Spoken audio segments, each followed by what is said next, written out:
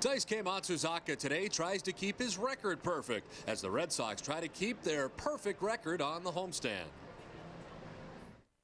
Ladies and gentlemen, boys and girls, welcome to Fenway Park.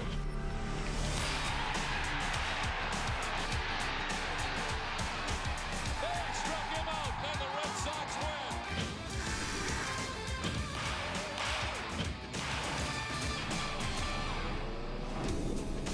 Welcome to Day Baseball from Fenway Park, the fourth and final game of the series between the Kansas City Royals and the Boston Red Sox. Hi again, everybody. I'm Don Orsillo. Welcome to Red Sox Baseball. Well, the Red Sox have truly had a great homestand and a great start this year to playing at home at Fenway Park. In fact, it's their second best record ever as you date back to 1978. The Red Sox were 22-3 that year. This year, they're 20-5. The home record is the best in the majors. They've won 9 straight games here at Fenway Park, and the Red Sox are under 500 on the road. That's where they head after the ball game today, beginning a series with the Oakland A's, then it's Seattle and Baltimore before they get right back here at Fenway Park. We welcome in Jerry Remy. And Jerry, the offense is rolling, and it starts at the top of the Red Sox order. Right, Don. Any offense that's going to be a great offense has to have the table setters. The Red Sox certainly have that. Last night, a terrific night for both Jacoby Ellsbury and Dustin Pedroia. 3 hits on the night for Jacoby Ellsbury, including a home run in his first at-bat of the ball game, and, of course, continues to steal bases. On the other side, Dustin Pedroia hitting second, also with 3 hits, driving in a run here. So this combination is really clicking right now for the Boston Red Sox. And when you look at Pedroia, he's first in the league in hits, second league in hits, first in multiple hit games, and, of course, all the stolen bases, as we know, for Jacoby Ellsbury. And the combination also works well because Ellsbury, a guy that steals bases, you need a guy behind him who's not afraid to go to 2 strikes. And Dustin Pedroia does not strike out a lot. He's not afraid to go to 2 strikes, and that gives Ellsbury an excellent chance to steal bases. So this combination right now is on fire and working very well together. Red Sox trying to make it a clean sweep of the homestand. We'll find out next. First pitch after this.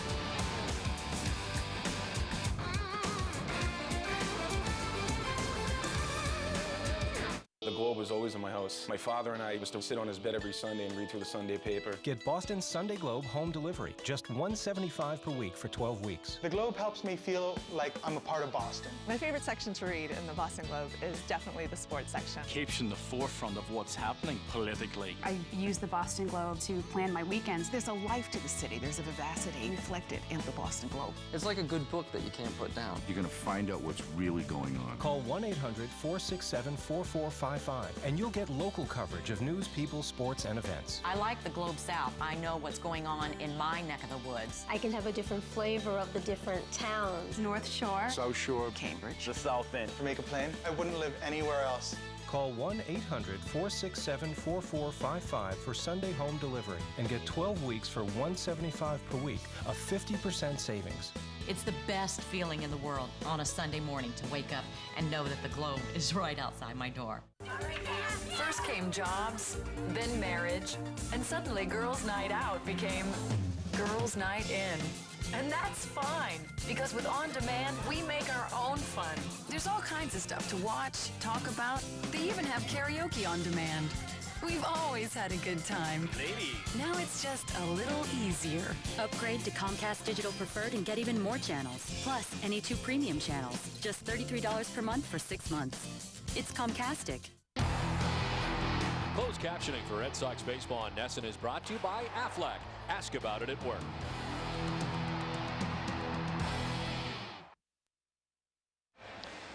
Boston Red Sox baseball on NESN is brought to you by Southwest Airlines, the New England Dodge Dealers, Foxwoods Resort Casino, Nissan, Rico, the New England Toyota Dealers,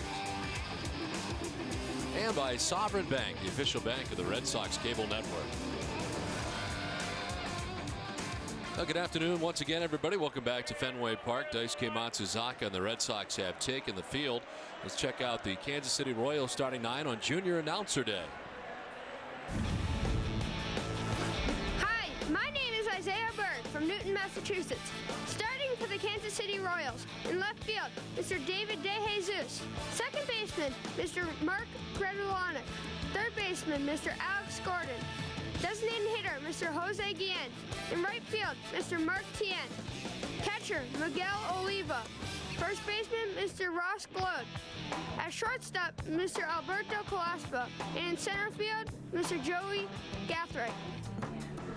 Nice job, Isaiah, on the mound today for the Red Sox, Daisuke Matsuzaka. Well, Daisuke, a perfect 7-0 on the season, the 2.15 ERA, second best in the American League, the 183 batting average against, also second best in the American League, coming off a win last time against Milwaukee. 6 2/3, 7 hits, no earned runs in that ball game. Gave up a couple of walks and 6 strikeouts. Remember, Daisuke's major league debut came against Kansas City in Kansas City a year ago. And in that game, he went 7 innings, giving up only 1 earned run, and got the win in his major league debut for the Boston Red Sox.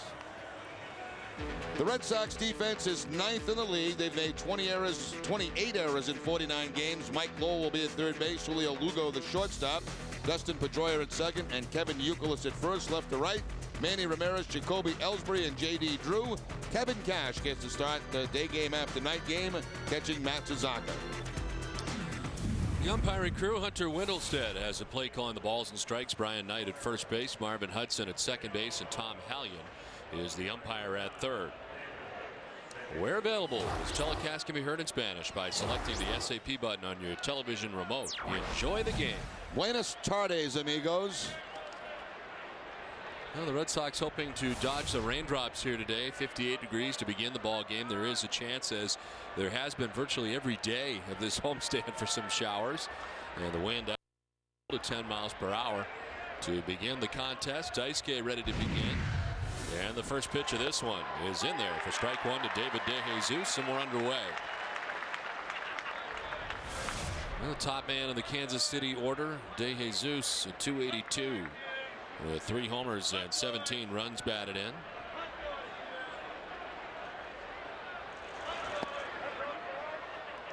Red Sox winners of 9 straight games here at Fenway Park, 11 of the last 12. It's really been an incredible run for Terry Francona's crew. As mentioned off the top, the best record they've had at home is 22-3 after 25 games. That was 1978. As DeJesus cranks it foul back into the seats. In that game that Daisuke pitched against Kansas City, the only run that he gave up in that game was a home run to DeJesus.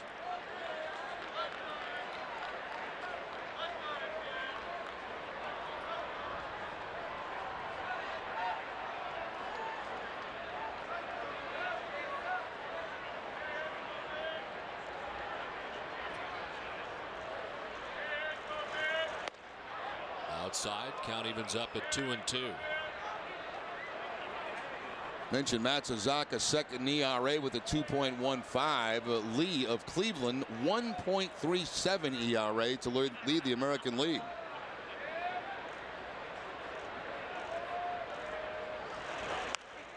On the hands and popped up foul back and out of play. 2-2 still to DeJesus. Mark Grudzielanek waits on deck as Kansas City bats here in the top of the first. The ERA leaders, Daisuke Matsuzaka 2.15.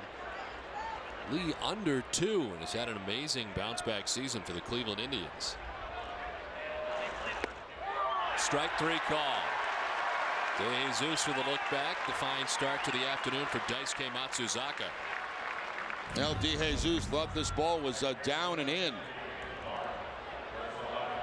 You can see Kevin Cash pull it up above the knees, and usually when a catcher does that, it's an indication maybe it was not a strike, but Daisuke will take it for his first strikeout of the afternoon.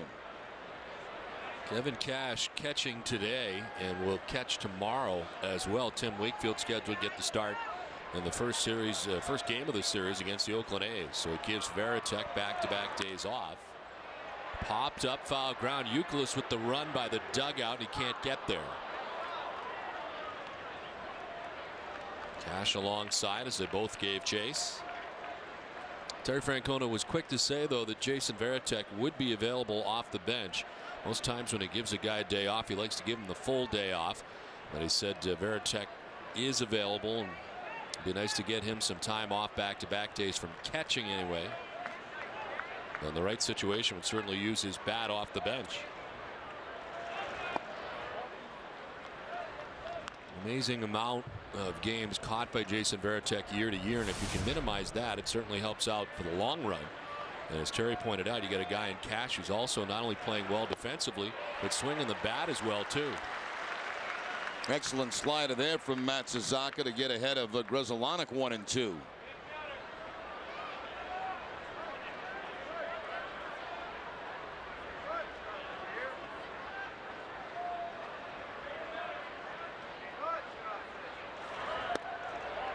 Missing away, and it's 2-2 now to Grzelcyk.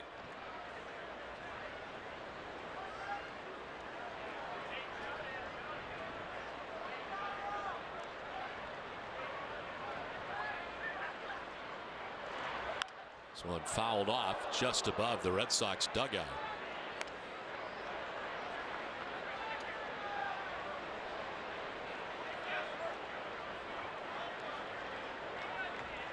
Little different batter's eye, as you can see out there. They have kind of hit it a little bit shorter. They usually cover that whole area in center field, but today some of those seats are available.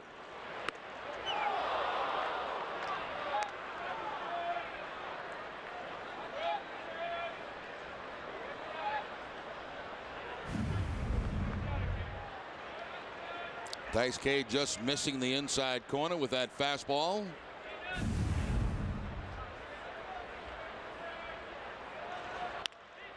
Past the mound, Pedroia able to gather and throw in time to get Grzelcyk, and there's 2 down. Now the Red Sox pitching on this homestand has been absolutely spectacular, and especially over the last few days. Last night, Bartolo Colon going 5 innings, which I thought was a very good start for him, especially in his initial start of the season for the Red Sox. Of course, the no-hitter by John Lester. Masterson coming up and pitching well. You see Clay Buchholz alongside Lester. He is headed out to Pawtucket to do a rehab start apparently on Sunday. He'll join the Paw Sox, and they anticipate 4 innings, around 65 pitches, as he tries to work his way back after having the nail problem and placed him on the disabled list. Alex Gordon, the batter, with 2 down in the inning.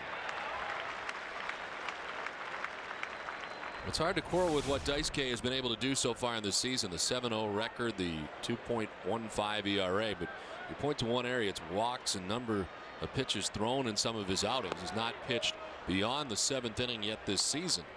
Seems like it's been a lot of pitches for Daisuke in the middle innings. He's gone 7 innings twice, but not further.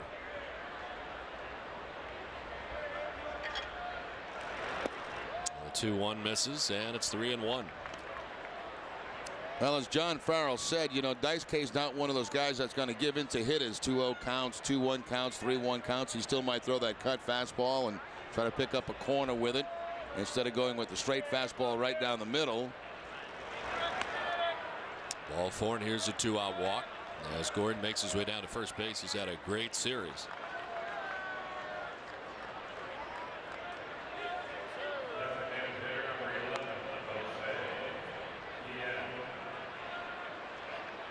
Kansas City, after wrapping up this series, heads up to Toronto for the weekend as the Red Sox head to the West Coast. This is Kansas City's longest road trip of the year. There's Jose Guillen at .235, 5 homers, 31 runs batted in.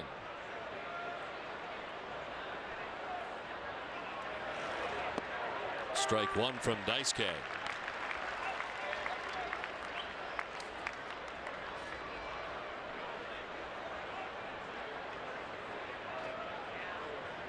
Guillen's had a very quiet series. He broke up a string of 0 for 8 with a single in the 3rd inning last night.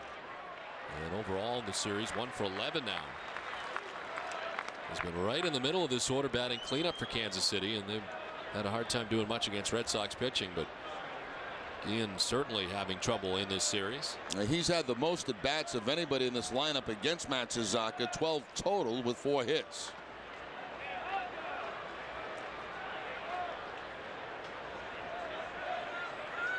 Alex Gordon at first base, 2 down here in the top of the 1st inning.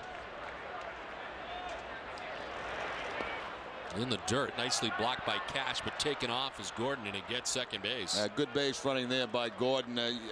when you're on first base, if you read the ball bouncing in the dirt, always take off, because it's very seldom that catcher is going to be able to come up clean with it.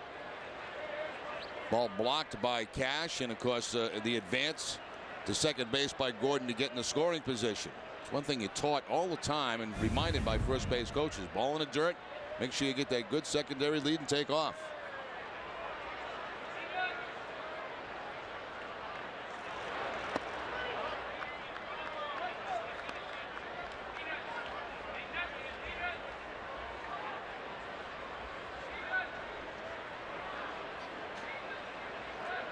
Again, who was red hot coming into this series, mentioned a 1 for 11 in the series against the Red Sox, but he was coming off a week in which he was named the American League Player of the Week, hitting at .458 for the week. 2 homers, 13 RBIs. Pops it up foul, should get back in the seats. Cash gives it a look, and it's well back into the crowd. Kind of a late arriving crowd here this afternoon. Of course, day games here at Fenway midweek are kind of tough for parking. All the businesses around the area, of course, everybody working, and those parking spaces are very limited during the week.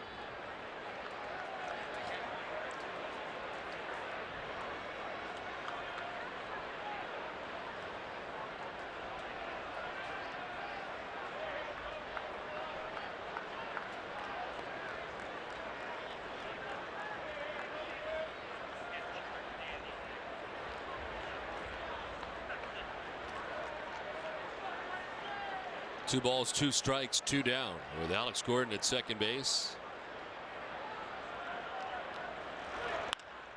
Into right field, a base hit for Guillen. Alex Gordon being waved around. The throw from J.D. Drew is not going to be in time, and Kansas City strikes first. Well, a 2-out RBI single for Jose Guillen puts the Royals on top 1-0.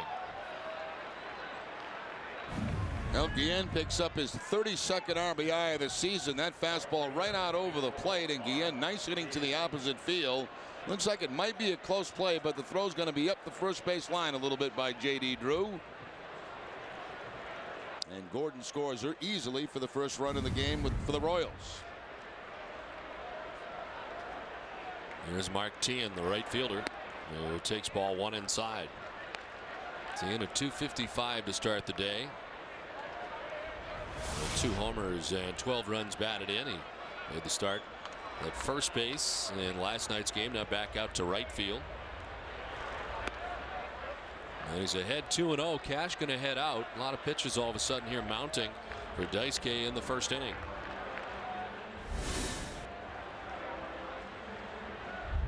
An even split in 26 pitches, 13 for balls, 13 for strikes. And it was a 2-out walk to Gordon that has led to a run here in the first inning for Kansas City.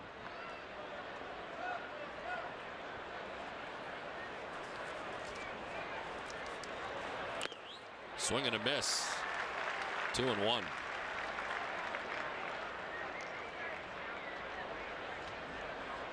Martin's first start of the year last night at first base. Started there 9 times last year. 0 for 4 at the plate last night. And 0 for 8 in the series as he takes a pitch for ball 3, 3-1.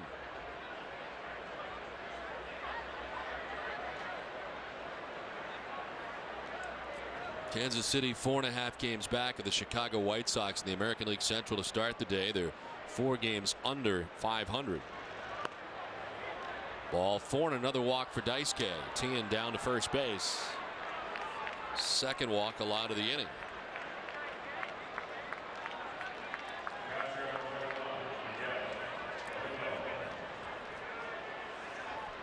So 2 on, 2 down, and Miguel Olivo the batter. John Buck doing the catching yesterday. Olivo back in there today. 271, 5 homers, 14 runs batted in. He's a pinch hitter last night, struck out in his only pinch hitting appearance. Swing and a miss.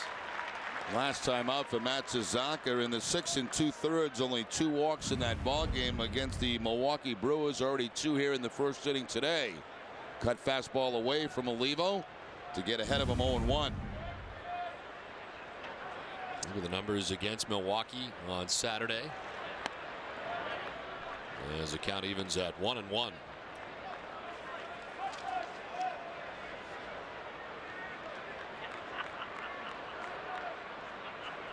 And Mike Cameron hit a 2-run home run. It was the first home run the Daisuke had given up since April 18th. Long time in between home runs allowed. Swing and a miss. Ball and 2 strikes to Miguel Olivo. Best fastball he's thrown so far today at 93 miles an hour.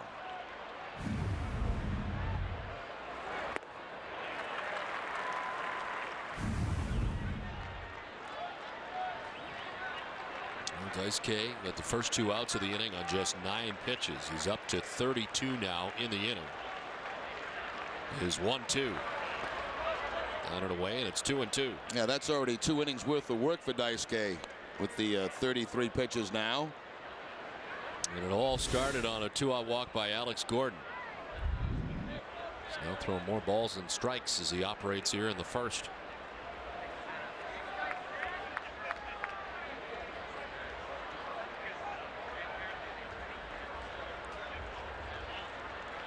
Two on, 2 down. The 2-2.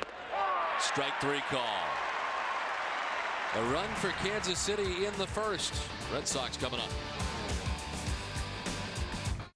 Last night was very fun. This morning less so. Who's left? Who is this? Does anybody know? Cleaning up after an all-night blowout. Get up and go with all your favorite Dunkin' iced coffee flavors and clean up after that blowout. America runs on Dunkin'. Purchase any breakfast sandwich combo and get a free Red Sox poster. Collect all 4. Everyone likes to hunt for a bargain. So this Memorial Day, we've quietly placed specially marked Chevys on our lots. You might have to look hard to find them, but when you do, you'll get great deals on most 08s. Like $4,500 cash back on most Silverados. With the best available V8 fuel economy of any full-size pickup. Find the arrow, find the deal, but only for 10 days. See your local Chevy dealer today. My bank is in my supermarket, and my coffee shop is in my bookstore. My camera, my calendar, and my music are all on my phone. And my phone is in my pocket. Things are better when you put them together. That's why both my auto and home insurance are with Amica. Call Amica now. You could save over $250 when you have both your auto and home policies with us. I got it together. I've got it together. I've got it together at Amica. Amica, it's not just how you're covered, it's how you're treated. 1-0 Kansas City on top of Boston. It's junior announcer day at Fenway Park. Here's the Red Sox starting 9.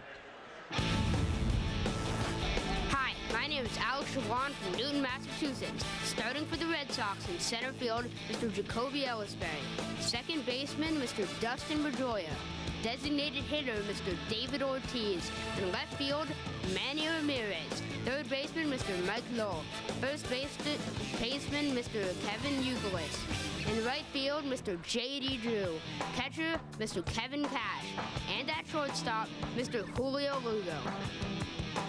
Way to go, Alex. Nice job. As the Red Sox come to bat here, Ellsbury leading it off.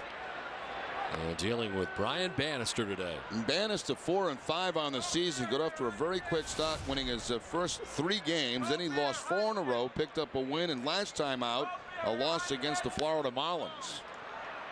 It's a first baseman, Ross Glode, and 1 away. Let's take a look at the Kansas City defense. 4th in the league with 22 errors on the season. Alex Gordon at third base, Alberto Callaspo the shortstop, Mark Resolanik at second, and Ross Glode at first. Left to right, David DeJesus, Joey Gathright, and Mark Teahan. Miguel Olivo doing the catching for Bannister. Bannister's faced the Red Sox only one time. It was here at Fenway Park and lost that game to Kason Gabbard. That was last July here at Fenway. 1 down for Dustin Pedroia.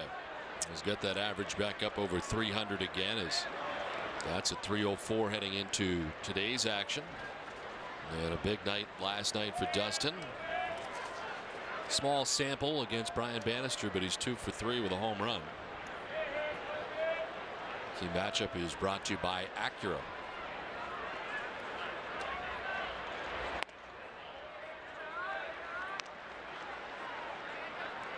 Last night, a 3-hit performance for Dustin Pedroia, the 6th time this year that he's had 3 hits in a game.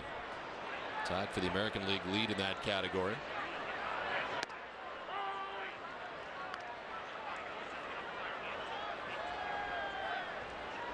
The last 19 games, Pedroia hitting at .321. And he's hit safely in 15 of those 19 games as the Sun makes an appearance now at Fenway. Pedroia fouls it off, and it's a full count. It was pretty cool this morning coming into the ballpark, but actually starting to warm up in a nice, comfortable afternoon. Lights are on here at Fenway. It did sprinkle from time to time prior to the game. But the sun is out now, and light breeze.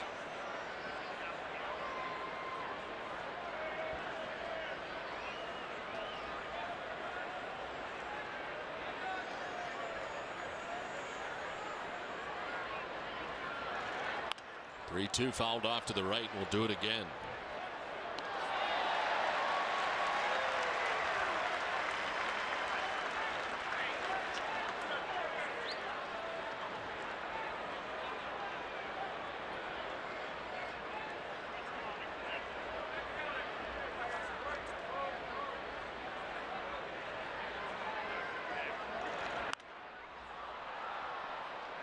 Foul ground. Alex Gordon going as far as he can. May come back for him and ended up well beyond where he was and in the first row. Callaspo may have a better chance at that.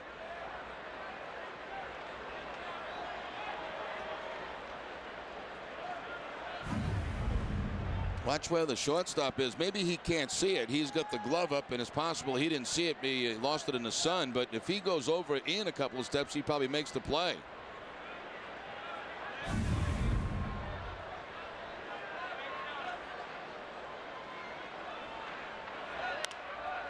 Pedroia pops it up back at first base. Ross Glode makes the catch. Little stutter step there at the end, but is able to make the grab. 2 down. 2 away for David Ortiz.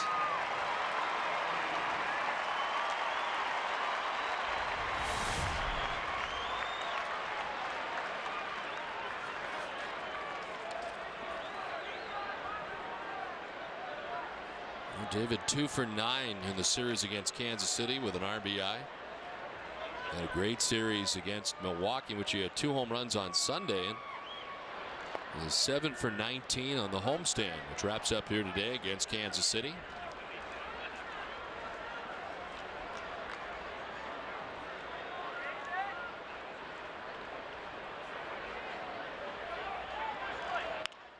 In on the hands, and a 2-hopper out to Callaspo, who throws to first base to retire Ortiz with the shift on. 1-2-3 first and a 1-0 Kansas City lead.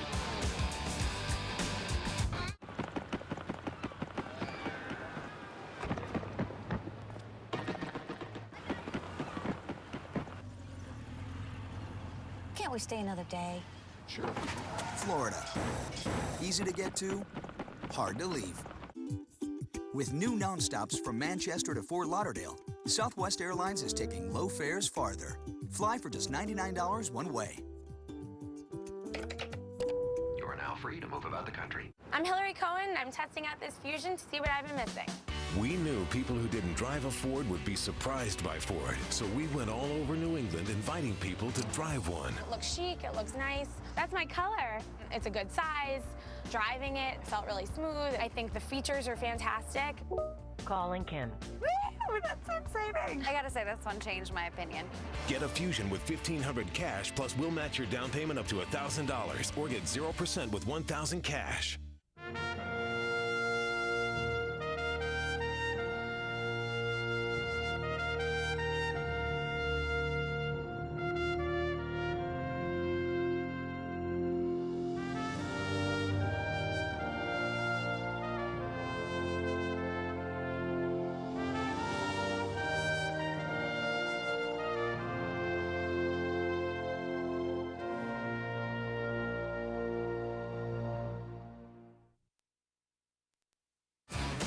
Monday night, John Lester threw the 18th no-hitter in Red Sox history. Relive every pitch in the NESN primetime double play Friday night at 6:30 before our live coverage of the Red Sox against the A's, or enjoy additional Sox in 2 replays Monday at 6:30 and Thursday at 8. John Lester and Jason Varitek team up to no-hit the Royals. It's why we watch.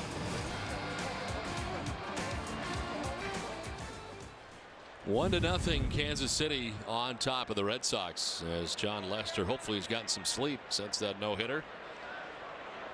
Ross Claude leads it off. Bottom third of the Royals order. Claude, Iaspo, and Gathright.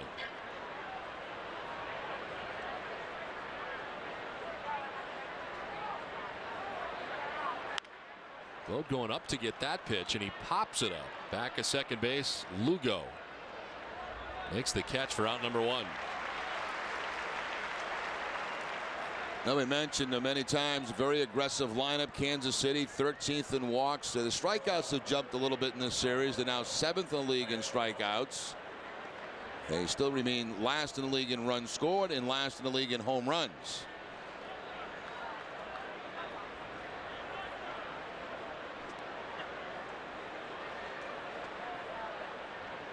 Alberto Callaspo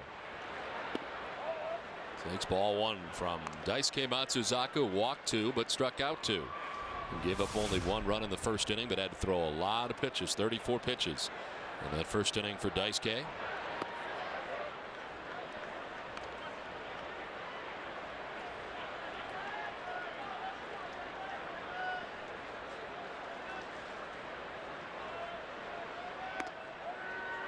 The strike.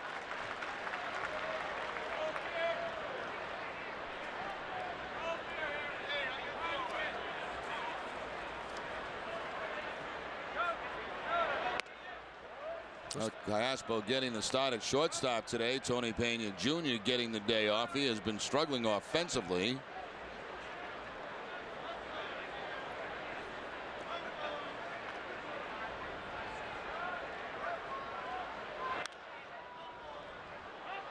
Well, Daisuke, who walked a season high 8 at Detroit, of course turned into a victory. That was a 5-inning effort. And the first Red Sox pitcher with 8 walks to win a game since Oil Can Boyd had done it back in 1985 for the Red Sox. The 3-2 pitch. And the breaking ball misses outside, ball 4. There's another walk, and the third of the day surrendered by Matsuzaka.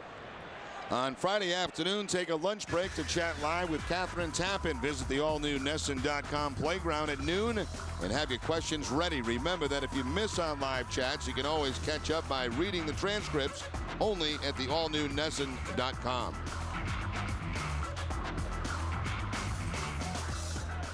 One out, one on. Joey Gathright back in the Kansas City order for the 2nd straight day. He returned to the ball game yesterday, or to the Royal starting lineup yesterday after being injured in a collision in the outfield. David DeJesus came back and played very well in last night's game from the number 9 spot. Was 2 for 2 and scored 3 runs. All 3 runs the Royals had. And because of his speed and bunting ability, you got Mike Lowell in very tight at third base on that grass.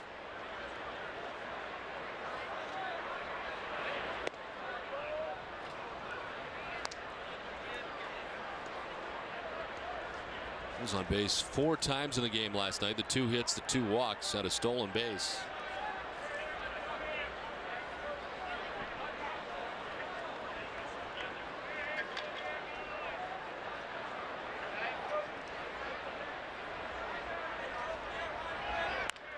Chopped right side. Pedroia flips underhanded to first, and there's 2 down. Up to second base goes Callaspo.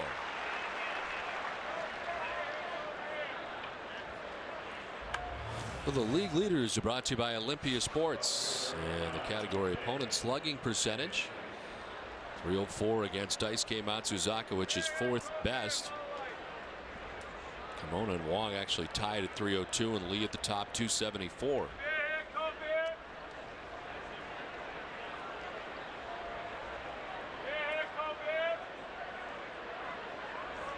Daisuke has 1 more win than Chien-Ming Wang. Wang's got 6 wins.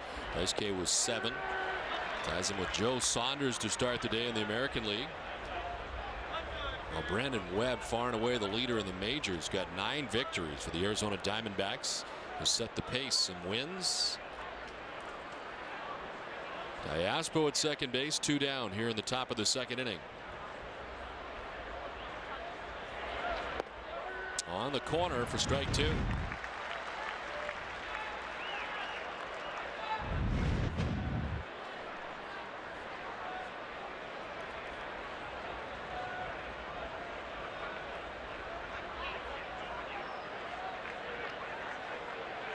Jesus struck out looking in the first inning, 1 of 2 Ks so far for Daisuke today. Outside, it's 1-2.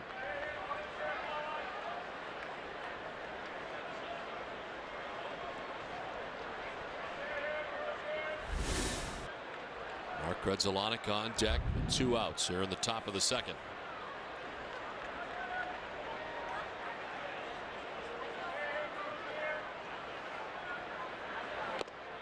Foul tipped, held onto by Cash at strike 3. Another walk, but no runs. 1-0 Royals.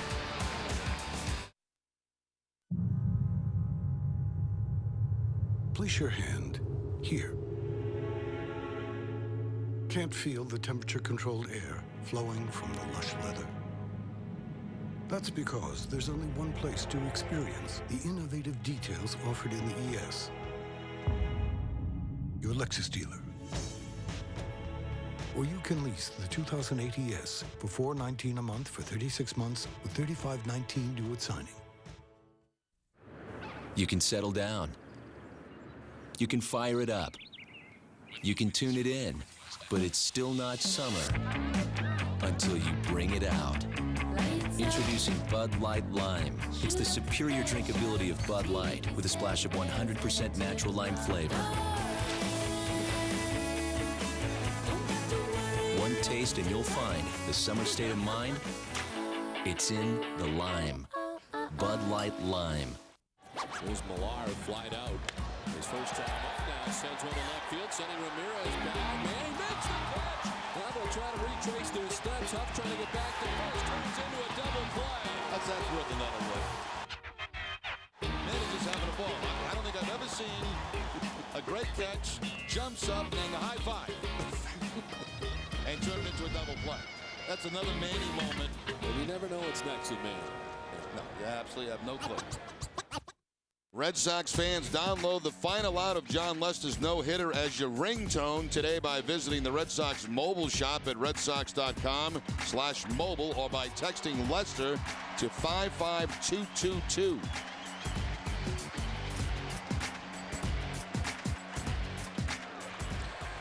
Oh, naughty. Better cover him up so we don't see him. That's right. Very smart. Hide behind the sign. We get the message. 1-0 Royals on top. Ramirez, Lowell, and Youkilis bat bottom of the second. And he's got a very quiet homestand. 287 overall, 8 homers, 28 runs batted in for Ramirez. Trying to help Manny relax a little bit. He is 0 for 10 in the series against Kansas City, just 2 for 18 on the homestand.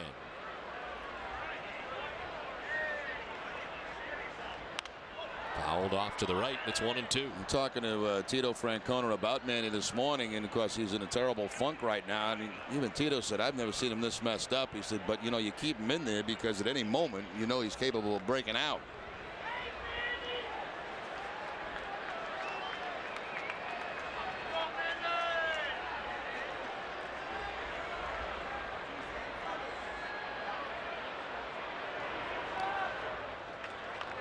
Two balls, 2 strikes to Ramirez. Leading off the bottom of the second inning.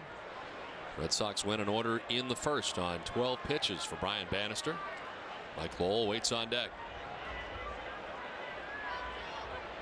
Bannister, originally a Mets 7th round pick, acquired from Kansas City from the Mets for Ambiorix Burgos, the reliever.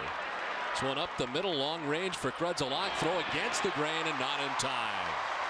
And with the infield hit, the good bid by Grzelcyk, and the Red Sox have their first base runner of the day. Grzelcyk's got a tough play to make because he's going toward left field when he catches this ground ball, and awfully difficult to get much on the throw. Manny hustling down the line, and of course the throw pulls Ross Gload off the bag at first base, so Manny picks up the base hit.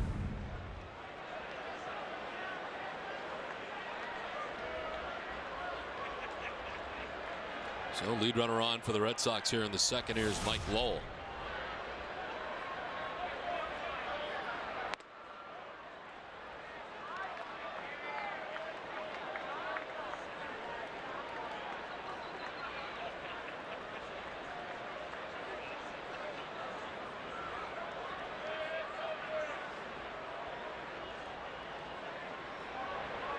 This one fouled off to the right. Bannister played baseball and pitched for the University of Southern California. Two-time Pac-10 champion. He was a teammate with Mark Pryor, currently of the Padres, and the Cardinals' Anthony Reyes while at USC. His dad, of course, Floyd Bannister, pitched in the majors for 15 seasons. Left side and through into left field, a base hit. First two have reached for Boston here in the second. Lowell picks on a curveball that time, not crushed exactly by Mike Lowell, but good location between third and short for the base hit. Yeah, Brian Bannister's dad Floyd was a left-handed pitcher. Many years with the Chicago White Sox among other teams. A total of 15 in the majors: Astros, Mariners, White Sox, Royals, Angels, and Rangers. When he was in Kansas City, which was 88 and 89, he combined to go 16 and 14. There are more Bannisters that may be on the way. His brother Brett pitches in the Mariners system, and his other brother Corey is a pitcher at Stanford. And also must be very smart if he goes to Stanford.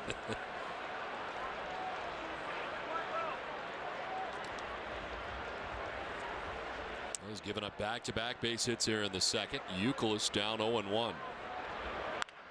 Through the left side, a base hit. Manny to third base, and the base is now loaded.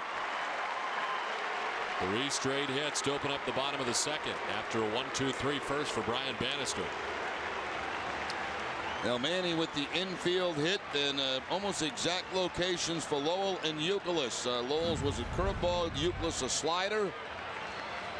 And he takes that top spin ground ball into left field. Of course, Manny at second base not able to score. Is a good charge put on right there by DeJesus. Manny just about getting to third base when he had it in his glove.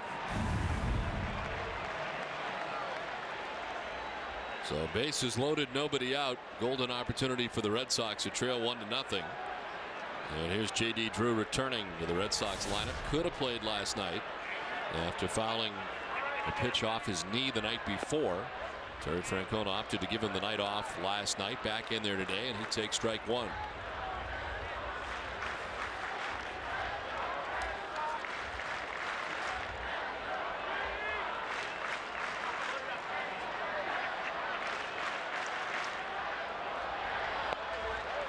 Ball 1-1-1.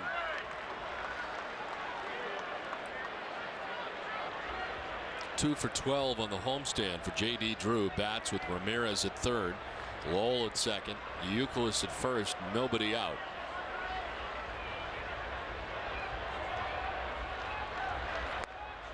Outside ball 2-1.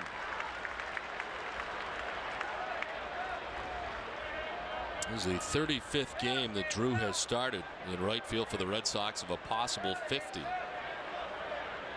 It really is amazing how they've been able to use that rotation and getting everybody involved with Crispin, Ellsbury, and Drew and Manny.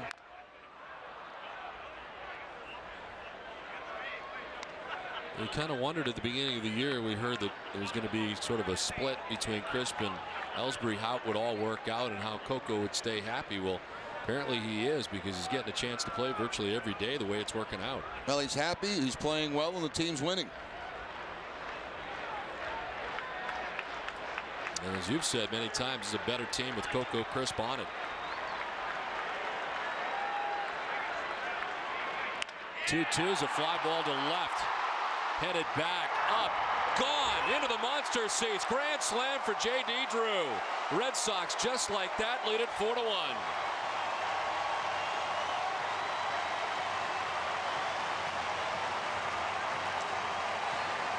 I love to see that kind of swing from J.D. Drew, especially here at Fenway Park. I mean, he's got the kind of power that can just take advantage of left field here in Boston, either off the wall or over the wall.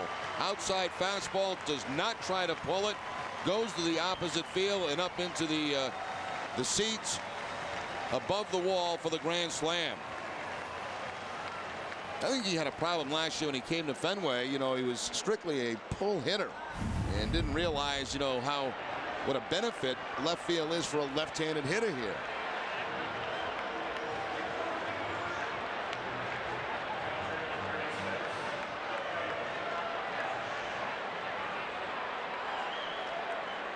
Drew now with 22 runs batted in the season, picks up his 4th home run. That is the first home run for J.D. Drew since the 11th of April. And 101 at bats in between home runs. Last one he hit was against Chien-Ming Wang. So it's been a while, but an opposite field grand slam, and the Red Sox lead it 4-1.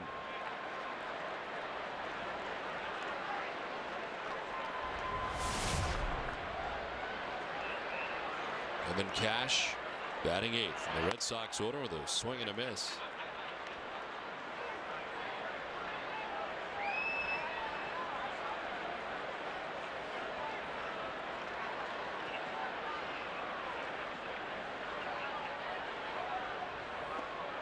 Check swing. Did he go? They'll check no, says Brian Knight, first base umpire. And it's 2-2 to Kevin Cash. Well, much different second inning than first for Bannister, who retired the side in order in the first inning. 4 straight hits, a grand slam. J.D. Drew. Cash stays alive, 2-2. I think it's the longest I've ever seen J.D. Drew smile. Very quiet guy.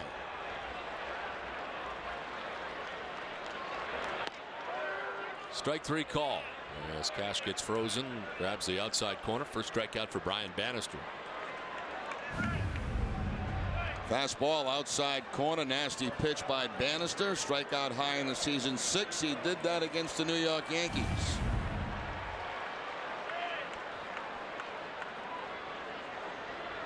So 1 down for Julio Lugo.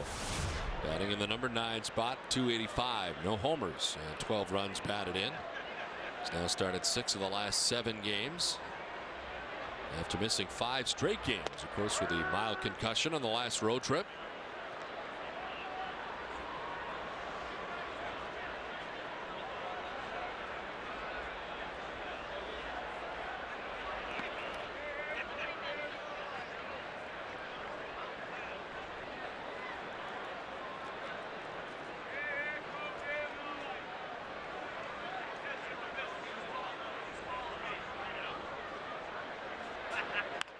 Up the middle, ranging Callaspo can't get it. It's into center. 5th hit of the second inning for the Red Sox. Now Lugo's been getting a lot of breaking balls. I mentioned that last night, and generally if they stay away from Lugo with that pitch, he has difficulty, but the last couple of nights they've left him out over the plate, and he's been able to pick up some base hits. Up the middle with that ground ball for the base hit. So a totally different second inning than first. A 1-2-3 first for Bannister, but Red Sox doing big damage here in the second.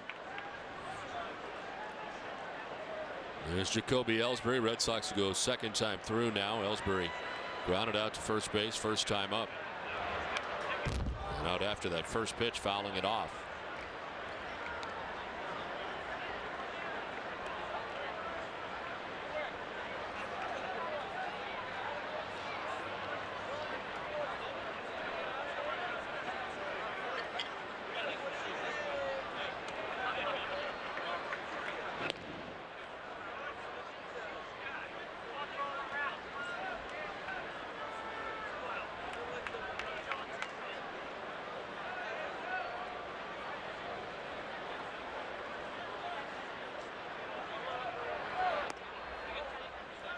This player profile is brought to you by Sovereign Bank, the official bank of the Red Sox cable network. 76 games now with the Red Sox, 319, 7 homers, 58 runs, and has only been caught once in his major league career.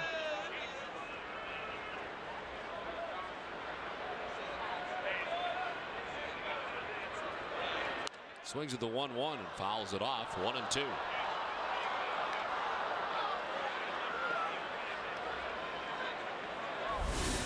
Pedroia waits on deck, still just 1 out in the inning. Red Sox on 5 hits. So far scored 4 times. Lugo at first base, held on by Ross Glow.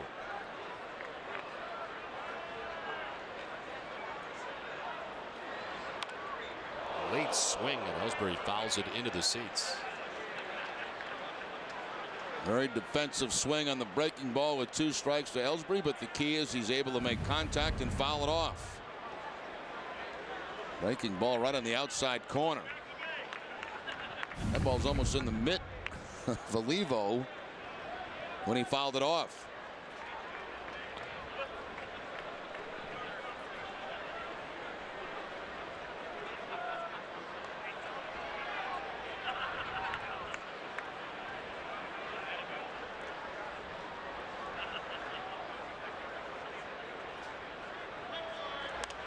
Ellsbury fouls another off, and it hangs at 1-2. Well, last night got his 2nd career leadoff home run. It was his first since April 22nd against the Angels.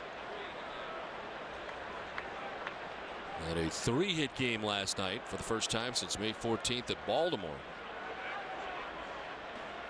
And a nice night for Bartolo Colon. Lugo takes off. Pitch a ball. The throw down is in time. Julio Lugo is gunned down. 2nd out of the inning. Now that was on a changeup too, and Olivo gets an excellent release and an excellent throw to second base to get Lugo. Almost like a pitch out, except it was a changeup. Quick tag at second base by Callaspo, and Lugo's been thrown out for the 3rd time this season.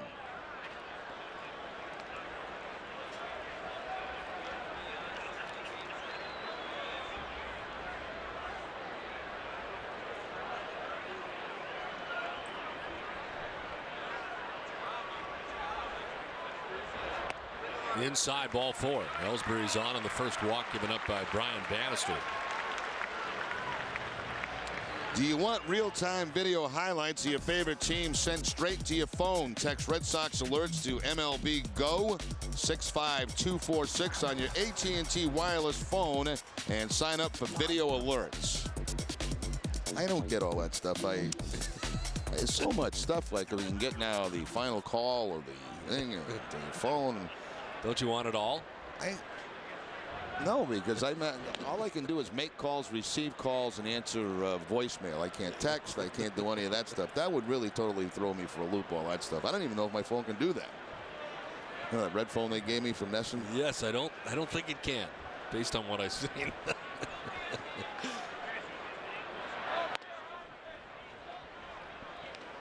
Dustin Pedroia is the 8th member of the Red Sox to bat here in the 2nd inning. So they can get all. I guess they get all that stuff on that phone, and all the things we've been talking about here, and ringtones and video. How you doing? Pitch inside, and the count 2-0 to Pedroia. I noticed you since you received your new phone. You and Mike and Russ, you guys are always very busy on that thing. I mean, you know, doing a lot of different things and texting and. I'm trying to figure it out. I don't know how to text yet. Yeah, but internet, you have everything on there. Starting to find my way around it a little bit. This one popped up, foul back and out of play. Although it's taken a long time. When I first had it for the first week, I was hitting buttons, and I actually turned it from English to Spanish. And so I couldn't even get my way out of it because it was all in Spanish. I don't know Spanish. Yeah. So well, you might have, if you left it there, maybe you could have learned Spanish. Maybe, yeah. Why don't you do that in the 6-hour flight out to the coast today? Plenty of time.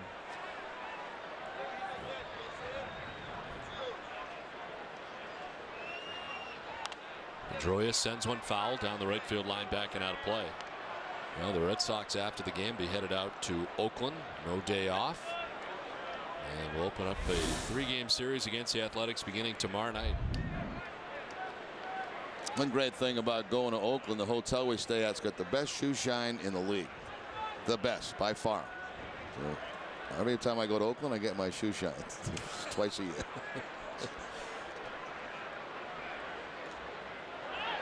It takes off to deep third. Gordon on a nice pick on the backhand. The throw is going to be in time to get Pedroia. Nice play by Gordon to end things in the second. A grand slam for J.D. Drew as the Red Sox on top 4-1.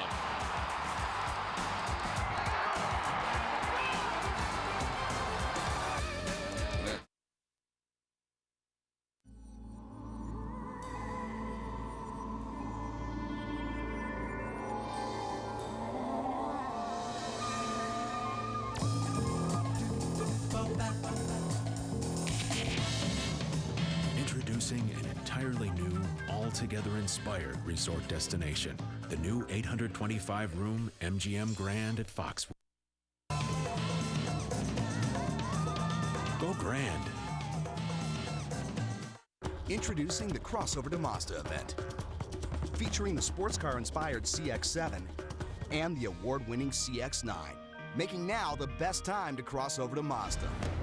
The 5-passenger CX-7 and 7-passenger CX-9, designed and engineered the Zoom Zoom way. Zoom, zoom, zoom. Right now, during the Crossover to Mazda event, lease an 08 Mazda CX-7 front-wheel drive Sport for $209 a month for 24 months with $2672 due at lease signing.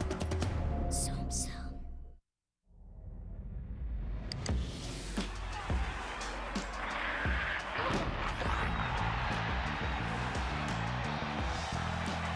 NESN.com. On the next Globe 10.0. The Celtics can take another step toward the Eastern Conference Championship with a win in Game 2 against the Pistons. Charlie Pierce joins me as we have a Celtics-Pistons preview. Globe 10.0, tonight at 5:30, only on NESN. For every strikeout by a Red Sox pitcher, Ace Ticket will donate $150 to the Red Sox Foundation. Ace Ticket is the official ticket partner of the Boston Red Sox. And so far today, they've donated 3. Well, Daisuke now with a 3-run lead with the Red Sox on top 4-1. It's 2, 3, and 4 for Kansas City in the third inning. Mark Grudzielanek, Alex Gordon, and Jose Guillen.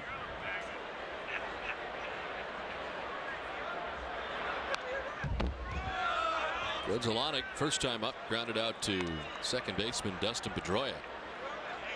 Royals with only 1 hit through the first 2 innings. Received 3 walks from Daisuke Matsuzaka.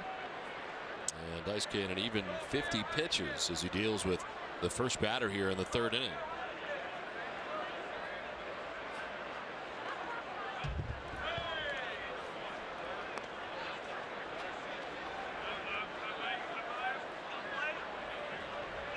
I was thinking, Don, on these this long flight we have tonight heading to the West Coast. Now, we have televisions on the plane. Will we be able to pick up the Celtic game live? I'm pretty sure you can. It's just sometimes I notice it's intermittent, the signal throughout when we go across the country. But I mean, we will be able to get it, right? I think so. Well, that'll be fun. That'll be good. I don't want to name more names, but I got it confirmed today that you were supposed to take the PJs. So I did not steal the PJs. First of all, let me ask you this. Yeah. And we discussed this last night between innings. What percentage of men actually wear pajamas? I don't wear PJs. What'd you steal them for then? Because I liked them. 3-1 is ball 4. Grudzielanek down to first base, and we head down to Heidi Watney. Heidi. Well, Don, it appears the Red Sox have a new starter in Bartolo Colon, whose debut last night resulted in a win. Pitching coach John Farrell said overall his stuff looked pretty good. What was most impressive is he used his fastball very well tonight. The two-seamer got some lot of ground balls with some early contact, and I think it was a very good step in the right direction for Bartolo. We'll look to get probably 85 to 90 pitches out of him next time out.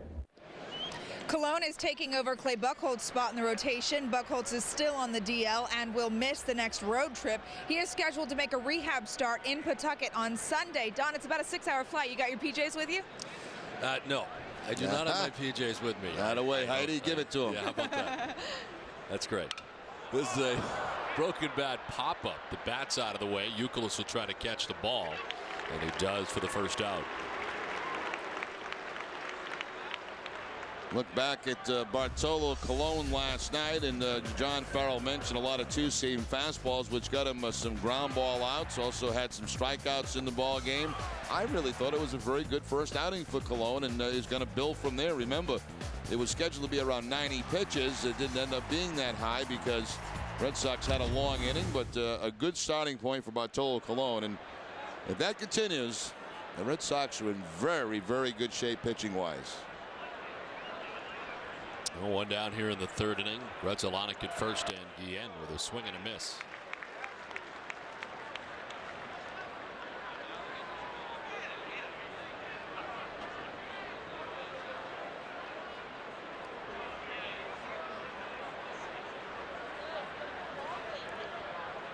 Guillen had a base hit, the only hit so far up Daisuke back in the first. Hopped up. Youkilis headed over towards the dugout, but that'll get back into the seats.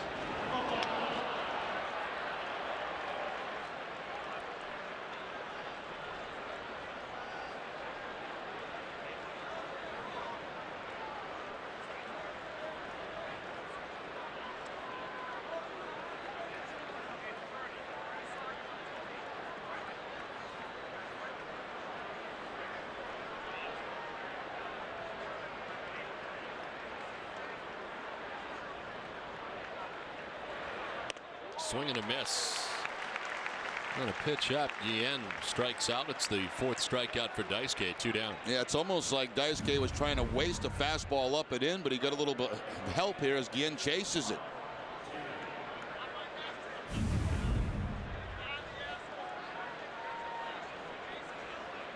Anyway, a poll taken last night about men wearing pajamas. We seem to think it's less than 4% of the world that does that, and there was nobody in the truck that does. They were 0 for 8. See, that's the thing. I took the PJs because I thought they were comfortable. They look good. I did take them. I do have them, but I don't wear them. But so it just proves that you're a thief. You just steal for no reason, even things that you don't wear and use. Exactly. That's what it's come down to in the end. They're in my drawer, though, in case I ever feel like, hey, I'm going to wear some PJs. I got them. But, I mean, you're supposed to take them because otherwise they wouldn't leave them there. What? You're supposed to take the PJs with you. They wouldn't have other people wear the PJs. So I'm not buying that story. Still not buying that story. That because I know somebody had worn my PJs when I got them in a package because they smell like they've been cleaned. Pre-owned PJs. That's enough of the PJ. It's ridiculous. But you're the one that brought it up. I know, but I started to think, how many guys wear pajamas anymore? I mean, you know.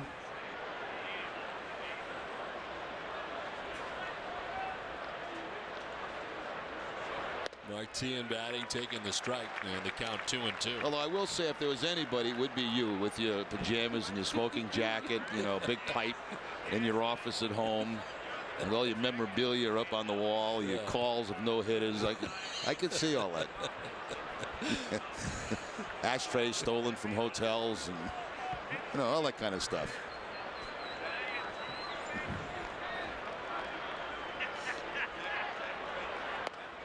Outside for ball 3.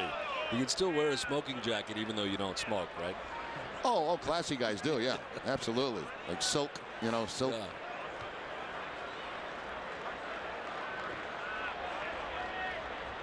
Grudzielanek with a leadoff walk at first base, not held on by Youkilis with 2 outs. Full count to 10. This one fouled off to the left, back and out of play. Light rain falling here at Fenway at the moment. Oh, good. Everybody's grass needs a little more rain, you know. Light rain now picking up to moderate rain.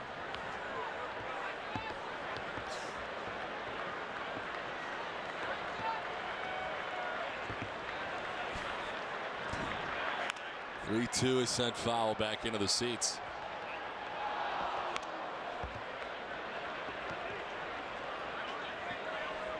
Umbrellas popping up all over the ballpark. Rain gear coming out. Sun was out a few moments ago.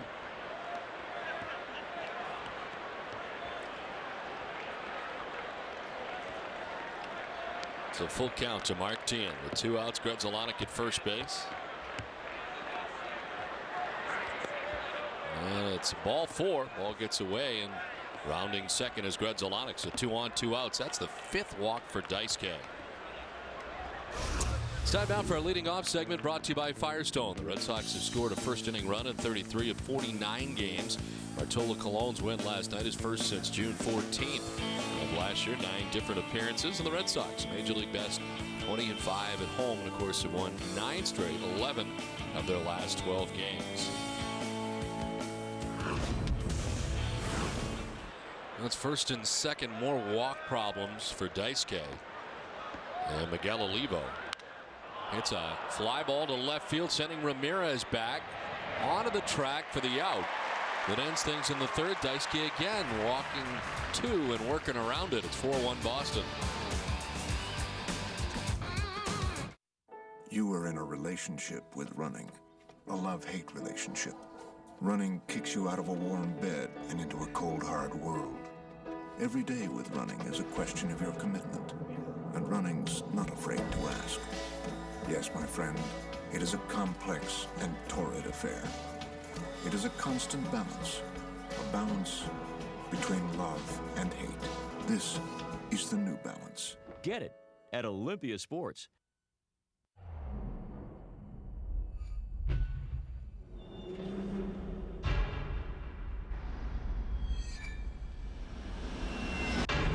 Get the lowest payments of the year now during the Kawasaki Go Green sales event. Catch baseball's biggest prospects rising through the minor league ranks on the road to Fenway. It's minor league baseball with major league action. This Memorial Day, catch the Scranton Wilkes-Barre Yankees versus the Paw Sox at 1 on NESN. Another amazing night at Fenway Park, historic at that. Glasgow strikes out. John Lester's thrown a no-hitter at Fenway. He no-hits the Kansas City Royals. After what this guy has been through, this is a special, special night at Fenway Park. Tomorrow in HD, it's the Sox A's.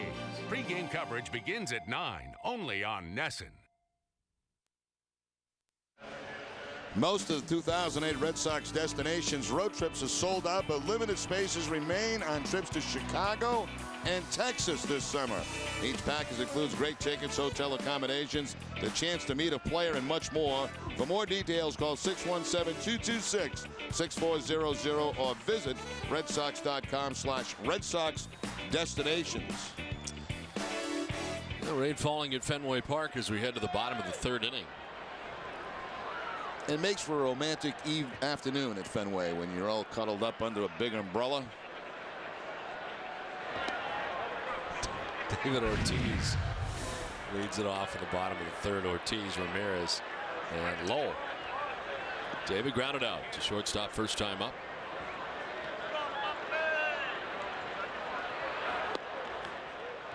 Tough second inning for Brian Bannister at a 1-2-3 first, but then faced 8 men in the second.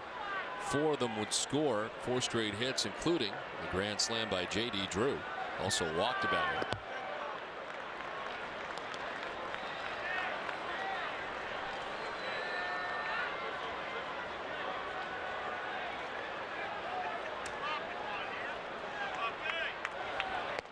David taking all the way and taking a strike, 3-1.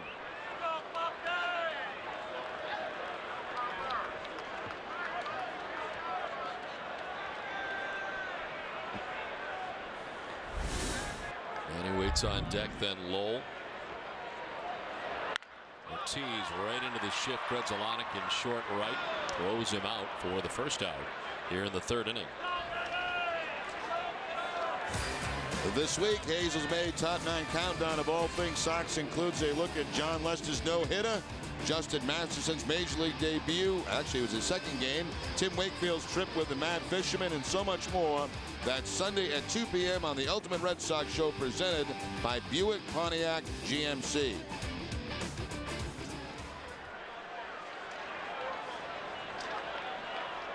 One down for Manny Ramirez.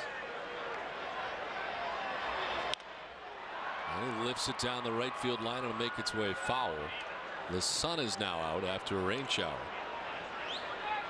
That happens quite often, Don. You have a bit of a shower, then the sun comes out right after that. Shouldn't there be a rainbow someplace close then? Could be. Who knows?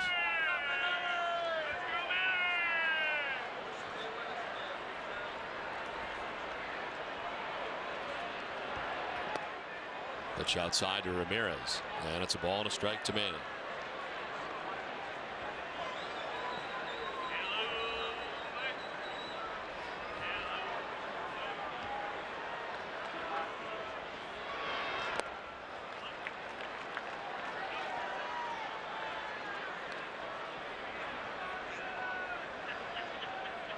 There's other day baseball today. The Tigers are home against Seattle, beating them 5-1 in the fourth. And Texas on top of Minnesota 4-2 in the fourth from Minnesota.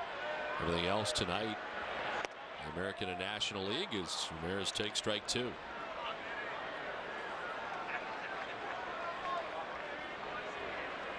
Of the 498 career home runs for Manny Ramirez, 37 of them have come against the Kansas City Royals.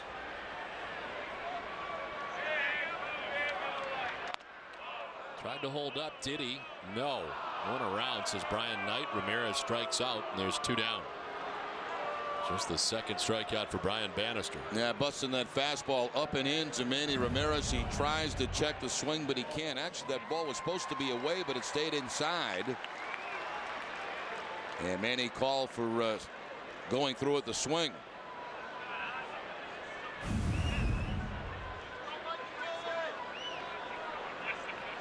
The 60th pitch of the day for Bannister, and Lowell drives one to right field down the line. Tian on the run, won't get there as the one hops up into the seats. A ground rule double. Second hit for Lowell. And another double for Mike Lowell. That's going to be number 10 on the season for Lowell. Red Sox leader in doubles is Kevin Youkilis with 16.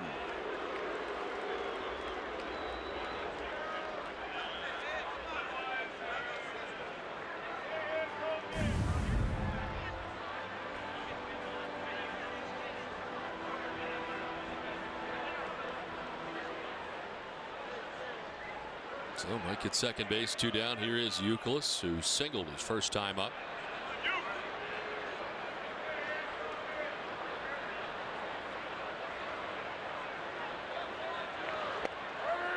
And the pitch, a strike. 0-1 to Youkilis.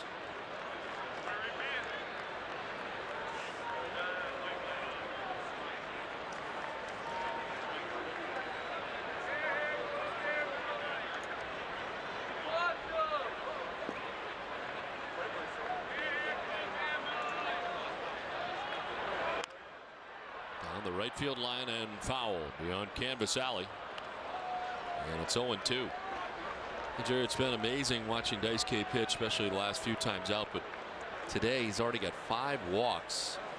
One of them has turned into a run, but working around 2 walks in this third inning. I mean, it's been amazing to watch.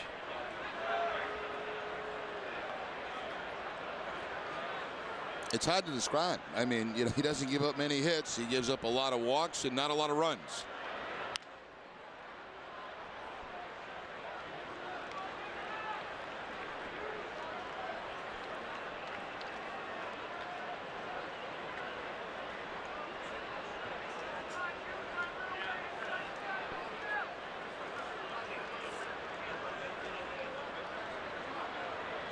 Old second base, 2 down.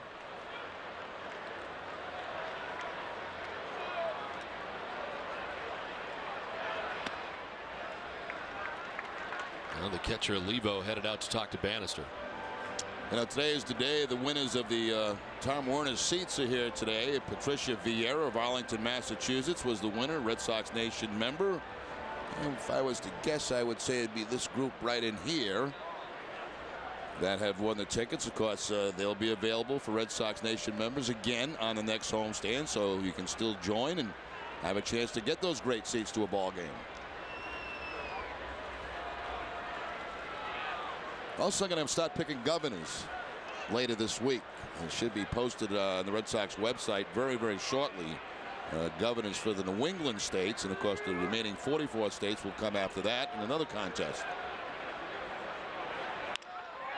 The right center field for Youkilis and in for a hit. Mike Lowell coming around from second base. The throw from Gathright is off the mark, and the Red Sox take a 5-1 lead. A 2-out RBI for Youkilis, his 35th of the year. Well, as I've mentioned it many times, but it bears repeating. I mean, Youkilis is using the whole ballpark this season. You know, not just pulling the ball, hitting the ball where it's pitched. That ball just a little bit away, takes it to the opposite field. Big 2-out base hit to drive in a run. His 35th RBI of the season. Another multiple hit game for Youkilis. His 20th of the season. I don't know where Youkilis is in All-Star voting, but I mean, he's got to be on the All-Star team unless there's a total collapse between now and that game. I know it's early to start talking about the All-Star team, but I mean, this has been quite a first half for Kevin Youkilis.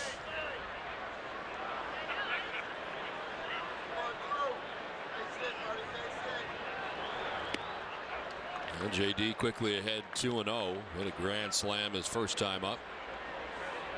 His 4th home run of the year. RBIs 19, 20, 21, and 22.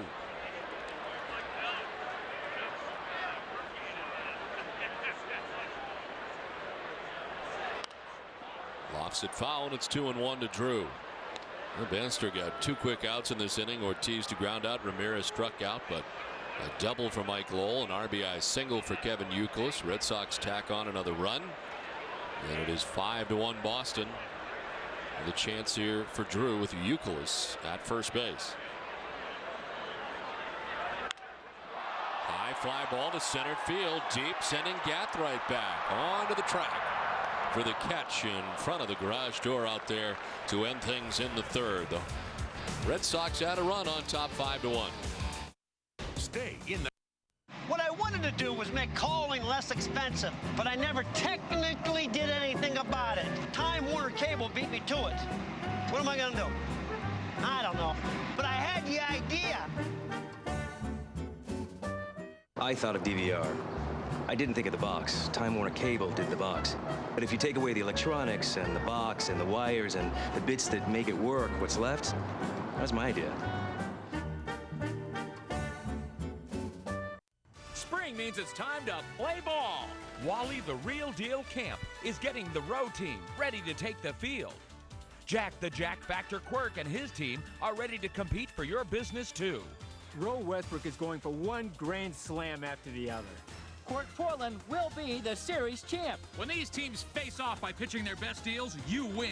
The more cars they sell, the more runs they put on the scoreboard. 10 days only. Roe Westbrook and Quirk Portland will play ball. When I told the Toyota people that I wanted to sell 300 cars in May to celebrate the opening of my brand new prime Toyota Discovery Center in Saco, they said, Ira, nobody in Maine has ever sold 300 Toyotas in 1 month. And I said, oh, really? Folks, let's prove them wrong. The fun starts with entertainment, food, and deals like you won't believe. When you see these prices, I guarantee you'll say, oh, really?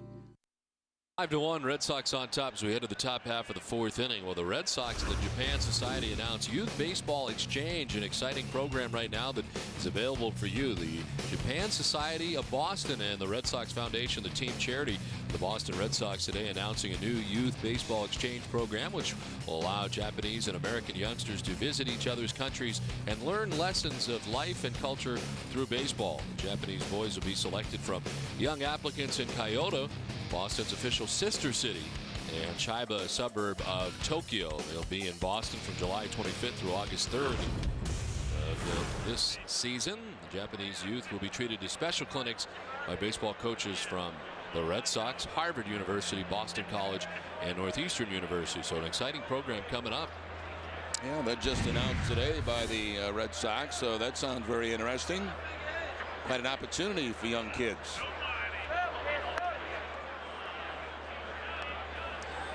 The pitching line is brought to you by Nissan. For Daisuke, 3+, 1 hit, the 5 walks. Only 1 has turned into a run. 69 pitches, though. That pitch count up per usual at this time of game for Daisuke Matsuzaka. About to throw his 70th of the day to the first batter in the 4th. And the first batter is Ross Gload, who is ahead in the count now, 2-0. Bottom third of the Royals order to bat here in the 4th inning. Gload, Callaspo, and Gathright. Popped up. Foul off third for Mike Euclid, and now gets back into fair ground to make the catch for the first out.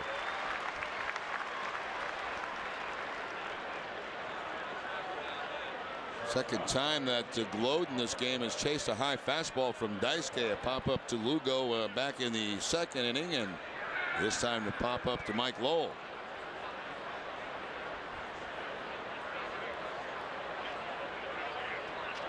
One down for Alberto Callaspo. Walked in the 2nd inning and takes strike 1.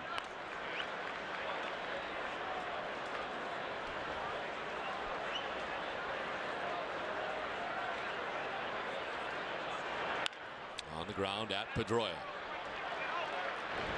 2 down here in the top half of the 4th inning. It's fun, exciting, and only here for a short time. Introducing the lottery's limited edition World Series Red Sox ticket. You can win up to $10 million instantly. There are also 20 instant prizes, each worth $1 million. Plus, you can win great Red Sox World Series memorabilia. Get yours today at Fenway Park or your local lottery agent, masslottery.com. And we just did a spot for the Mass Lottery yesterday here at Fenway Park.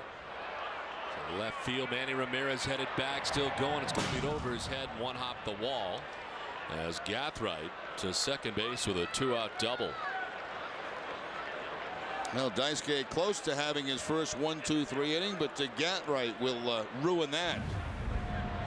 One of the games he's played, he's had a very nice series. On base 4 times last night with 2 hits, taking this one to the opposite field. Of course, they play him very shallow in the outfield. And this ball will bounce right at the bottom of the wall. 1 hop to the wall, and Gathright into second base with the double.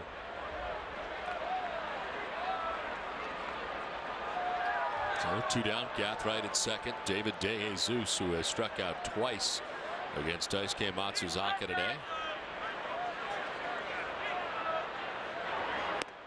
And a swing and a miss.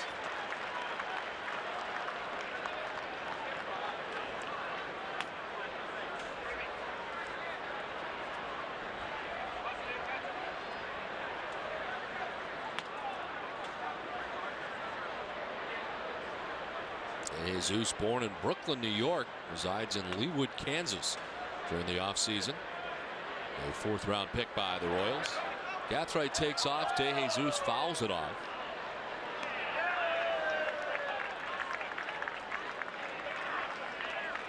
Eleven steals for Gathright on the season, caught only twice. Looks like Hillman wants him to stay put at second base.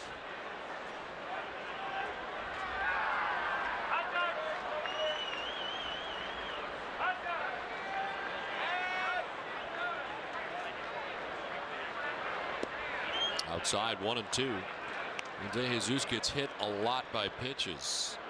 Set a Royal single season record last year, 23 hit by pitches, breaking the previous mark of 18 set by Mike McFarland back in 1994. Second only in the majors to Chase Utley, who was hit 25 times last year. To left field, Manny Ramirez plays it as Gathright's got to stop. Manny got it quickly in short left. You know, we often mention, you saw Gathright take off to try to steal third, and it's not a bad play at Fenway Park as long as you're sure he can make it, because you can't always score on a base hit to left field when you're in scoring position at second. Here's a great example of that. Manny playing shallow, charges the ball. He has it before the speedy Gathright even hits third base, so no option but to hold him up.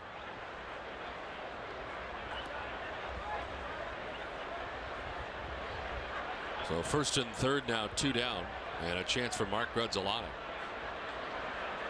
He's grounded out to second and walked. And the strike from Dice-K starts off ahead. It looked like Dice-K maybe was going to grab a quick inning here in the fourth, which he needs from a pitch count standpoint. He got the first 2 outs in Gload and Cayaspo, but now a double and a single, and it's first and third, 2 outs. Here's pitch 80, and it's strike 2, 0-2.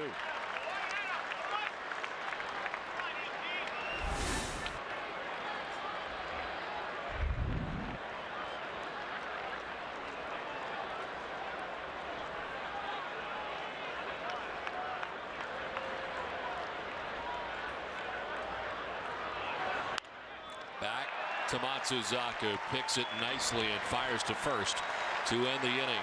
The Royals strand 2, the Red Sox on top 5-1. When a major hospital wanted to add on to their benefits package at no direct cost to the company, their very first word was...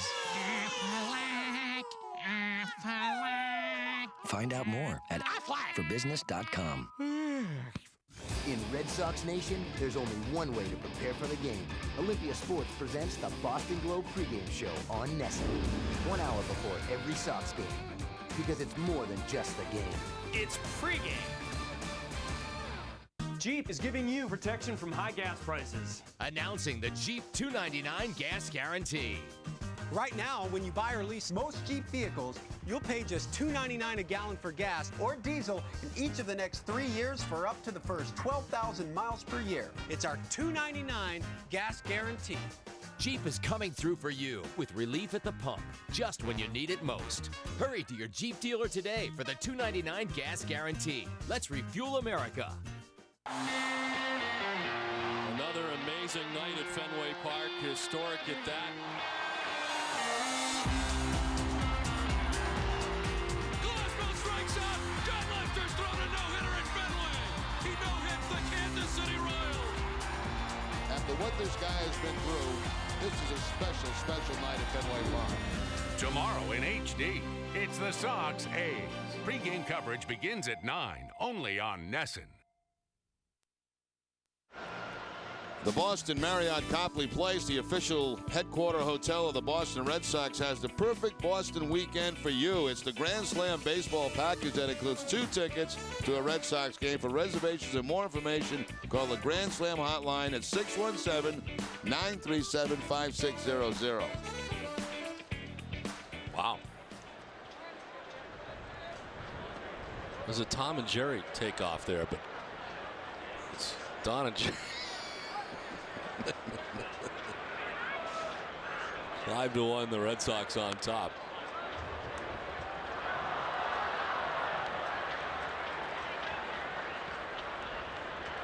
Kevin Cash, Julio Lugo, Jacoby Ellsbury to bat in the bottom of the 4th inning. Red Sox getting the grand slam from Drew in the 2nd. And the 2-out RBI single for Kevin Youkilis that scored Lowell in the 3rd.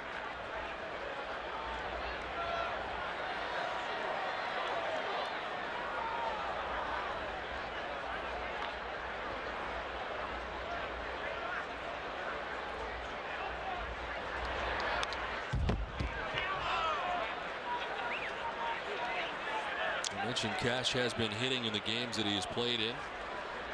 Last 3 games, 5 for 12 with a couple of RBIs. Hit safely in 8 of the last 10 games in which he's played in. And we'll, of course, start again tomorrow. Tim Wakefield making the start tomorrow night. The Red Sox and Oakland A's about to start their 3rd series. Of course, the one in Japan, finishing up that series in Oakland after some exhibition games. And now again, beginning tomorrow night, back at McAfee Coliseum. It'll be Rich Harden in the first game against Tim Wakefield.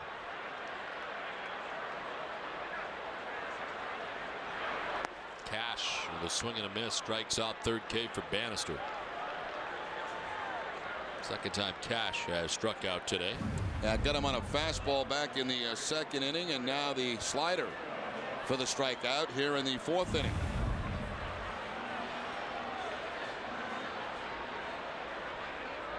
One down for Julio Lugo, who singled in the second inning, was caught trying to steal.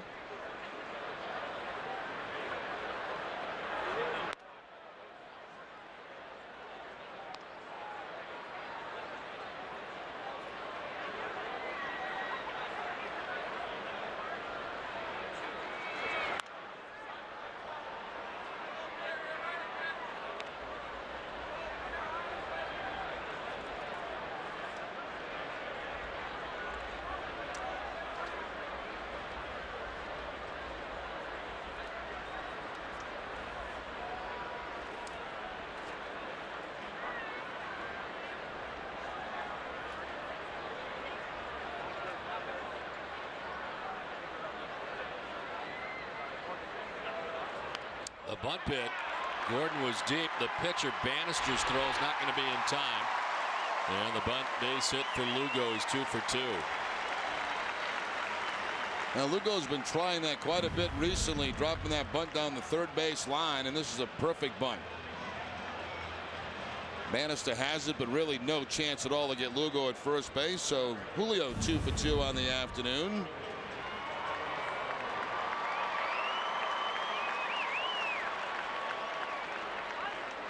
One out, Lugo at first base. Top of the order, Jacoby Ellsbury.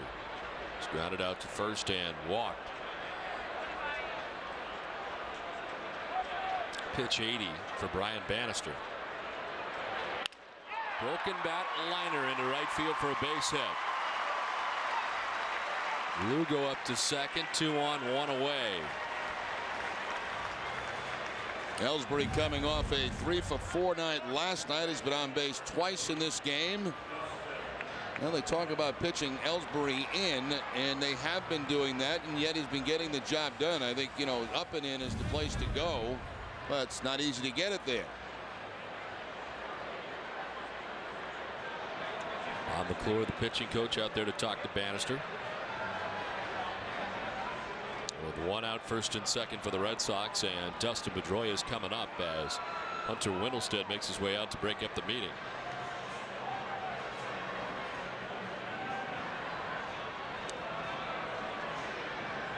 A lot of pitches for both starters, but Dice K on the better end. Get you one-of-a-kind Red Sox poster at participating Dunkin' Donuts with any breakfast sandwich combo purchase. There are 4 posters featuring your favorite Red Sox players, so collect them all.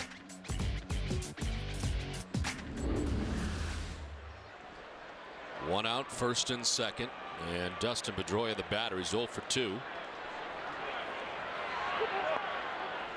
He is popped out to the first baseman Ross Glow, grounded out to the third baseman Alex Gordon.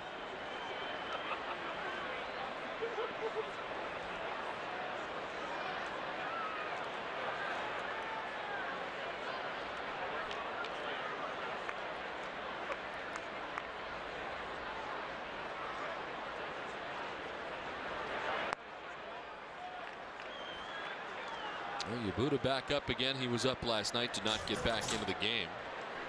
Saw him earlier in the series. Bannister in more trouble here in the 4th.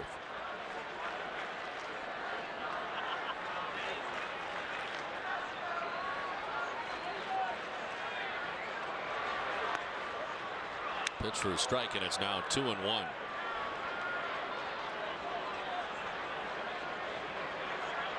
And Floyd and Brian Bannister, third set of father-son duos to play for the Kansas City Royals. They joined the McRaes, Hal and Brian, and the Wathens, John and Dusty.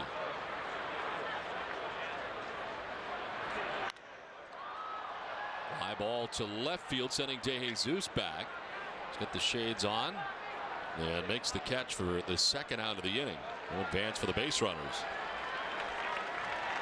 We're here at Fenway Park in Boston. Don Orsillo, Jerry Remy, and Heidi Watney bringing you Boston Red Sox baseball in high definition and in Dolby Digital 5.1 surround sound on NESN.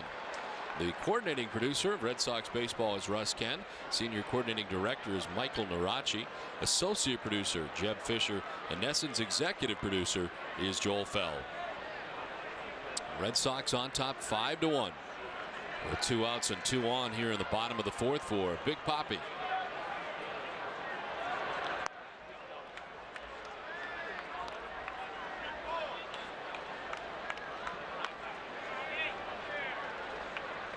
Twice today, Poppy hitting into the shift. First time to the shortstop, and the second time to the second baseman deep in the outfield.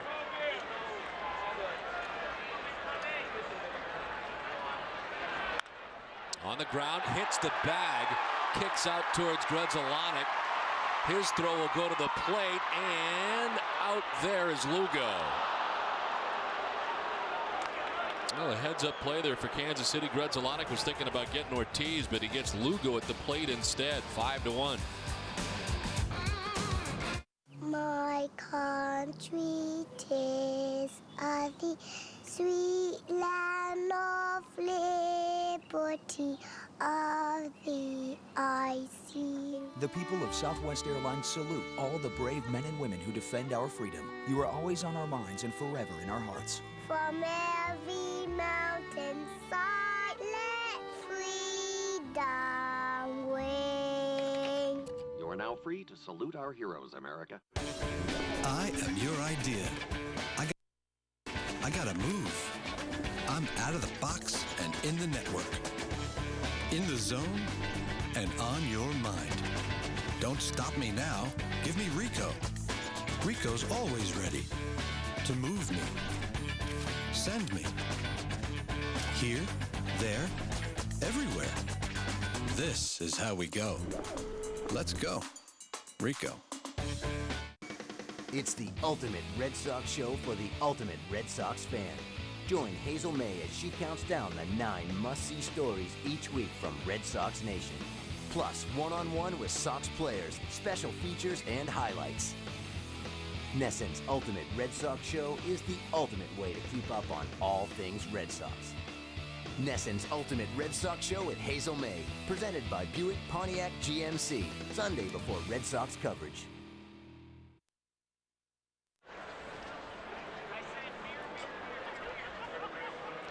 Red Sox have the 5-1 lead, and a very strange play to win last inning. David Ortiz will pick up a base hit on a ground ball that bounces off the first base bag. Lugo at second base being waved on by Brad Mills once he saw that ball hit the bag, but an excellent throw there by Grzelcyk, and they get Lugo at home plate. Lugo didn't think he got tagged in that first time, but apparently did as he reaches back for the bag, but right away Wendelstedt was making the out call. The Red Sox trying to pick up a hustle run with 2 outs. Alex Gordon leads it off here in the top of the 5th inning against Dice K, and the umpire getting out of the way, Brian Knight. Nice moves by Knight down there at first base. Very popular, I'm sure, the nightclubs around Boston at night. Pretty good moves. Watch this, Don.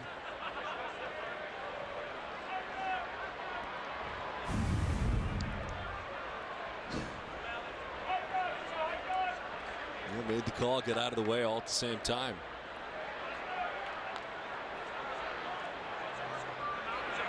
Not only that, but went into a little jogging in place. Well, he had the plate for the John Lester no-hitter here the other night. Swing and a miss, and the count 1-2. Changeup from Daisuke. Not many of those so far in the game for him today.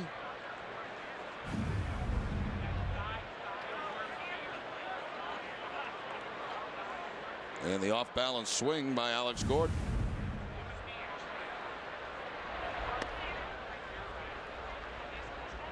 Gordon walked in the first inning and scored the only Kansas City run today, and then popped out to first base.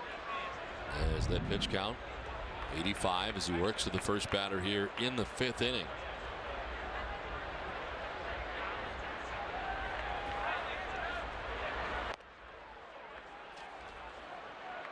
Daisuke threw 103 pitches in his 6 2/3 inning effort against Milwaukee last time out. His 10th start of the year, he's had 2 no decisions and of course 7 victories. And the most pitches he's thrown in any outing, 116. Did that against the Yankees back on April 13th. 3-2. Ball 4, and he walks another. 6 walks allowed now by Matsuzaka. And another leadoff walk. Second time he's done that. He's only gone 1 inning in this game without a walk, and that was back in the 4th inning. But in that inning, gave up a couple of hits.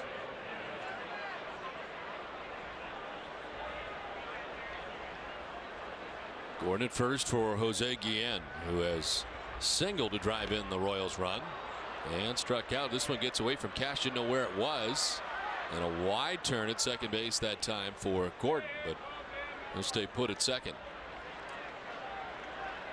That ball deflected a long way from Kevin Cash, and he had to chase it down near the on-deck circle for the Kansas City Royals. Didn't know where it was. It bounced off, I think, maybe the umpire. Finally, he picks it up, and he's got all kind of stuff to deal with over there. Lead bats, rosin bags.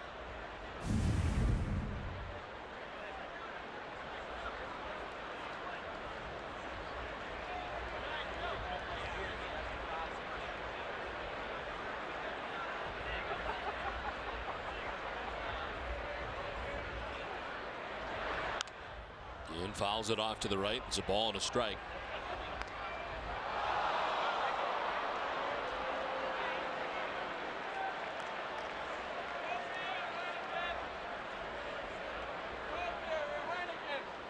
SK has not had a 1-2-3 inning today. Had a chance for it last inning when he got 2 quick outs. Then gave up back-to-back hits, a double and a single before he got Grudzielanek to ground back to him. To left center field, and a gapper back towards the track of the wall. Gordon will score as Guillen is headed to second base, and he's got himself his second RBI of the day. It's a double, and Kansas City now trails by 3. It's 5-2. Another walk turning into a run. Yeah, Guillen with both runs batted in today, and that's got John Farrell scratching his head.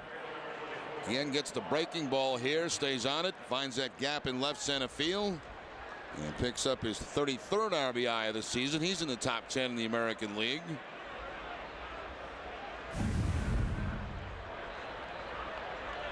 So Guillen at second base. Nobody out. Mark Teahen. He has walked twice today.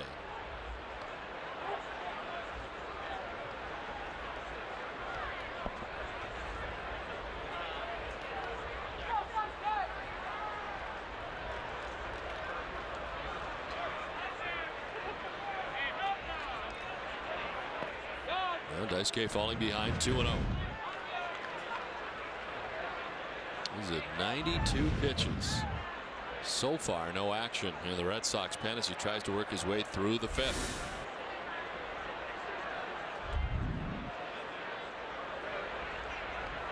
Again, he's not gotten beyond the 7th inning this season. That is the longest outing he's had. This one fouled off to the left. He's gone 7 innings twice at home against Toronto and a no decision, one of the 2 no decisions he has. And the other time at Minnesota, he went 7 innings and grabbed the victory there as well. Now the bullpen in pretty good shape for the Red Sox. Obviously Okajima and Papelbon did not work last night, and the other guys only an inning, so there are arms available out there today, and they're going to need them. And a great job last night by the bullpen. After Cologne went the first 5, they were able to shut down the Royals.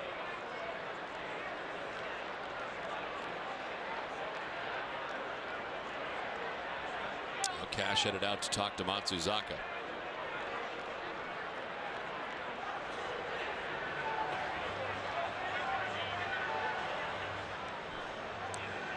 Where can you score the best Red Sox gear in town? Check out BostonGlobeStore.com. The Boston Globe Store has everything for the diehard fan, like autographed memorabilia, Red Sox photos, World Series souvenirs, and more. Shop online, shop anytime, shop BostonGlobeStore.com. Fouled off by Teahen to even the count now at 2-2. Leadoff walk for Alex Gordon, who took second on the wild pitch uncorked by Daisuke. Jose Guillen with an RBI double. With Kansas City their second run. He stands at second, nobody out. And a 2-2 to Teahen. Ball 3, and it kicks off Cash, able to locate it quickly. No advance for Guillen.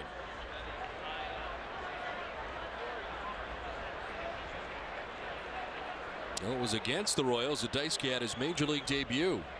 The Red Sox opened their season last year in Kansas City, and he got the start on April 5th. Just 1 run, 6 hits. Struck out 10 in 7 innings in a 4-1 victory. On the ground, right side, Pedroia. Step to his right. Throws out Tien, but on to third goes Guillen. 1 down. I remember the media too for that game. Of course, a lot of the Japanese media there, and it was like just all stacked up in front of the Red Sox dugout, waiting for Daisuke to make his first appearance. And of course, Daisuke heading out to the bullpen. A lot of that media attention this year has cooled down. I mean, there's still plenty of it. There's no question about that, but nowhere near what it was a year ago. And of course, Daisuke picking up his first major league win.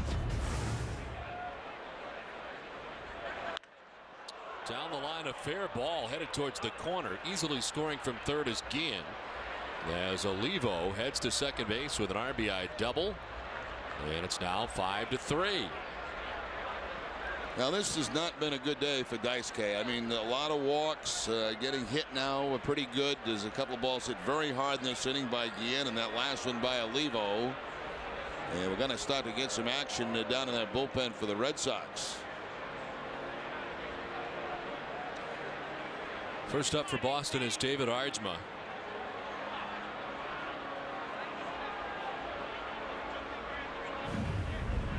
Looks like Olivo here jumping on the cut fastball from Daisuke and right down that third base line.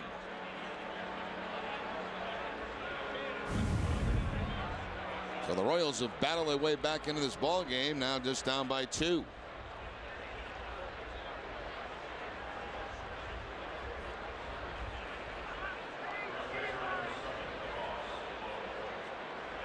There's Ross Gload, who is 0 for 2. He has popped out to short, popped out to third. And it's strike 1 to Gload.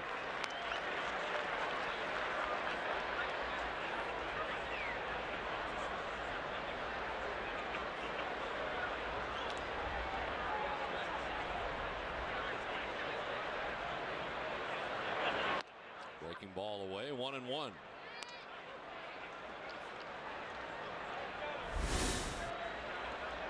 Out to throw his 100th pitch of the day. Through 49 through the first 2 innings.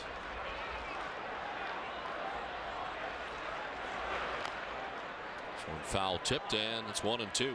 And this could be the last inning for Daisuke. I mean, we'll see what happens from here on out, but already over the 100 pitch mark, and the fact that right now really not on top of his game today. That's the case. It would actually be the 4th time in 10 starts that he has only gone 5 innings.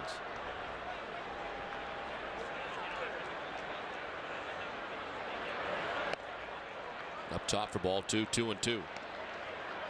Tried to get Gload to chase another high pitch. He's done it twice in 2 at-bats today, both for pop-ups. Earlier you were talking about his reluctance to give in some hitters' counts. Do you think maybe if he did give in, trusting his stuff as good as it is, that may help diminish some of this pitch count situation and all the walks? There's strike 3, comes back to get Gload for the second out of the inning. You know, he has such a wide variety of pitches, and he throws them all. His fastball, his cut fastball. This is a cutter on the outside corner. He's always trying to work those corners, obviously, with his cutter.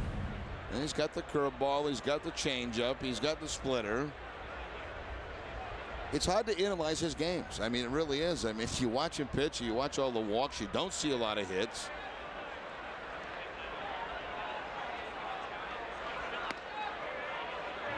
Callaspo batting for the 3rd time. He's walked and grounded out.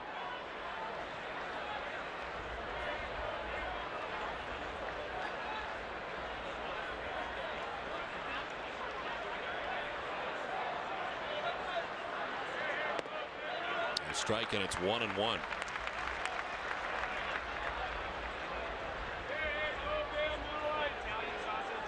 Daisuke up over 100 pitches, 104 with 2 outs here in the 5th.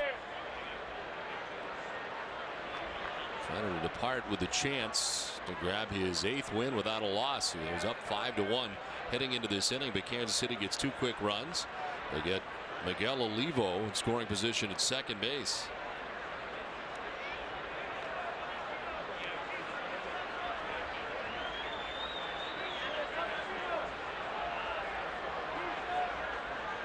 Now Cash out to talk to Daisuke. This is the second time that Cash has caught Daisuke. He did once earlier in the season. So this is still rather new for this combination, working together. Daisuke not sure about what signs Cash is putting down, so they have a meeting. Just talking. Iaspo with a swing and a miss.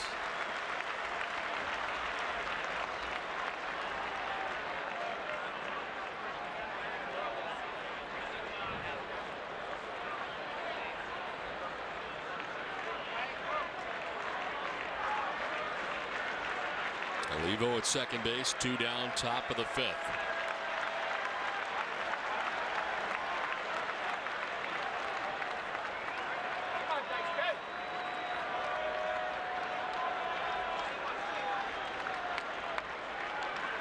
That's 3 times. That's interesting. 3 times that Daisuke shook him off, and you could see Cash putting his hands out saying, I have no idea what you want to throw. Do you have any other pitches?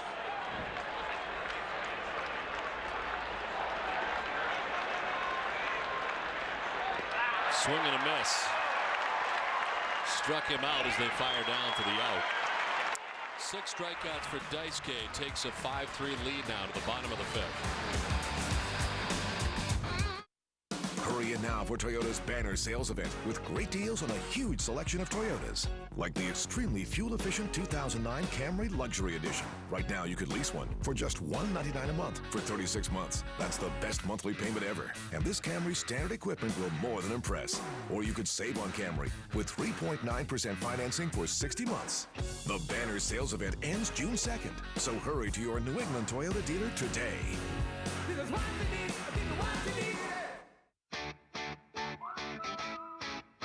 Everyone likes to hunt for a bargain. So this Memorial Day, we've quietly placed specially marked Chevys on our lots. You might have to look hard to find them, but when you do, you'll get great deals on most 08s. Like $4,500 cash back on most Silverados. With the best available V8 fuel economy of any full-size pickup. Find the arrow, find the deal, but only for 10 days. See your local Chevy dealer today.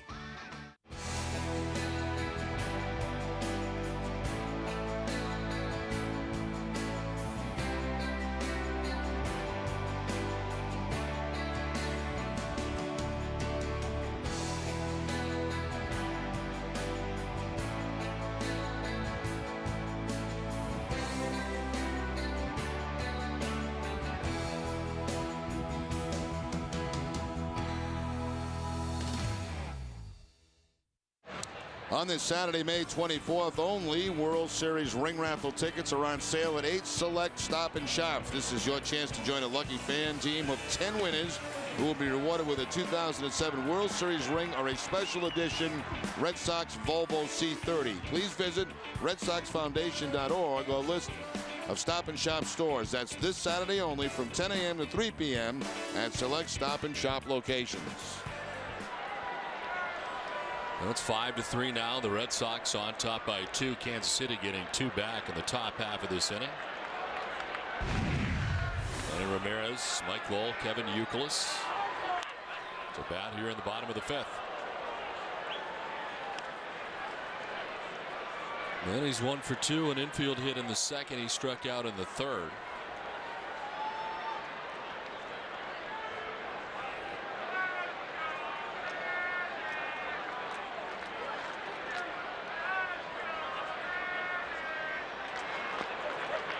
Takes the strike and it's 0-2.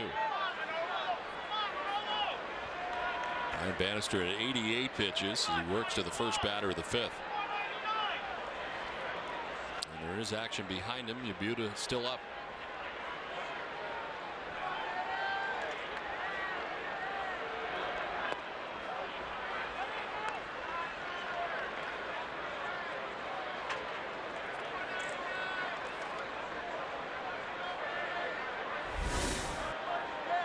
Mike Lowell waiting on deck. Red Sox batting in the 5th.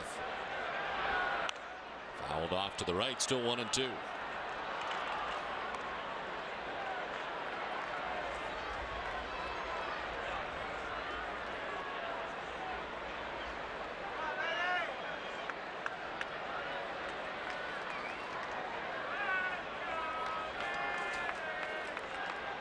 Manny with 50 multi-home run games in his career. And just trying to get that 499th out of the way so he can get that 500th out of the way. He's 10th on the all-time list in multi-home run games. And he's had 28 multi-home run games with the Red Sox.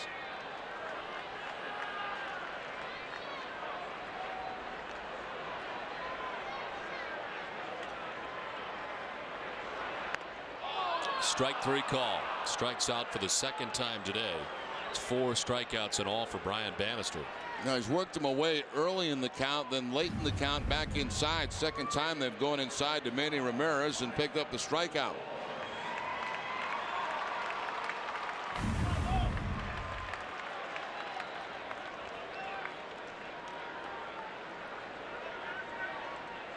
One down for Mike Lowell, who has singled and doubled 2 hits. Red Sox into double figures in hits. They've got 10.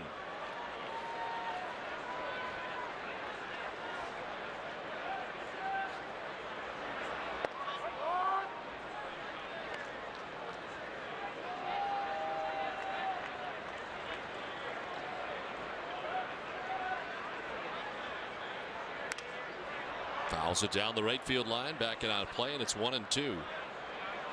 Jason getting the stuff on here. What's going on? He may be heading down to the bullpen. We'll see.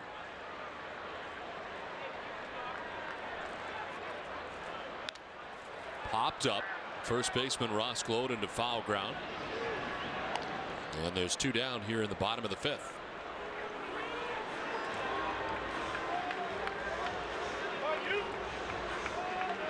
So Bannister getting 2 quick outs here in the bottom of the 5th inning, and Kevin Youkilis coming up. He's 2 for 2. Single to left, single to center, and an RBI. Now 35 on the season for Kevin Youkilis.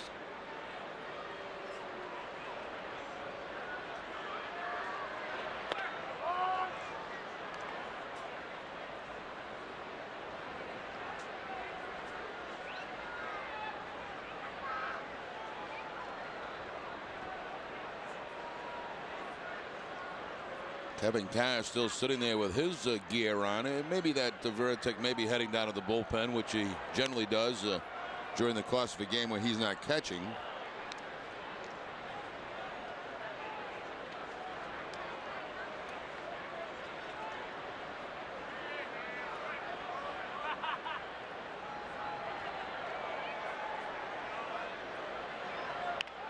Youkilis to left. De Jesus was deep, but he comes on to make the running catch, which ends things here in the bottom of the 5th. Red Sox down in order, but on top 5-3.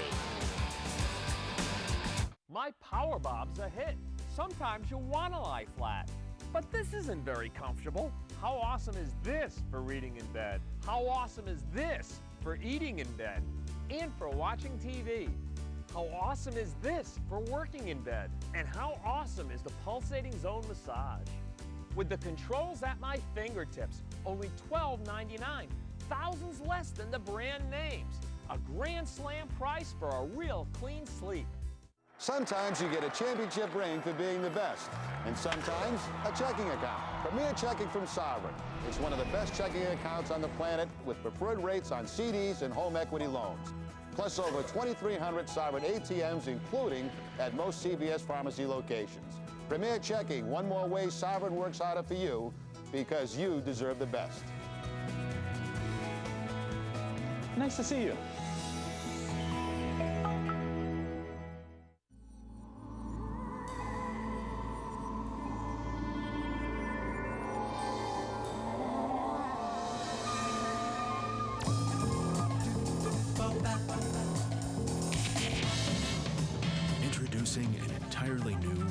altogether inspired resort destination. The new 825-room MGM Grand at Foxwoods. Go Grand.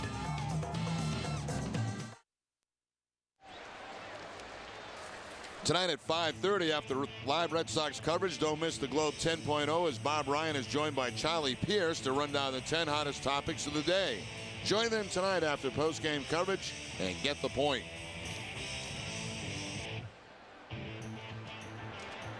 Five to 3, Red Sox on top of the Kansas City Royals. Top half of the 6th inning. Daisuke back out there at 106 pitches. There is action in behind him, ready to go. Javier Lopez and Craig Hansen warming.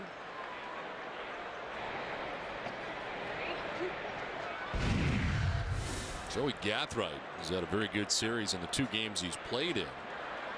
1 for 2 with a double today. Leads it off. Take strike 1 from Daisuke, who did strike out back-to-back batters to end the 5th. Claude and Callaspo.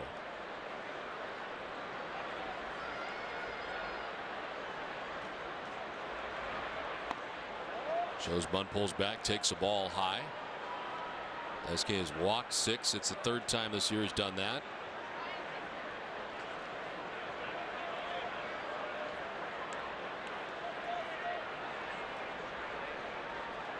Two of the walks have led to runs. As the pitch in there for a strike. Gathright down 1-2.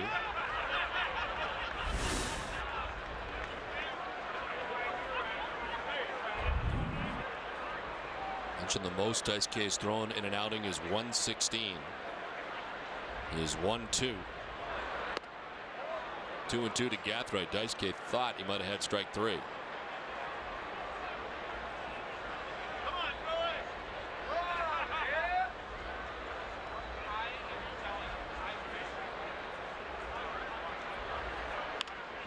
To left and in for a hit. Gathright with another base hit. And for Kansas City, it's hit number 6 of the day. And again, Joey Gathright slapping that ball to the opposite field. A slider from Matsuzaka. And back to the telephone for John Farrell. See if those guys down there are ready. And Francona, they're both ready. David DeJesus has struck out twice today against Daisuke and singled.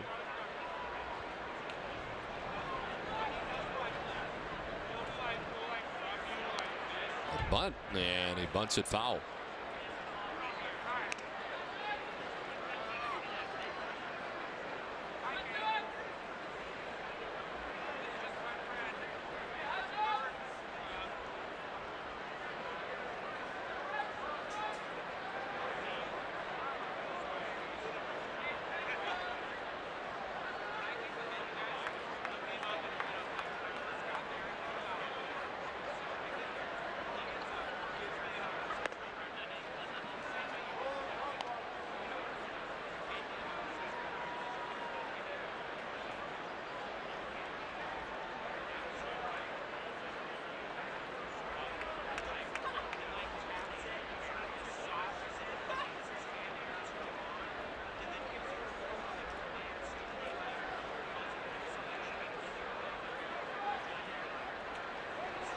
Time called very late.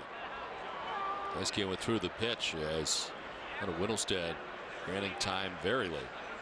Yeah, Daisuke taking a long time in his set position, and of course finally DeJesus asks for the timeout and gets it.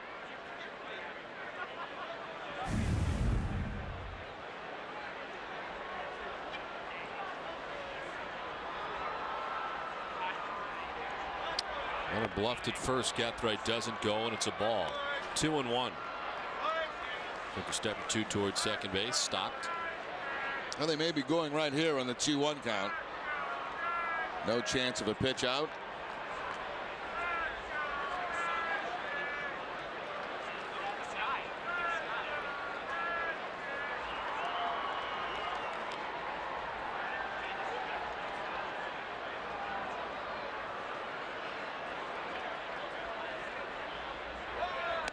Outside, it's 3-1.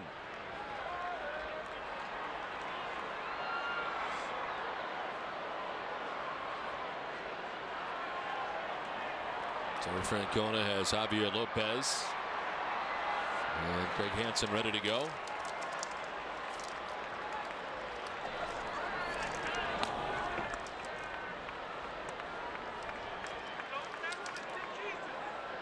There goes Gathright. The pitch is a strike, and he'll steal second base uncontested. Got a great jump at first base off Matsuzaka, and of course Cash, once he saw that great jump and how close he was, not even a throw to second base. So Gathright picks up his 12th steal of the season.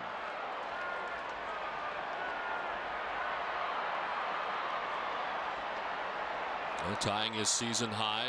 Now he'll break his season high with pitch 117. That's a foul tip that's held onto by Cash. Strike 3, third time today. The De Jesus has struck out. That's 7 strikeouts for Matsuzaka. Gets him on the cut, fastball down and in. Foul tipped, I think, right into the glove of Kevin Cash.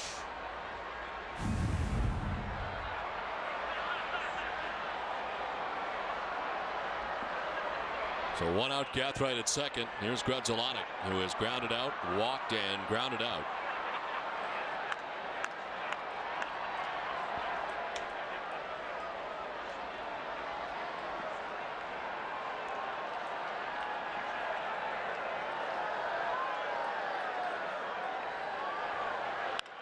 Back to Daisuke, knocks it down. He's got time to recover and does. Wow, his instincts and reaction time extremely good as a fielder, and he knocked that one down, gets the out. No advance for Gathright. Yeah, knocked it down, and he really got on this ball very quickly. Big bounce in front of home plate. He spins around, finds it, and then also checks second base, and then makes the out at first base. It looks like that's going to be the afternoon for Matsuzaka as Lopez will come in to face Gordon. So the pitching change from Fenway Park. It's 5-3 Red Sox with 2 outs in the 6th.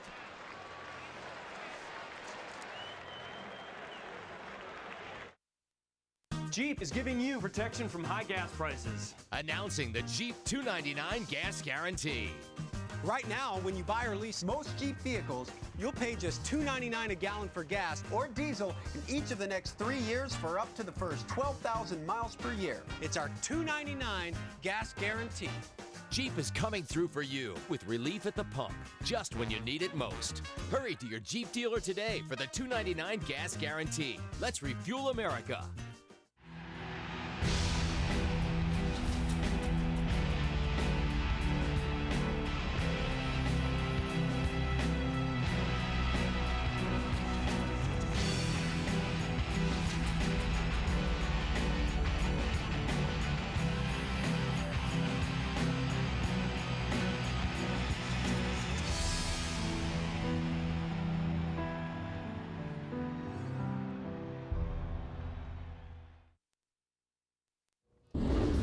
Tom Kerr with you, New England Toyota dealer game break here as Detroit taking on Seattle. Matt Joyce with a 2-run homer here off R.A. Dickey, part of a big offensive afternoon for the Bengals. 9-2, Tigers leading.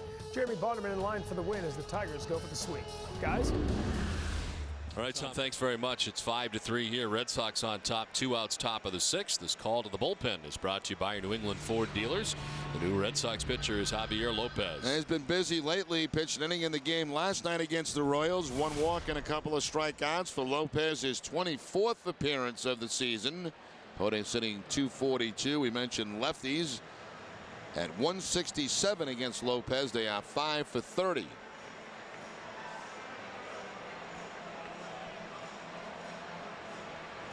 And with 2 outs in the inning, Joey Gathright is at second base. Here comes Alex Gordon. Had walked twice against Daisuke and popped out. Matsuzaka still responsible for Joey Gathright. But Matsuzaka went 5 2/3, giving up 6 hits so far, 3 runs. Walked 6, struck out 7.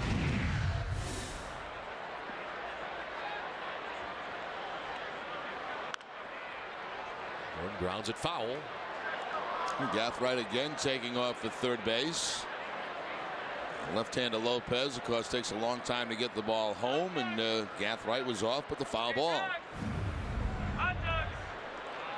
Not even a look back to second base by Lopez.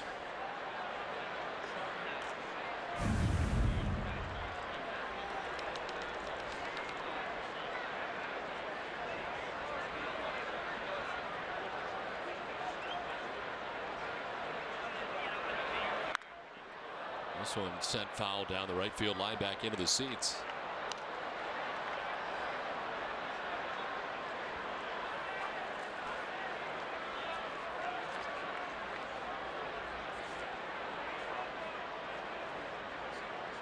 Gordon having a fantastic trip, 9 for 18 so far for Kansas City on the trip. It was 4 for 5 coming into today in the last 2 games. First round draft choice really coming into his own this season as the pitch misses outside, 1-2.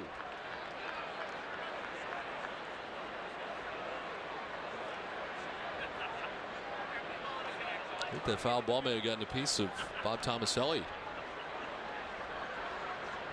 They're getting him some gear to protect himself down there. Give him a batting helmet.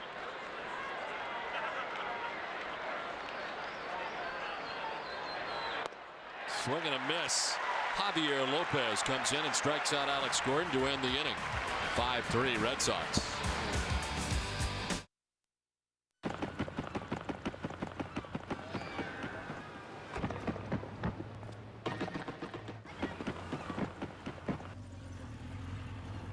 Can't we stay another day?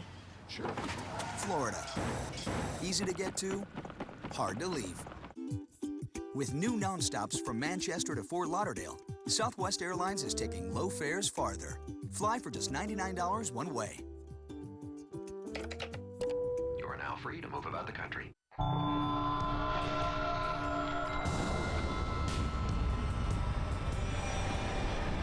It came from the streets of New England.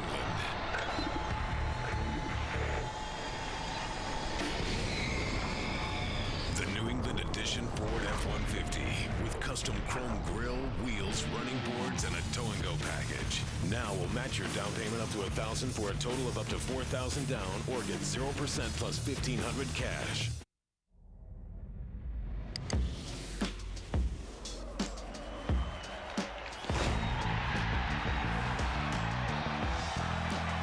NESN.com. Catch baseball's biggest prospects rising through the minor league ranks on the road to Fenway. It's minor league baseball with major league action. This Memorial Day, catch the Scranton Wilkes-Barre Yankees versus the Paw Sox at 1 on NESN. Coming up after the game, it's WB Mason's Extra Innings with Tom Caron, Dennis Eckersley, and Heidi Watney. You'll get all the reacts from today's series finale against the Royals, including manager Terry Francona's live press conference, plus TC and Eck breakdown dice case start. It's all coming up right after the game live on NESN. 5-3, the Red Sox on top. More Brian Bannister as he is back out there again for the bottom of the 6th inning.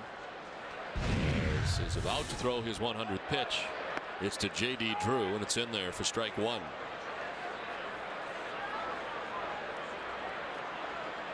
And Drew with a big grand slam for the Red Sox in the 2nd inning. He flied out to the warning track in center field in his 2nd at bat, 1 for 2 today.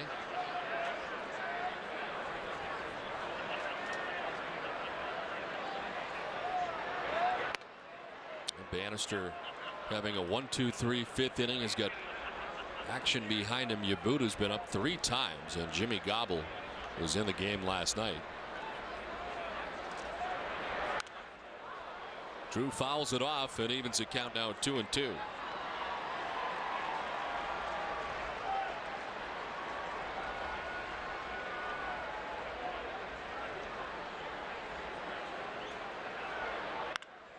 Through the right side into right field for a base hit. J.D. with his 2nd hit of the day.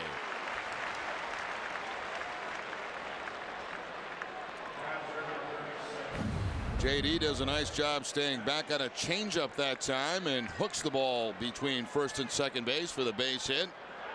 To the opposite field for the grand slam home run, and pulling this one for his 2nd hit of the day.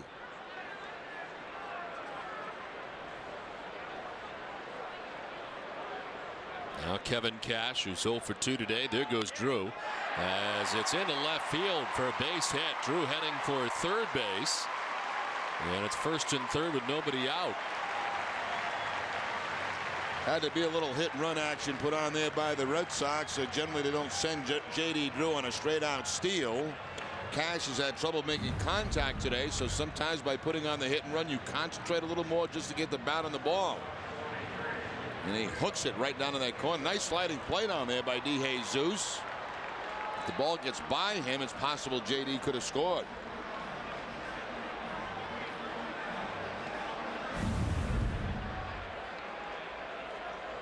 Well, the Red Sox here in the 6th inning with first and third, nobody out. Julio Lugo coming up. A single to center in the 2nd, and a bunt single in the 4th. That is 2 for 2.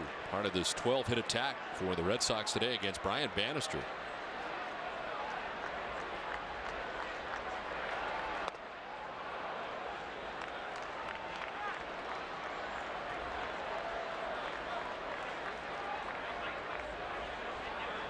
Infield for the Royals, not quite in and not a double play position, about 3 steps in from the double play spot. 2 options for them, either to go home or pick up a double play in a ball where they don't think they can get the runner at home.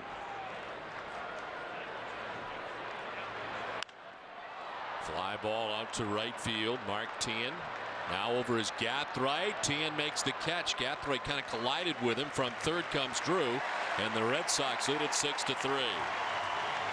A light collision. Looks like Gathright may have gotten a piece of Teahen as he made the catch out there. And the sacrifice fly for Lugo and a 6-3 Red Sox lead. Yeah, nice job by Lugo. As you see right there at the last minute, Gathright getting out of the way of Mark Teahen. And it looks like that might be the afternoon for Bannister. Now the Red Sox getting to him for 6 runs so far. He's still responsible for Cash at first. The pitching change from Fenway.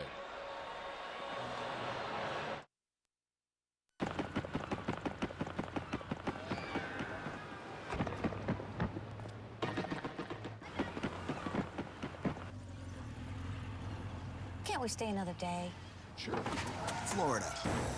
Easy to get to, hard to leave.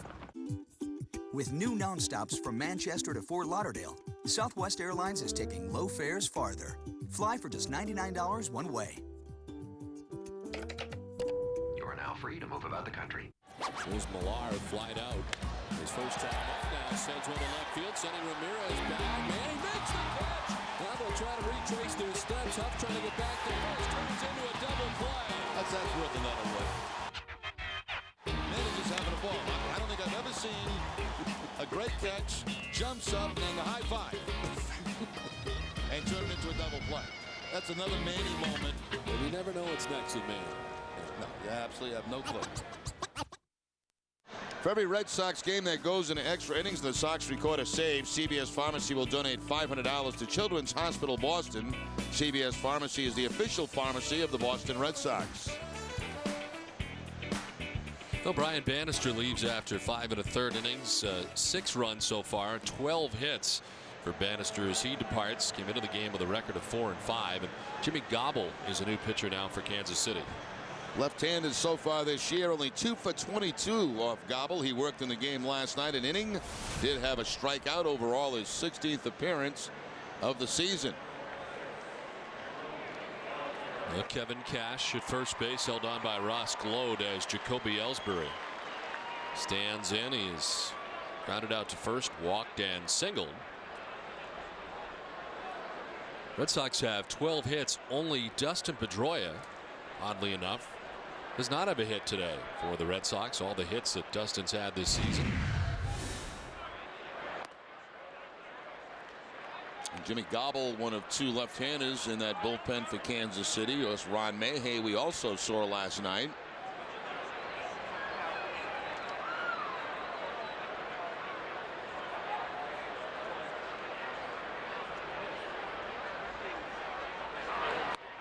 When Gobble first came to the major leagues with Kansas City, he was used as a starter, made 25 starts back in 2004, was 9 and 8.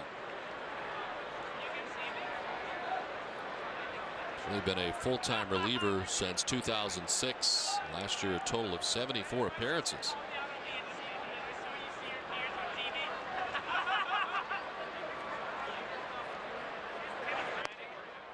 Inside, it's 3-0. He's been better this year against lefties. Last year, lefties hit .241 against gobbles. So far this season, .091. Been gobbling up those left-handers this year.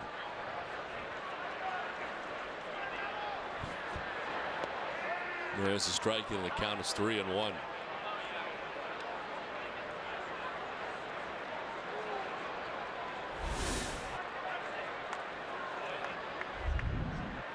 One out, Kevin Cash at first. Red Sox have added a run for the first time since the third inning. And there's ball 4. So Gobble comes in to face the lefty and walks the first batter that he faces here in the 6th. He's probably in here for about 3 batters. Pedroia, then Ortiz, and that may be it for him in the afternoon.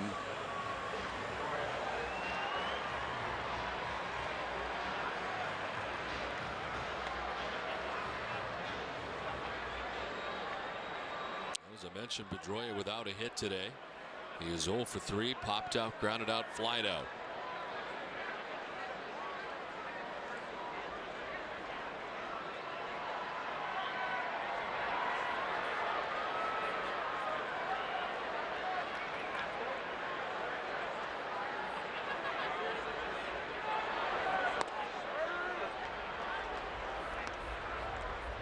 Four members of the Red Sox with 2 hit days. Mike Lowell's got 2. Youkilis with 2, Drew with 2, and Lugo with 2.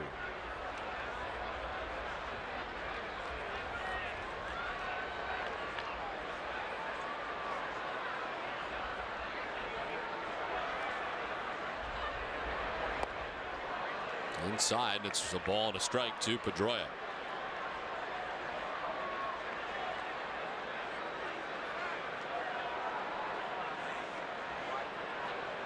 Kansas City heading to Toronto for a 4-game visit to the Rogers Center beginning tomorrow night.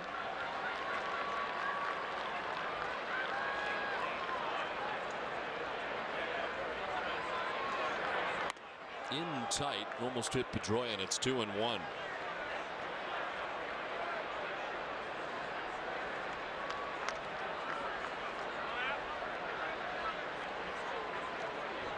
Ortiz on deck with 1 out and 2 on here for the Red Sox.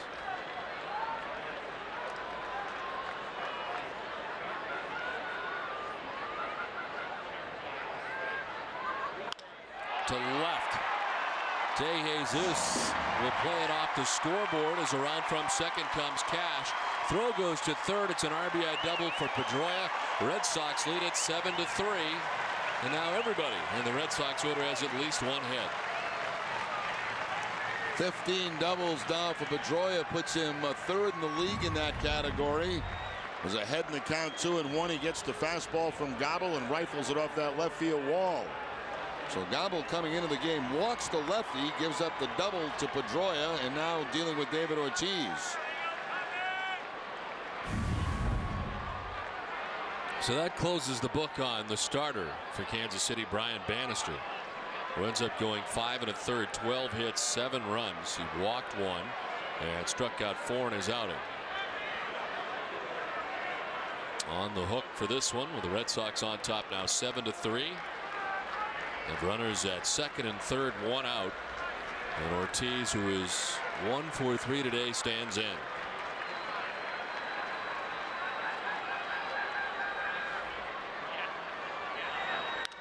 Popped up. Alex Gordon makes the catch. A little stagger there at the end. And there's 2 down.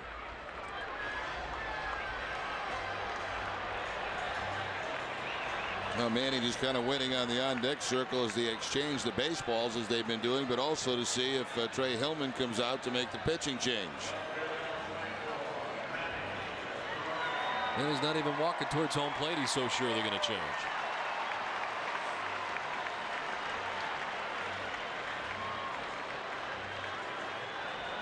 It's a standoff.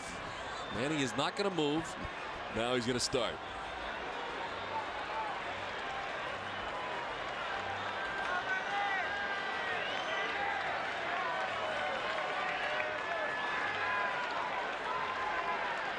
Is Hillman going to walk him with first base open?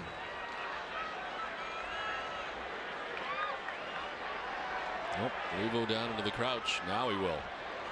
He's trying to get his attention in the first place.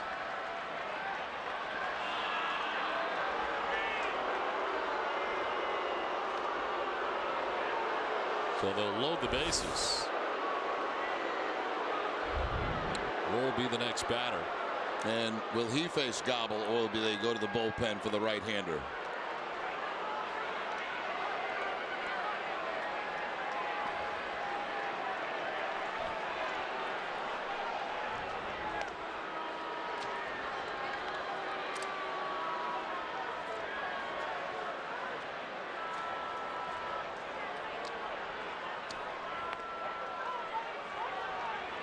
The intentional walk of Manny Ramirez, who heads down to first base. Bases loaded, and Mike Lowell coming up.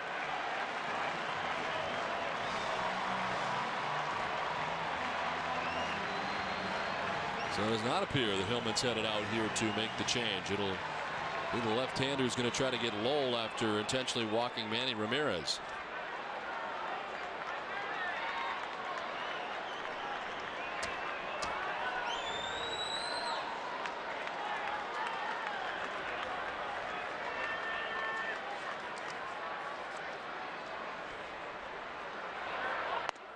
Ball one. Gobble has faced 4 batters. He walked Ellsbury. The RBI doubled for Pedroia. Got Ortiz to pop out. The intentional walk of Ramirez. They're filled with Red Sox with 2 down in the inning.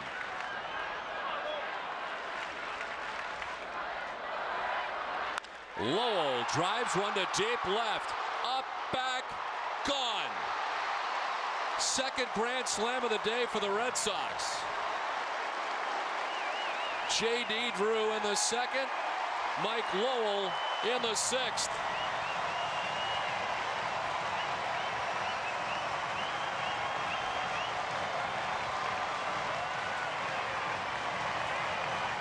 I know sometimes it's hard to figure the strategy, Don. Manny Ramirez really struggling at the plate, but they don't pitch to him. And instead of going to get the right-hander to face Mike Lowell, they stay with Jimmy Gobble, who has had troubles in this game. And the Red Sox are pretty much putting this one out of reach. It's Grand Slam Day at Fenway Park. Mike Lowell gets a fastball and a line shot right under the 498 sign for Manny Ramirez.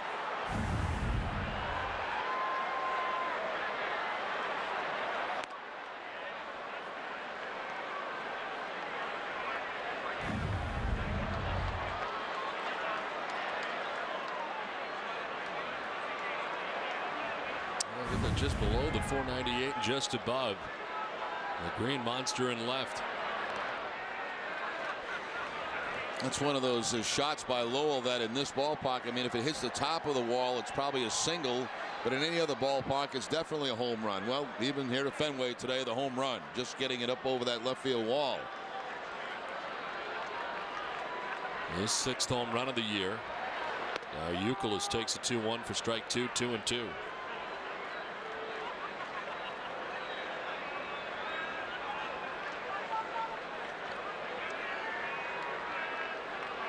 Youkilis, the 9th man to bat here in the bottom of the 6th.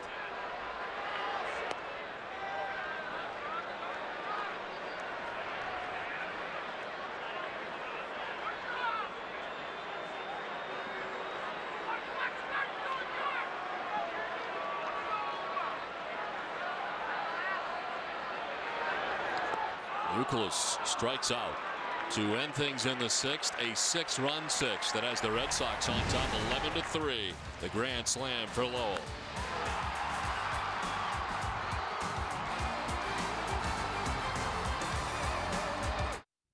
My clients, and even some of my competitors, have often asked me over the years why we're so successful. Since I started ProSearch in 1994, it's been my job to locate great people for my clients. So the answer to me is obvious. I've had the good fortune to hire and retain a great team here at ProSearch. Gary Osier and our technology staffing team, Sarah Davies, Todd Chamberlain, and Stephanie Fix, have combined experience of over 20 years. They're now the largest technology recruiting team in Maine, competing with out-of-state firms every day and winning. It takes a great team to find great people.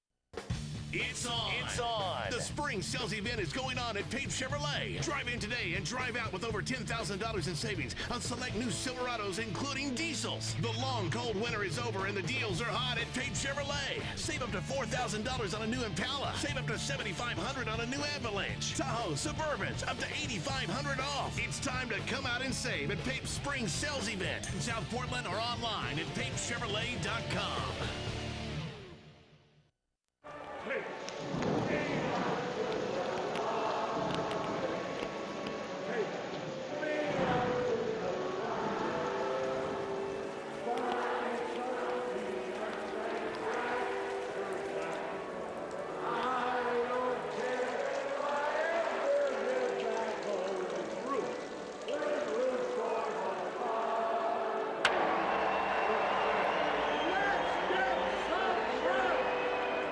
Spring means it's time to play ball.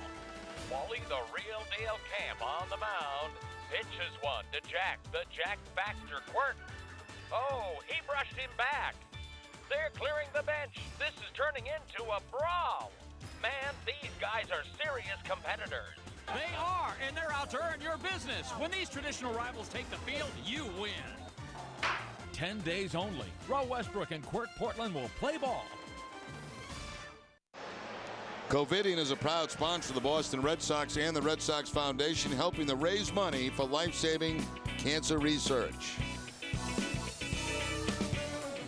Well, Mike Lowell with the grand slam, the second grand slam of the day for the Red Sox. It's 11-3. New Red Sox pitcher is Craig Hansen. Well, he also worked in the game last night. An inning against the Royals, had a strikeout. 8th appearance overall in the season for Hansen. Jose Guillen leading it off here in the top half of the 7th inning. Javier Lopez faced one batter who struck out Alex Gordon to end the 6th inning. So Hansen becomes the third Boston pitcher of the day. And a drive to deep left. And he looking up as that will be gone. Ian's 6th home run of the year, and it's now 11-4. Now big day for Guillen. Single, double, home run, 3 runs batted in. Gets the fastball from Hansen and all over it. The fan, did he reach over and interfere? Oh, that's a tough call, Doc.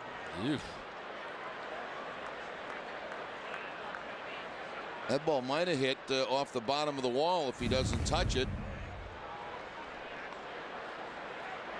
Pretty close. No argument from anybody on the Red Sox.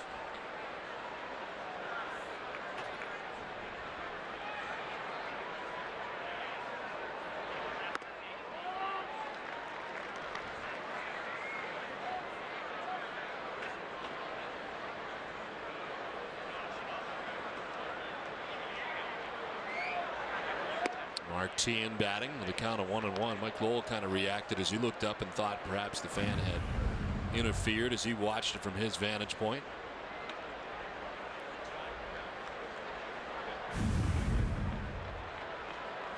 Tough to tell. Pretty close. Either way, Jose Guillen's got his 6th home run. This one fouled off to the left. Well, maybe if it had been a 1-1 ball game, there might have been more of a discussion about it.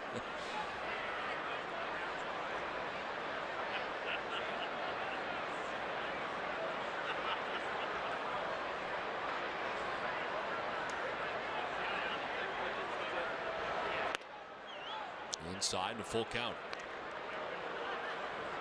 So Hansen greeted rather rudely by the Royals. Jose Guillen homering off him. Martin has walked 2.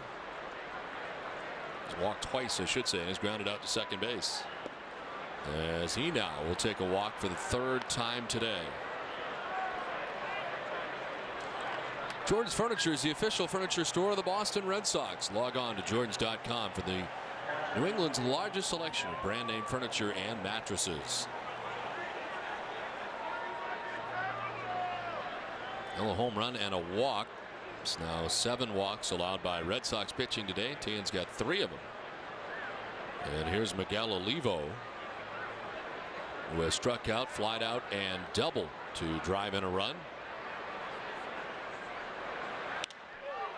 Well, towards left center field. And that'll one-hop the wall. Mark Tien's headed for 3rd base and beyond. They're going to try to wave him around. The cutoff throw is missed, and the run scores as Tien scores all the way from 1st base on the double for Olivo. And it's now 11-5. Well, Hanson had a very easy inning last night for the Red Sox. Not so easy here in the 7th today. The home run, a walk, and now Olivo picks up his 2nd double of the afternoon. Well, that'll get some action in the Red Sox bullpen.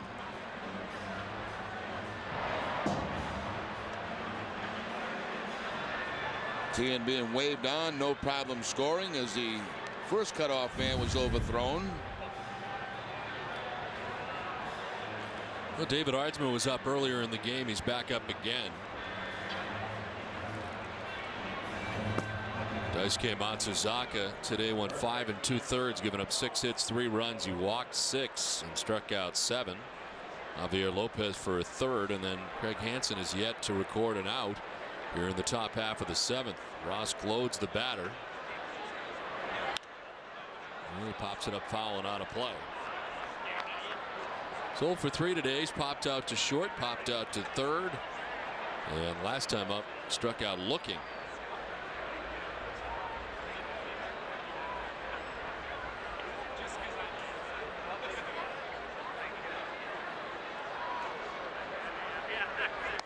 Up and away, brings Cash out of the crouch to grab that. 1-1.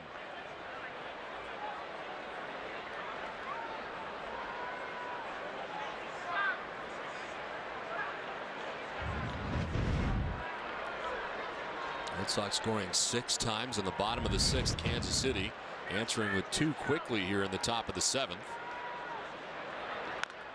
That's chop foul. 1-2.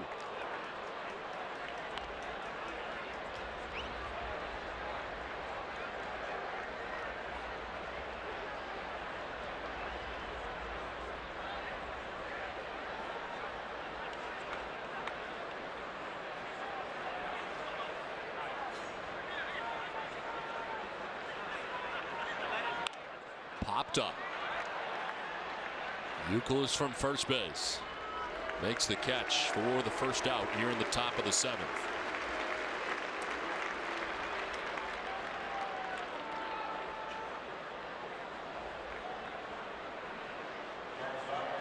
One down for Alberto Callaspo, who has walked, grounded out, and struck out.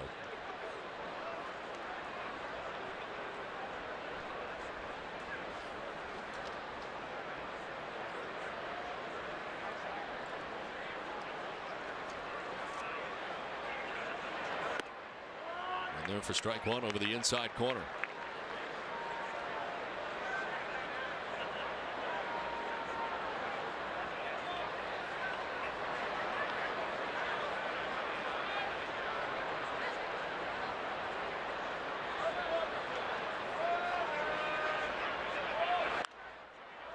Fly ball to right field. Out goes Pedroia. In comes Drew. JD makes the catch, and there's 2 down. Following the game today, it's Granite City Electric's Extra Innings Extra with Tom Caron, Dennis Eckersley, and Heidi Watney. You'll hear all the reaction from inside the Red Sox clubhouse, plus a look ahead to the West Coast trip. It's all coming up after the game, and it's live on NESN. 2 outs. Miguel Olivo at 2nd base. 2 runs in for Kansas City, and here's Joey Gathright. He's had another productive day from his number 9 spot. They elevate and he chases. Well, the 2 outs that Hansen has been able to get in this inning to Gload and Callaspo have both been on sliders. A pop up and a fly ball out. Blew that high fastball by Gathright for strike one.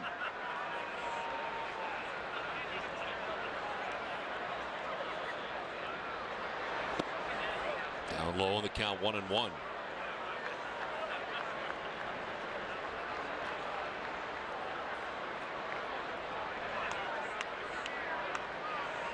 Oh, Wally having some sunflower seeds. Yeah, he's got to sign her autograph too, it looks like. The 1-1 pitch is outside, 2-1.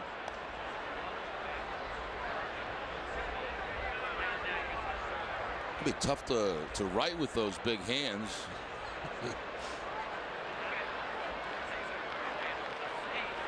Oh, how you doing?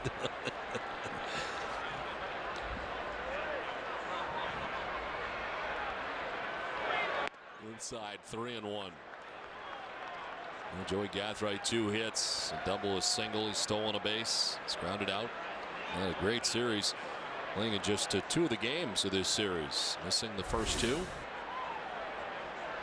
Feeling the after effects of a collision with David DeJesus over the weekend. There's ball 4 and another walk allowed by Red Sox pitching. Now 8 in the game. 8 walks, but you still have the lead in the game, 11-5.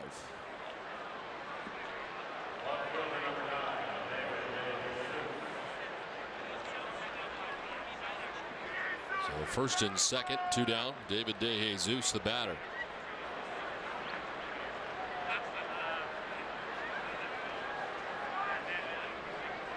He has struck out 3 times and singled.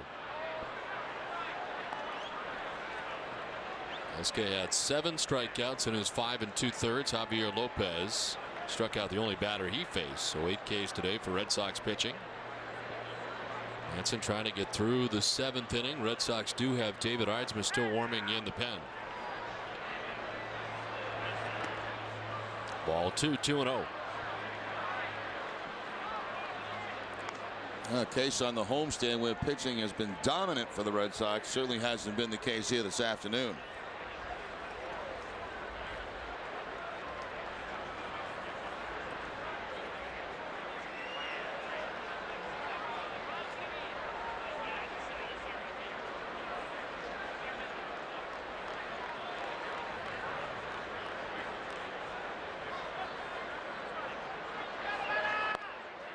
There's a strike, 2-1 now to DeJesus.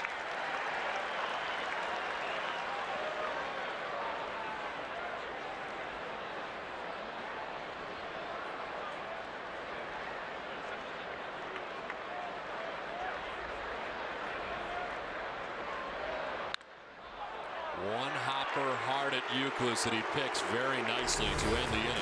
2 runs in the inning for Kansas City at 7th inning stretch time, 11-5 Red Sox. Time now for Sports Desk Update with Hazelman.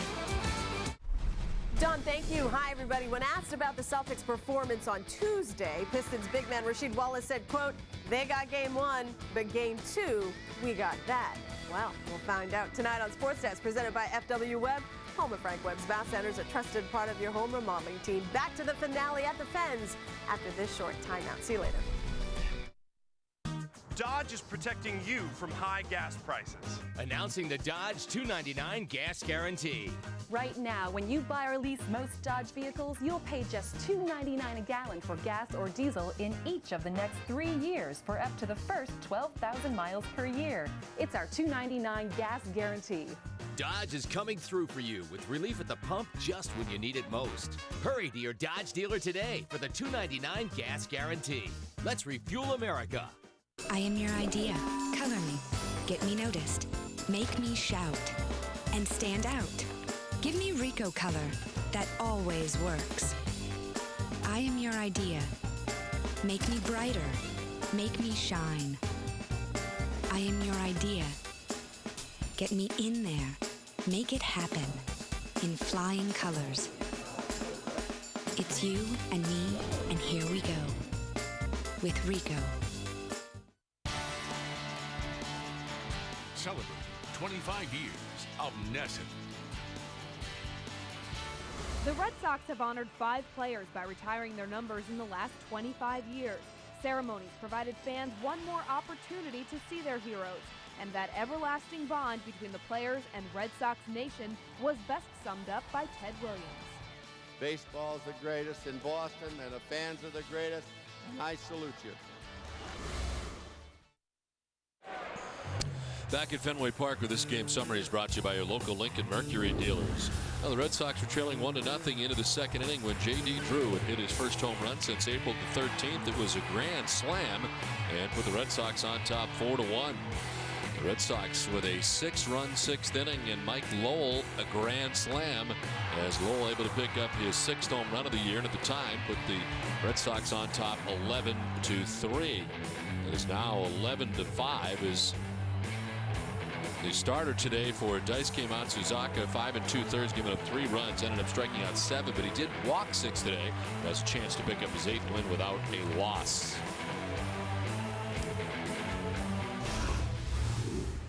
Well, a new second baseman for the Royals, Esteban Herman at second. And a new pitcher into the game for Kansas City. Yabuta's been up 3 times and now finally in the game. Second appearance of this series, worked an inning on the 19th against the Red Sox. Did have a strikeout, no hits, no runs allowed. 15th appearance overall. 12 seasons in the Japanese Pacific League before joining the Royals this year. Well, J.D. Drew's had a nice day. We just showed you the grand slam. He's also singled to right. And fly to the warning track in center, 2 for 3, and he got it started. That 6-run 6th for the Red Sox.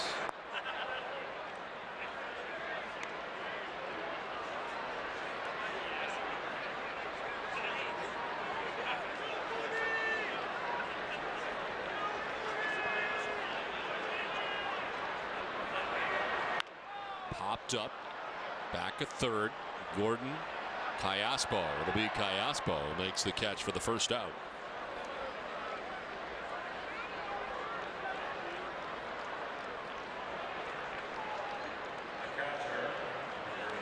One down for Kevin Cash. Cash has struck out twice and singled, 1 for 3. Red Sox have banged out 14 hits today.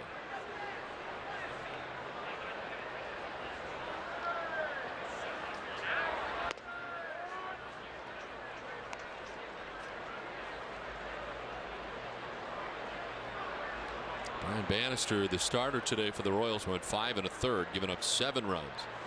Jimmy Gobble came on with 1 out in the 6th and was charged with 4 runs.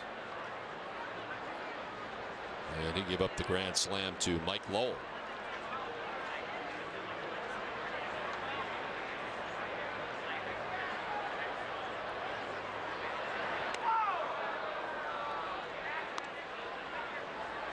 Yasuhiko Yabuta. Second time we've seen him in the series.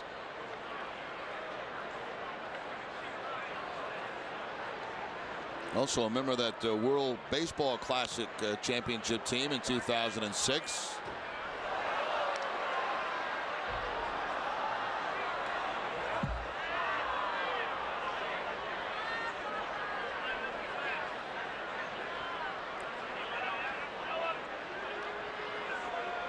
Seasons for him in the Japanese Pacific League before coming over.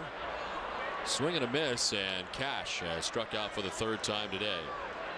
Looked like a split-fingered fastball that time from Yabuta to pick up the strikeout. So Cash is going down today on fastballs, a curveball, now a splitter. Does have a base hit back in the 6th inning.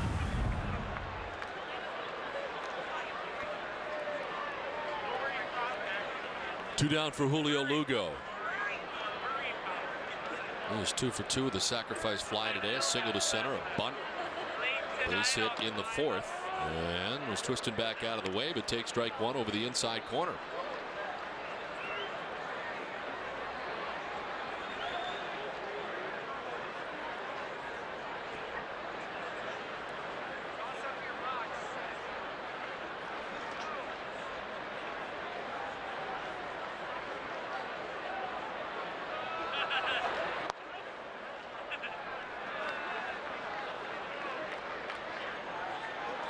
The Red Sox traveling to Oakland after the ball game. Wakefield and Hardin tomorrow night. We'll see Josh Beckett on Saturday against Justin Dukeshire. And then John Lester, in his first start since a no-hitter, will go on Sunday against Joe Blanton in the 3-game series at Oakland. This one off the first baseman, glowed into right field. Lugo reaches with 2 outs in the inning. Well, the ball hit pretty hard by Lugo to first base. We'll see how they score this. Certainly one that could have been made by Ross Glode. And it does go as an error on the first baseman. Glode picking up his first error of the season.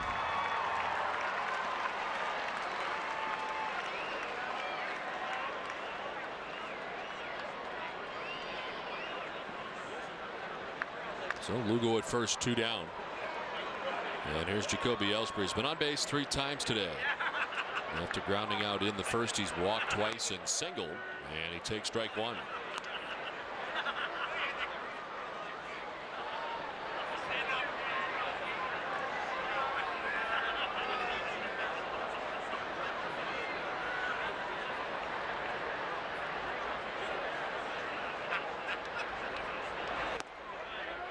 There's a strike, and Ellsbury quickly down 0-2.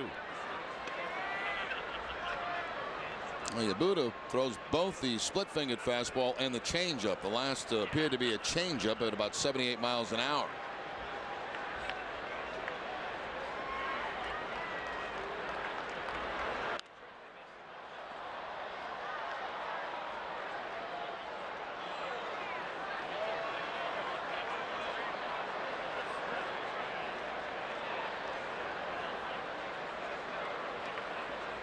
Maybe what we should do after the game, Don, instead of going to Oakland, just go to Japan and play the A's twice there and go back to Oakland and play them the final game of the series. No, I think the plan that is on the schedule is probably a better idea.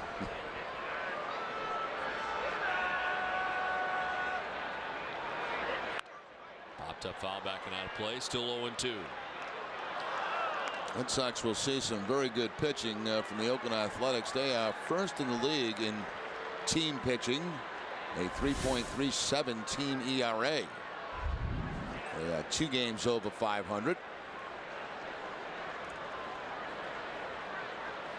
Their start has been a bit of a surprise as they find themselves 3 games back of the Los Angeles Angels of Anaheim. Seattle has been a disappointment. The Red Sox will see them as part of this road trip. The Mariners are just 18-29. And are 9.5 games off the pace in the American League West.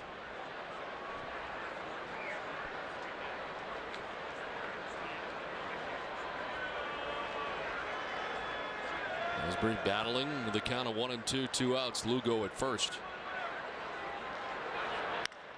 On the ground, right side, Herman. Tough throw, and Glow just did get the bag to end the inning. We played 7. It's 11-5 Boston. You just ran away. What was that? Yeah.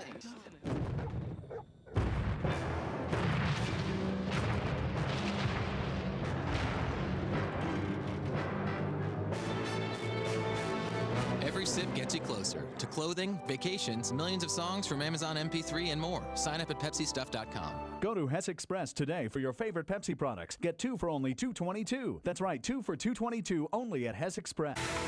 Red Sox memories, the stories behind the greatest moments.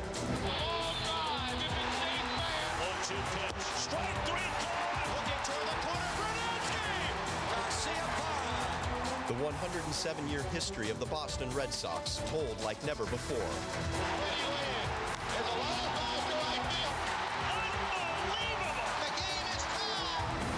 Now available on DVD, Red Sox Memories. Another amazing night at Fenway Park, historic at that. Glasgow strikes out. John Lester's thrown a no-hitter at Fenway. He no-hits the Kansas City Royals. After what this guy has been through, this is a special, special night at Fenway Park. Tomorrow in HD, it's the Sox A's. Pre-game coverage begins at 9, only on NESN. Tomorrow at 9 p.m., join Catherine Tappan, Dennis Eckersley, and Ken Maka for Olympia Sports presents the Boston Globe pregame show. They'll discuss which teams get the most bang for their buck. On Saturday at 8 p.m., Catherine and Ken break down the top AL managers so far this season. Then on Sunday at 3 p.m., join Catherine and Ken and John as John Lester returns to the Hill. It's all coming up this week, live on the pregame show. You know, I was stunned when I got to the ballpark today because I thought Saturday was a Fox game. It's not. It is not. No. Alex Cora at shortstop as Julio Lugo's day is done.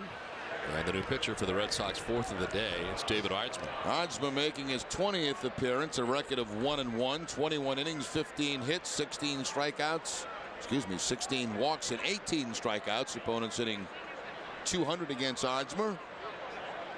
Last outing for him, game 2 of the day-night doubleheader, 2/3 of an inning in that game against the Brew Crew.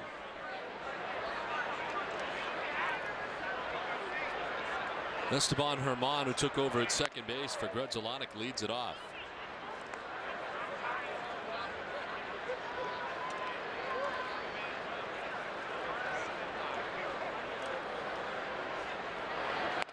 Swing and a miss, and the count 1-1.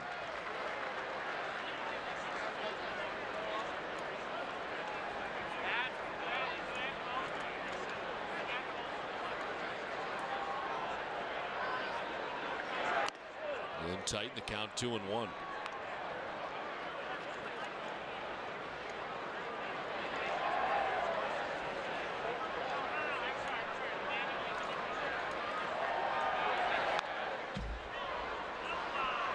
Grudzielanek had been 0 for 3 with a walk before coming out of the game. Herman takes over at second base, leads it off to Alex Gordon and Jose Guillen here in the 8th. Craig Hansen worked the 7th inning, giving up 2 hits and 2 runs. The home run by Guillen. Walked 2, didn't strike anybody out. Red Sox pitching has walked 8 batters today as Ardsma to a full count to the first batter that he faces.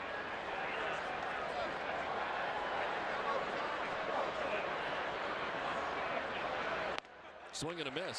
Strikes out Herman for the first out of the 8th. And fastball at 96 from David Ardsma to pick up the strikeout.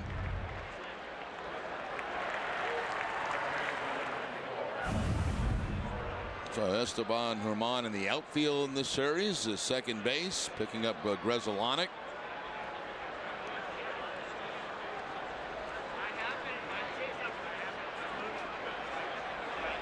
One out for Alex Gordon. Well, the Red Sox with 2 grand slams in the game today.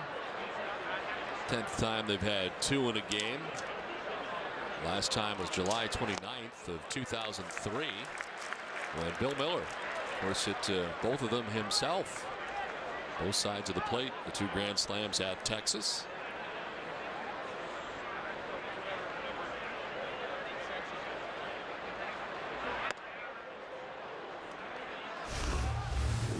First time since Bill Miller did it. The last time 2 different players did it. John Valentin and Mo Vaughn. Tony Armas and Bill Buckner back in '84. Here at Fenway Park last time. This one down the left field line. Manny is over, and he won't have a play into the first row. And a souvenir. Certainly remember that night, Bill Miller from left-handed and right-handed in that game. J.D. Drew and Mike Lowell today combining for grand slams. If I'm not mistaken, Bill Miller hit 3 home runs in that game, I think.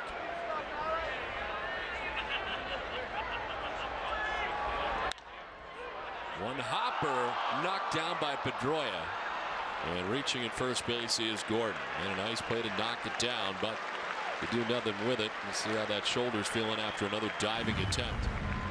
That's an absolute bullet here by Gordon, and you see with topspin how it just goes up high to Pedroia. He's able to get the glove up and knock it down, but that's it.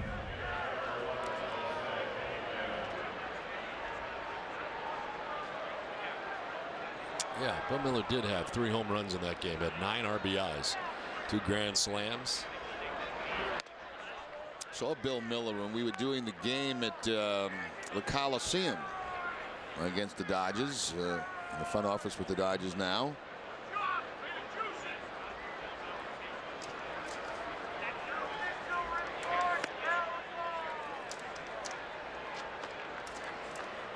It's amazing to think he won a batting title, and that year batted primarily from the 8th spot in the Red Sox order. And into the final day of the season, tied with Manny Ramirez at 326. He ended up winning the batting title. This one is up the middle. Cora knocks it down. Everybody's going to be safe. Quite an afternoon for Guillen.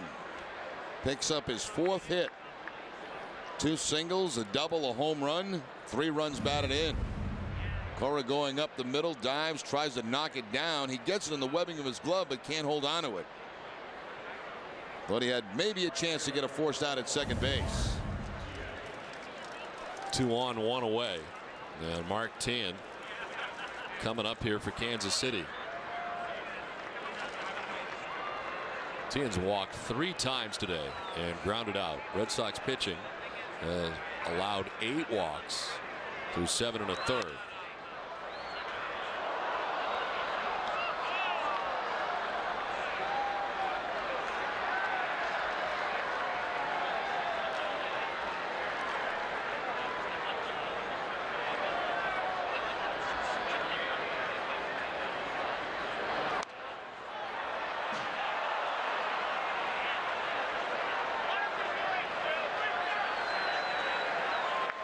Teahen's wearing out about that same spot with these foul balls.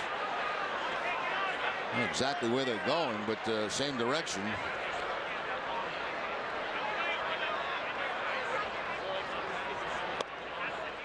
Well, they elevate, doesn't chase. 1 and 2 the count to Teahen.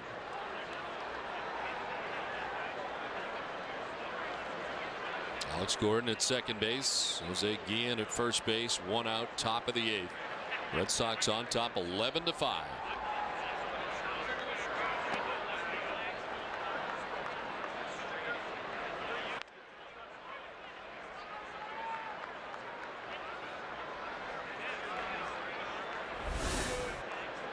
Miguel Olivo waiting on deck with 1 out here in the 8th.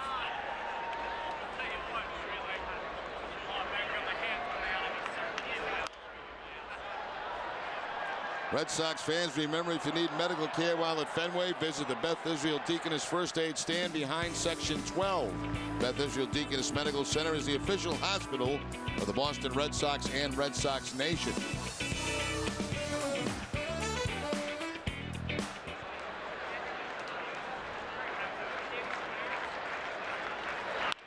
Teahen to right, Drew coming in. He'll make the catch on the run. Straight in, and there's 2 down. Yeah, sun out right now too, and late in the afternoon, and not real easy out there in the outfield. Sun becomes a major factor this time of the afternoon at Fenway Park, and especially in right field. Line shot, but Drew gets a very good jump on it. Not hit that high, and that might have helped him out a little bit.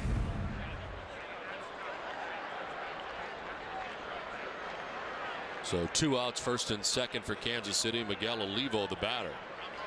He has struck out, flied out, and then doubled back-to-back times. A couple of RBIs today. He jumps back out of the way of a 97-mile-per-hour fastball.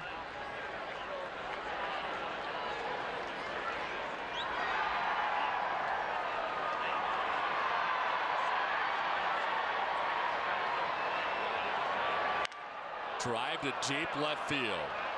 Up and gone into the monster seats. A 3-run home run for Miguel Olivo, and it's now 11-8. These Royals not going quietly today. How about the afternoon Olivo has had? 2 doubles, 3-run home run, 5 runs batted in.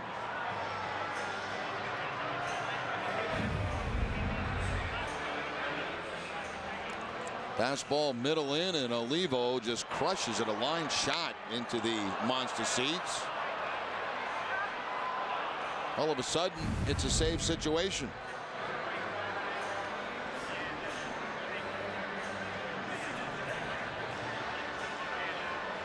Okajima up in the Red Sox pen.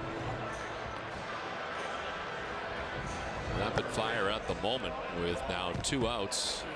And the base is empty. 3 runs in on the 3-run home run by Miguel Olivo.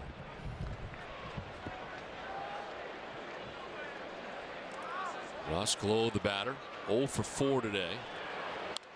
Fouls off the first pitch.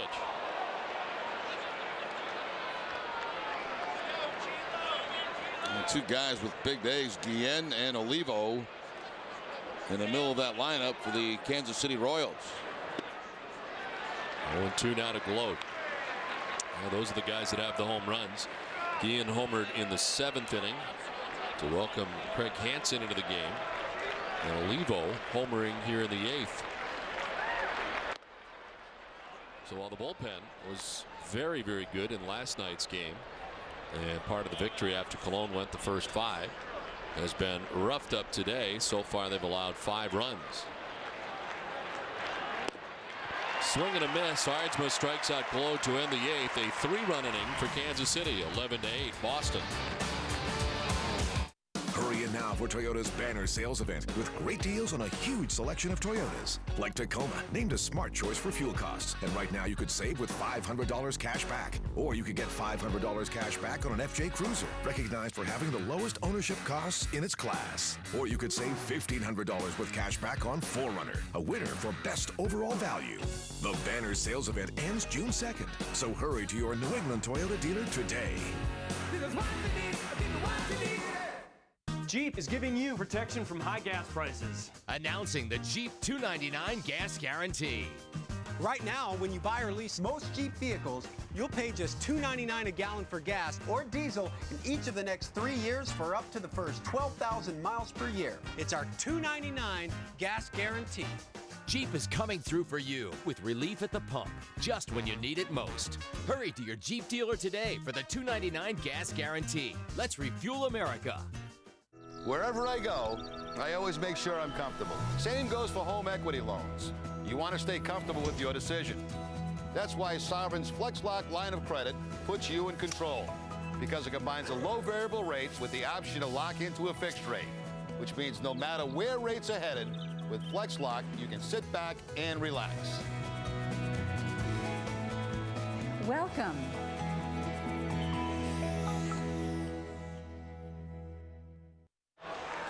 Tonight at 10 o'clock, join Hazel May for Sports Desk presented by FW Webb, home of Frank Webb's Bat Centers.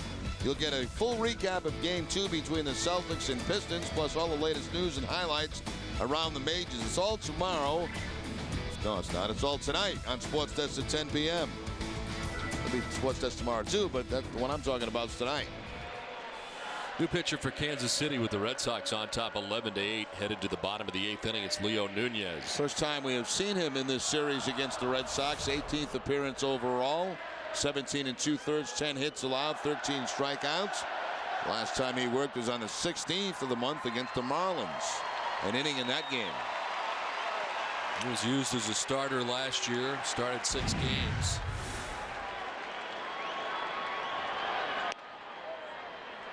Spent a lot of the year at Double-A. Dustin Pedroia, 1 for 4 today, doubled. Not going to run his last time up. A strike and it's 1-1. Well, Gobble went 2/3, giving up 4 runs to the Red Sox. Yabuda went an inning, giving up no runs, and now Leo Nunez, all in relief of the starter Brian Bannister, who's on the hook. On the ground, third baseman Alex Gordon. 1 down to the bottom of the 8th.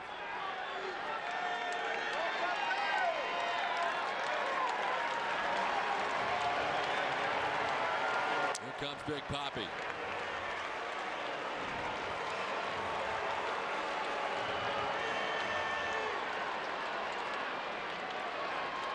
And a base hit back in the 4th, a 1 for 4 day today for David.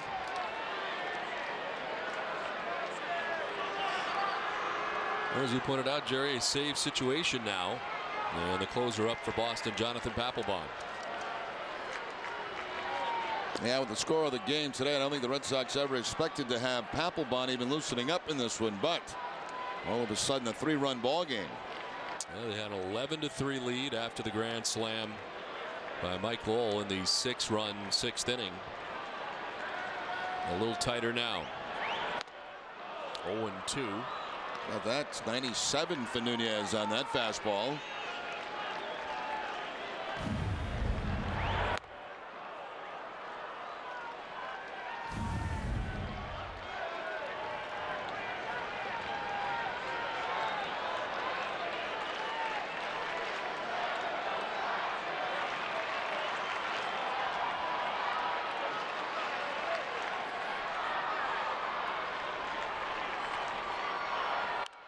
Ortiz fouling it off to the left. Olivo kept calling for the fastball away. Nunez kept shaking him off, and he kept putting the same sign down. He desperately wanted that fastball away.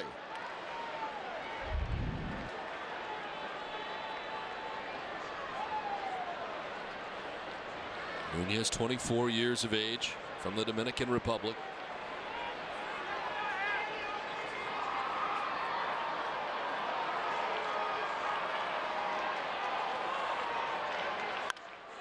Popped up, foul ground. The catcher Olivo runs out of room.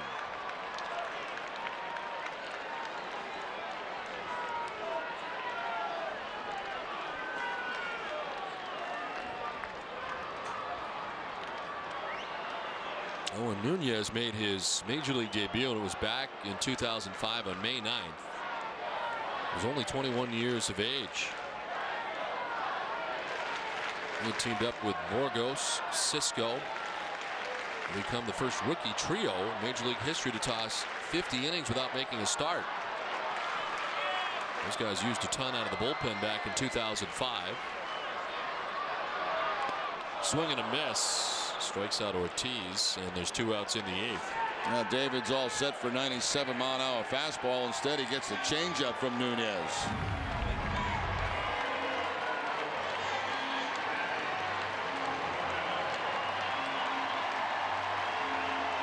Two outs for Manny Ramirez. He's had a very quiet homestand and a tough stretch. Reached on an infield hit in the 2nd, struck out the 3rd, struck out in the 5th. Was intentionally walked in the 6th. That set up the grand slam by Mike Lowell. And he bats with 2 outs, bases empty. And what could be his last at bat of the homestand. Wanted to get 500 out of the way here at Fenway. And of course the Red Sox headed out on a long road trip. Oakland, Seattle, and Baltimore after today's game.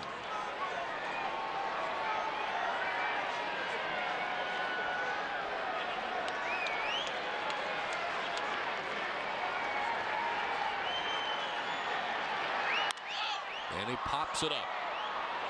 Herman, the second baseman, almost had to get over his head.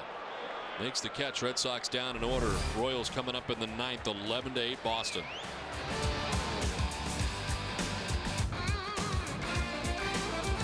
My country, 'tis of the sweet land of liberty, of the I see. The people of Southwest Airlines salute all the brave men and women who defend our freedom. You are always on our minds and forever in our hearts. From every mountain side, let freedom ring.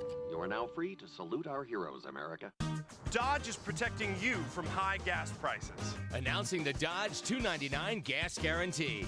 Right now, when you buy or lease most Dodge vehicles, you'll pay just $2.99 a gallon for gas or diesel in each of the next 3 years for up to the first 12,000 miles per year. It's our $2.99 gas guarantee.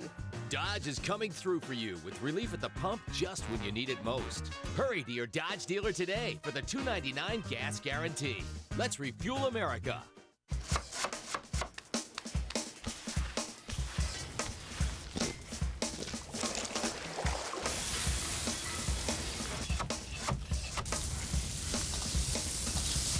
It's just one dish, but so much goes into every one we make.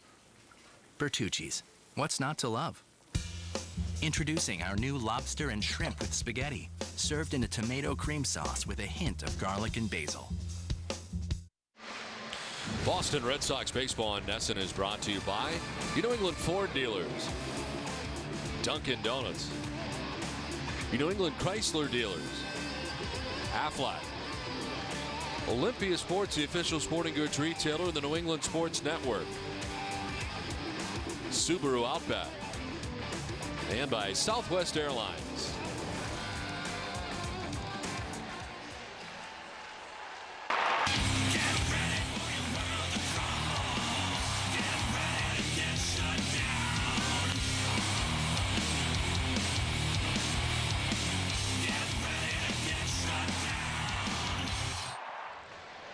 Last time out, faced 4 batters, struck out 3 of them in impressive fashion. On for the 9th here.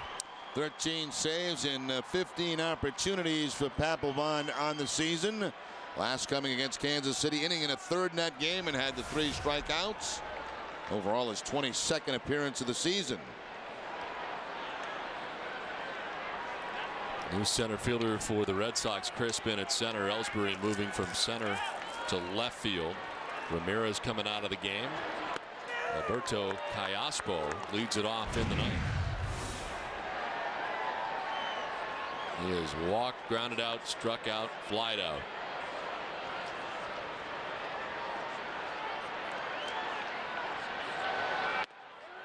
Strike 1,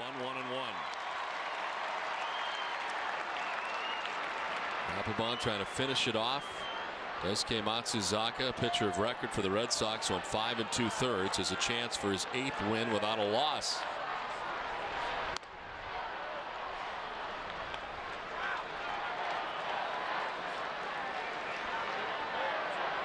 Trying to become the 11th Red Sox pitcher to ever win at least his first 8 decisions in a season.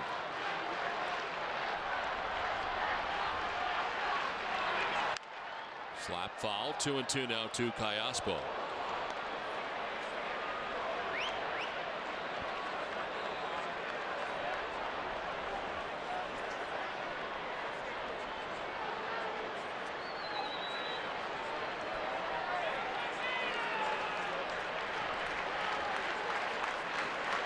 Callaspo, Gathright, and De Jesus scheduled in the 9th.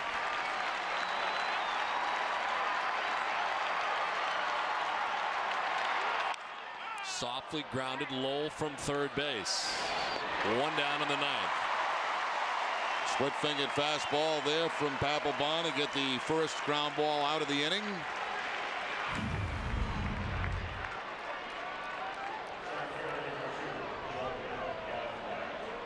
That's about all you can do with that pitch is tap it down to third base.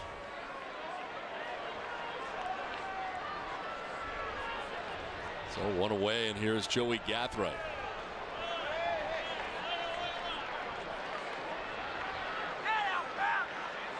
On base 3 times today.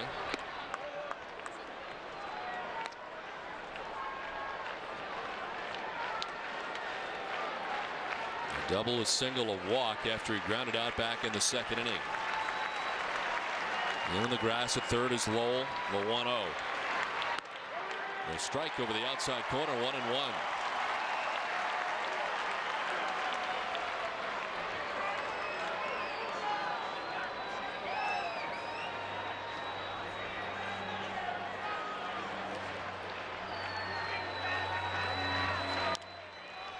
To first softly. Youkilis will flip to Papelbon, 2 down.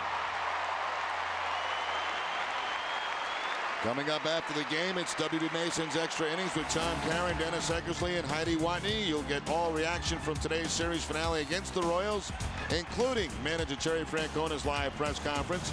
Plus, TC and Eck will break down Daisuke's start. All coming up after the game, right here on NESN. 2 outs, 9th inning. Red Sox on top, 11-8. And it's David De Jesus, who is 1 for 5 from the top spot in the Kansas City order. And it's so much trouble scoring runs in this series against Red Sox pitching. Today they score 8 runs on 11 hits and still trail by 3 runs. With 2 outs in the ninth. To left field, Ellsbury in the game, and it'll fall in front of him for a base hit. As he moved from center to left this inning, and a base hit with 2 down off Papelbon. Esteban Herman is going to be called back as we look at this base hit on a first pitch fastball by DeJesus, his second of the game.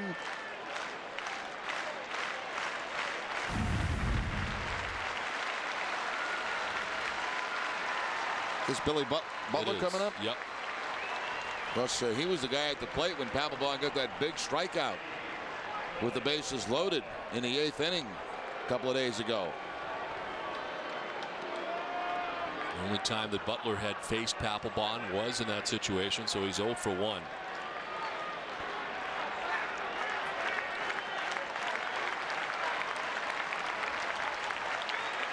DeJesus at first, 2 down, 9th inning. Papelbon trying to finish it off. Strike 1. And there's the strikeout you were talking about. Now bases loaded after a bunch of fastballs. Papelbon going to the slider to get the strikeout. First slider that Butler had seen in that at bat.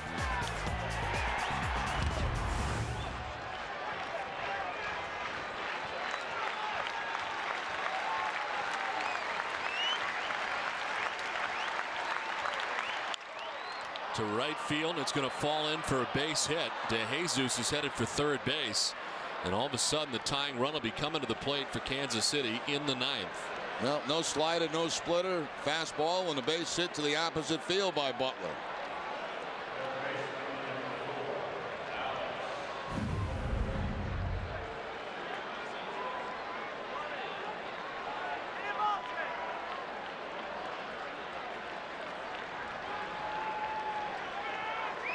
Three-run lead. Youkilis will not hold the runner at first base. This with the left-handed Gordon at the plate. Alex Gordon with 5 home runs on the season.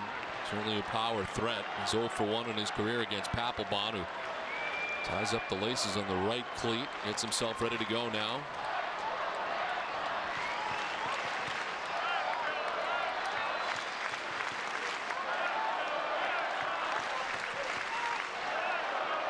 First and third, both hits coming with 2 outs in the 9th. Runner at first goes as Gordon takes strike 1. Butler takes second base on the defensive indifference.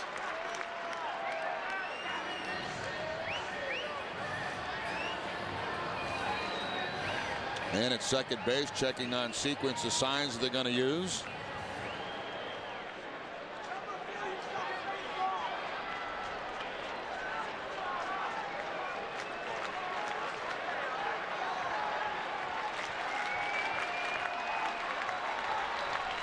The 0-1 to Gordon. 1-1.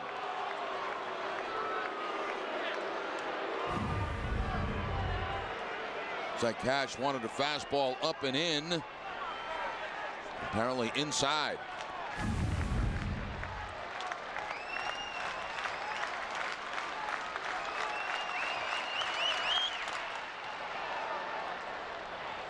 Two balls and a strike now to Alex Gordon, the number 3 hitter in the Kansas City order.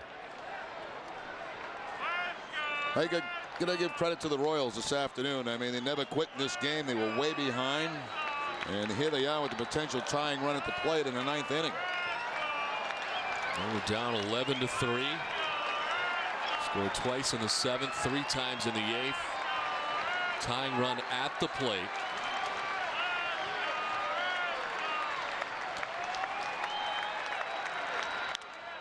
Fly ball left field. Ellsbury. He's got a beat on it. Red Sox win. Boston wins all the games on the homestand. And they sweep this 4-game series from the Kansas City Royals.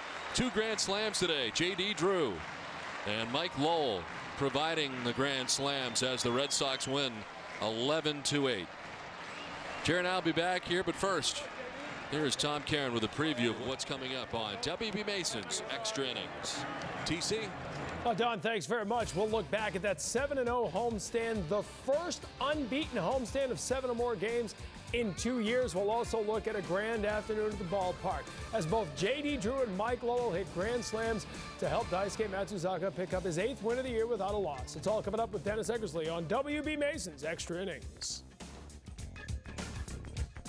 Hurry in now for Toyota's banner sales event with great deals on a huge selection of Toyotas. Like Toyota Tundra, Motor Trend's 2008 Truck of the Year. Now you could get any 08 Tundra with 0% financing, plus $1,000 down payment assistance that could save you over $5,000. Or lease an 08 Tundra Double Cab for $289 a month for 36 months. The banner sales event ends June 2nd, so hurry to your New England Toyota dealer today.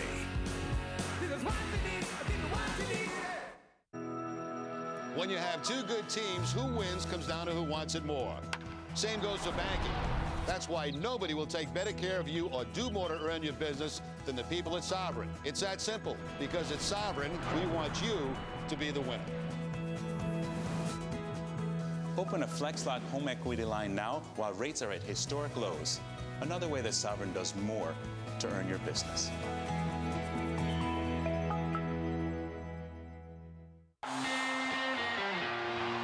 Amazing night at Fenway Park, historic at that. Glasgow strikes out. John Lester's thrown a no-hitter at Fenway. He no-hits the Kansas City Royals. After what this guy has been through, this is a special, special night at Fenway Park. Tomorrow in HD, it's the Sox A's. Pre-game coverage begins at 9, only on NESN. Well, the Red Sox sweep the homestand, winning this one 11-8. The play of the game is brought to you by Foxwoods Resort Casino. We're going to double up. 2 grand slams. First, J.D. Drew early in the ball game to the opposite field. And later on, Mike Lowell with a grand slam. The Red Sox certainly needed all those runs as the Royals battle back in this game. Final score again, 11-8. Red Sox win it today. For Jerry Remy and Heidi Watney, I'm Don Orsillo saying good afternoon from Fenway Park. Visit the new NESN.com where New England sports live online. This has been a presentation of NESN, New England's most watched sports network. Tom Caron is your host for WB Mason's Extra Innings, coming up right after this short break.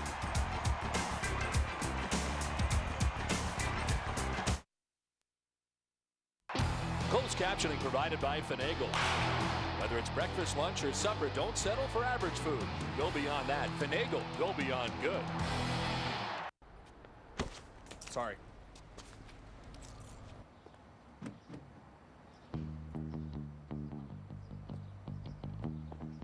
A Mazda 3 with 17-inch alloy wheels and more room and standard horsepower than a Honda Civic is hard to resist. Very hard. Yes? Now get 1.9% APR financing on the 08 Mazda 3i Touring Value Edition. Hurry to your Mazda dealer today.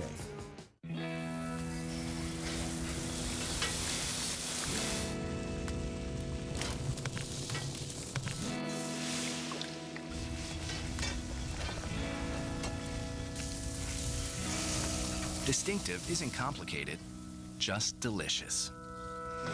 Bertucci's. What's not to love?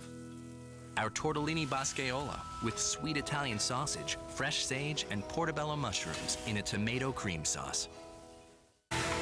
Red Sox Memories, the stories behind the greatest moments.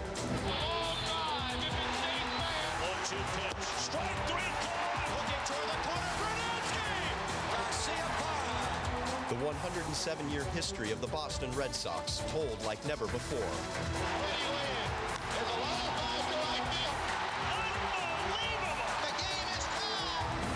Now available on DVD, Red Sox Memories.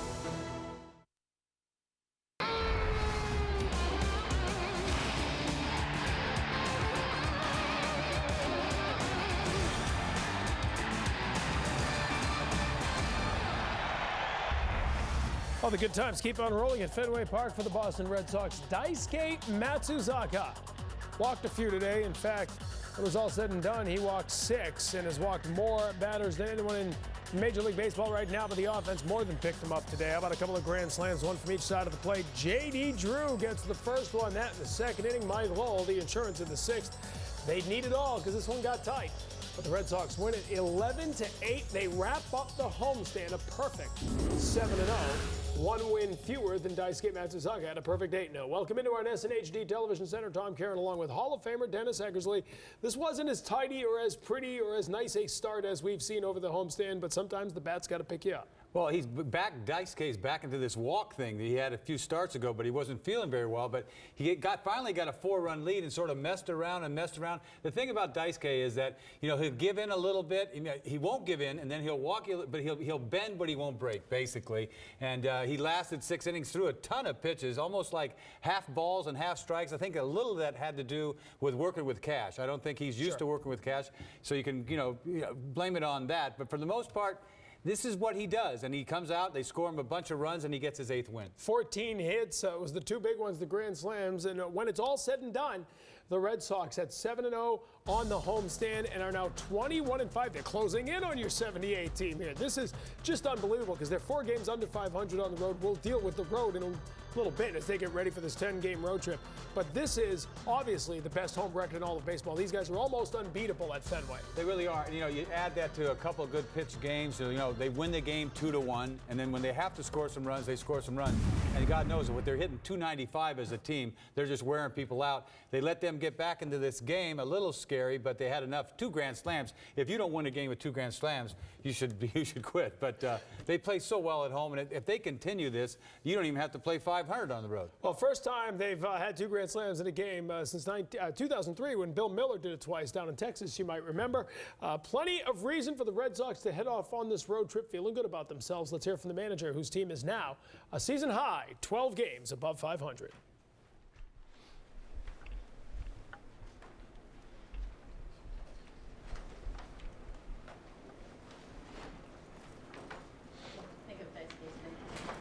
He was 21 of 21 first pitch strikes, and then there was a lot of base runners. I mean, as a staff, I don't think we had a clean inning. We scored some runs, and then we put some runners on. We threw some fastballs over the middle of the plate. I thought Daisuke's stuff was good. He was strong. Just a lot of deep counts, some walks early. For the most part, he stayed away from major contact, just put himself into a position where he had to pitch every inning.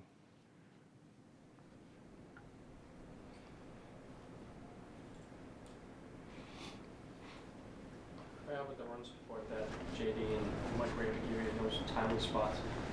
Well, we needed it, and it's always welcome, but JD took a great swing.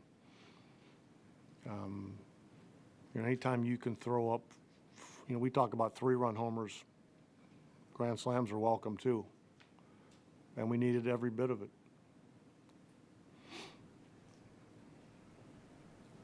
You've been a part of a game with 2 slams. You guys always ask me. I don't know. I can't barely remember yesterday. I don't. It hasn't happened here since Well, I'm going to fall back on that. I doubt in Philly, but I don't know.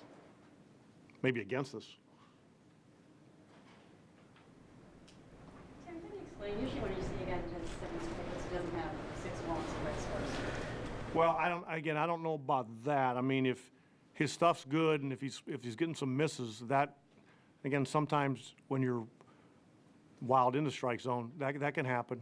Guys are cheating to get the pitches, and then they're off the plate and they swing, and he's got other pitches. It's not just fastball. He's got the breakable and the changeup, so that could explain that.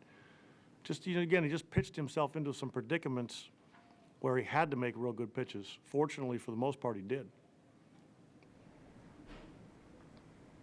Terry, the perfect homestand, is it, obviously the winning is nice, but is it pretty gratifying the way a lot of these wins came about for you?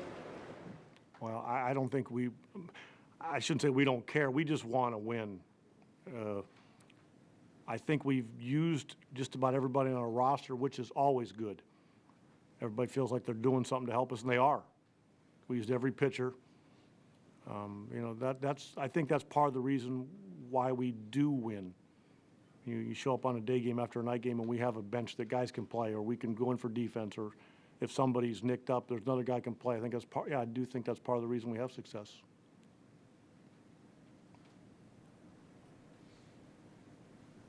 Peter, there's been a lot of production from the bottom of the order all week long.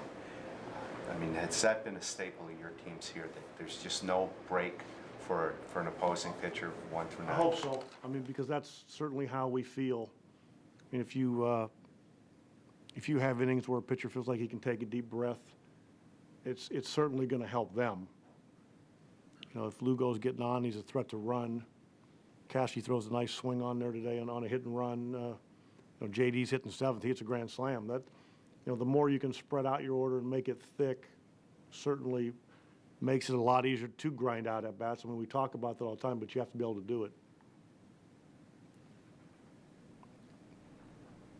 How much of Dice K's control issues, whatever, command issues, had to do you think, with Cash catching him? No, Cash is a good catcher. Yeah. That's never, I mean, now again, there's not a lot of familiarity, which we understand, but Cashy can run a game.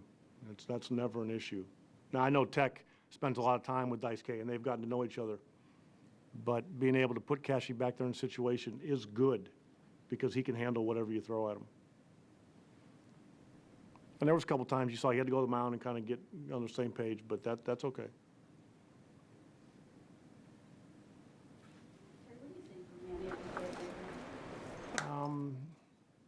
It looks to me like if he gets a pitch, he misses it. He'll take not taking as many consistent good swings as you'll see. I don't know, everybody kind of has their opinion. From where I sit, it looks to me like, because when Manny gets that front foot down on time, he can leverage the ball not as good, probably better than anybody in the league. And everything's a little bit rushed right now. That's a lot easier said than done. But the good thing about Manny is he'll figure it out. And in the meantime, we've won some games. That's good for us. He said from time to time, and assume target, Hanson's throwing the ball well, but he's not getting guys out. Why is that? Well, he did last night. Actually, today, you know, in a situation, he walks a guy with a lead and gets behind in the count. And at this level, you know, if they know something hard's coming and it's over the middle of the plate, they're a pretty good chance they're going to take a good whack at it. It's like Olivo off of Ardsma. You know, he's getting behind the count and he's throwing the ball as hard as you want, but still took a pretty good swing. And that's how the Royals got back into it. They were able to chip away off the bullpen today. Papelbon winds up in an unexpected save situation, but they nailed this one down, and you've got to start with the offense. You get 2 grand slams in a game, and that's the headline story of the game. As we said, Bill Miller had 2 in Texas, 1 from each side of the plate, but the last time that 2 different Red Sox hitters hit grand slams at Fenway Park, about 1984, Tony Armas and Bill Buckner. Well, we haven't talked about JD for a while, so he might as well jump in here and hit a grand slam. He smoked that ball. I was at the game right there. That ball was crisp when he hit that ball. And that's a big lift for Matsuzaka to go back out there, down 1-0, back 4-1. And you love to see that opposite field stroke from JD Drew. This is what we were told when he came here, that wall would be tailor-made for his swing. But that's the way this offense is going. You talk about the bottom of the lineup. I don't really call bottom of the lineup Lowell, Youkilis, and Drew. You know, they're 3 good hitters. But when your team's hitting 295, it's not like 4 guys are hitting 350. Everybody is contributing. And the bottom of the lineup really did the job. 8 RBIs or 10 RBIs at the bottom of the lineup. This offense is any day, anything can happen. And that's what happens when you know, a team gets going. Relentless was the word they used when they got Drew last year. They thought that left-handed bat towards the bottom of the lineup would then make it left-right, very tough to pitch to, and it's proven to be that. And then it gives you an opportunity to have a bad day in the bullpen. You know, the guys gave up 5 runs in the bullpen. That's going to happen, but to not have it cost you is huge. So this offense takes care of a lot of problems. And it allows a guy like Manny Ramirez to go through a little funk right now, and they go 7-0 while he's figured it out. Thank you very much. Mike Lowell was the other guy who picked it up today. Came in the 6th inning, and it came with 2 outs. We're going to go through the decision-making process later in the show, but they opt to pitch around Manny. They pitch to Mike Lowell, and the lefty Gobble serves it up. I mean, one guy after another. Is he hitting 300? No, but he's had damage. He's hit, what, 6 home runs since he came off the disabled list. a lot of RBI, got close to 20 RBIs now, I think, and that was quick. I mean, right down the order here, everybody, Euclid, and then Lugo today. I mean, on and on and on. I can't think of anybody that's not swinging the bat except for Manny, but he did his damage earlier. Matsuzaka now 8-0. He's the only undefeated starter in baseball. Online right now to pitch in the All-Star game, one of the lowest ERAs in baseball. But he walks, what, 7 more today? And he now has walked more than any pitcher in baseball. You know, the thing about this, maybe the best is to come, because for the most part, I don't really think he's pitched his best baseball. I really don't, especially when you consider having won 2 games where he's walked 14 batters. And today was a good example of that. Yeah, he got ahead of people with strike 1, but that doesn't matter. He can go 0-2 and make and walk you, really. He just does not want to give in. I can't really think with him. I don't even know. I don't think Cash could really think with him today. Everything breaks. He doesn't throw a lot of fastballs. He's not afraid to throw anything behind in the count. 3-2, he's not going to throw a fastball. He's going to nibble outside. And, you know, what happens is he takes advantage of players that just think he's finally going to come to him sooner or later. 3-2, he still doesn't give in, and that's just the way he pitches. And I don't know if anybody's ever going to catch on or if it's going to catch up to him walking all of these guys. You know, it's interesting, and it was 6 walks, by the way, today, not 7. It's interesting. He's got 38 walks issued on the season. That's the most of any pitcher in baseball. That's over 10 starts.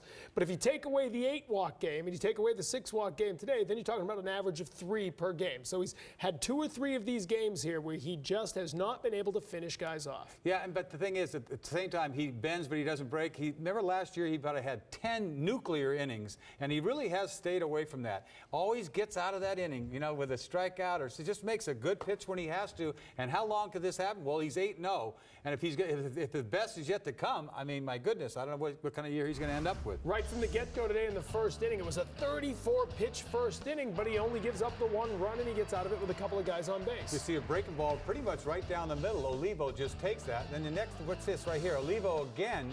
2 guys on to end the just third missed inning. it, though. He looked like he had a pretty good swing at that ball, just missed it. Got away with it probably there. And then he's going to get, I think, Gordon out in the 4th inning. Nope, not Gordon, Grusalonic. Ground ball right back at him. Big pitch right there. You know, men on the corners. Right. Any one of those innings could have been the nuclear inning, as you said. And that's what, I guess that's, you know, baseball, pitching-wise. You know, if you make the pitch when you have to, but, you know, you can only do that so many times, and I've seen it so much this year from him. A guy used to sit here in the old studio, Bob Tewksbury, used to say, going in, a starter's going to have 3 or 4 situations where he has to get the batter out. And what you do against those 3 or 4 batters is going to dictate your day. And then sometimes you get away with it because, you know, you don't, and then the team scores you 10 runs, 11 runs, and it makes up for a lot of mistakes, believe me. Sometimes 2 guys hit grand slams in the same game. And you put 11 on the board, and it takes a little pressure off of everyone, and the bullpen needed that insurance today. As they get the win, they sweep the Royals, they sweep the homestand, and now they get ready to turn the lights off at Fenway Park as the team heads out to the West Coast. Get ready. This is the Subaru Dealers of New England Spring Sales Event. Get ready for adventure in the world's first sport utility wagon, the all-wheel drive Subaru Outback with a powerful boxer engine for improved handling and control. Right now, get $1,500 cash back, plus 0% financing. It's what makes a Subaru a Subaru. Ready for spring. It's what makes a Subaru a Subaru. Don't miss the Subaru Spring Sales Event going on now. Red Sox Action is brought to you by W.B. Mason's What a Bargain Clearance Centers, where smart business people save up to 75% on top brand office furniture. For example, this brand new all-in-one printer would sell elsewhere for almost $799. It's sold at What a Bargain for $199. That's a savings of $600. Now you know why it's called What a Bargain. It's not bargain office furniture, it's great office furniture at a bargain. When you have 2 good teams, who wins comes down to who wants it more. Same goes for banking. That's why nobody will take better care of you or do more to earn your business than the people at Sovereign. It's that simple. Because at Sovereign, we want you to be the winner. Open a Premier checking account right now and get a $150 bonus. It's another way Sovereign does more to earn your business.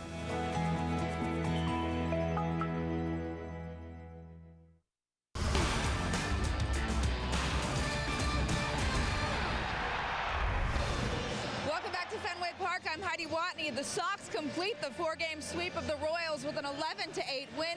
2 grand slams for the Sox. We'll have reaction from J.D. Drew and Mike Lowell. And on Dice K's 8th win despite a shaky start. Now back to TC.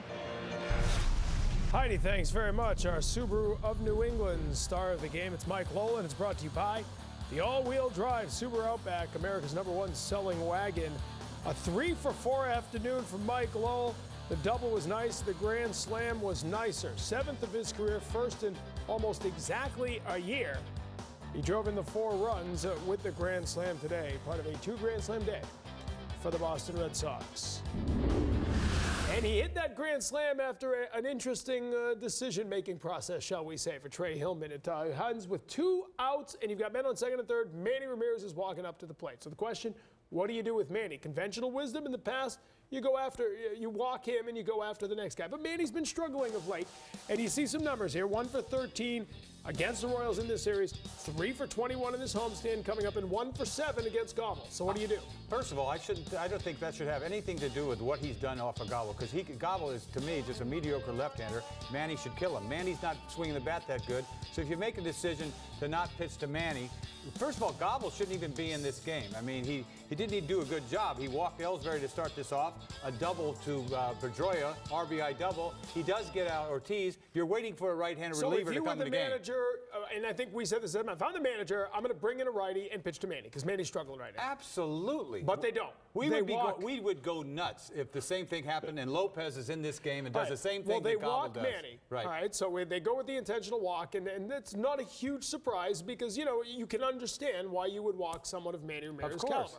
So now you've got Mike Lowell walking up. So in other words, you let Gobble walk the guy because you don't want to bring a reliever in and walk somebody. That's right. So negative. That's anyway, let this guy walk somebody and then bring in, I think, Yabuda or whatever his name is out there, waiting to face, to come in and face Lowell. And so you're expecting the righty to come in now with the bases loaded and 2 outs because Mike Lowell is on a little bit of a tear here. He's hitting 300 on the homestand. And look at Jimmy Gobble's numbers against righties. You can't afford. I mean, look at the left-handers. They're 2 for 23. There's a reason why he's just a left-handed specialist. Hello. Mike Lowell's not left-handed. Hellman left in Bannister to give up 12 hits. So he's really in a patient mode.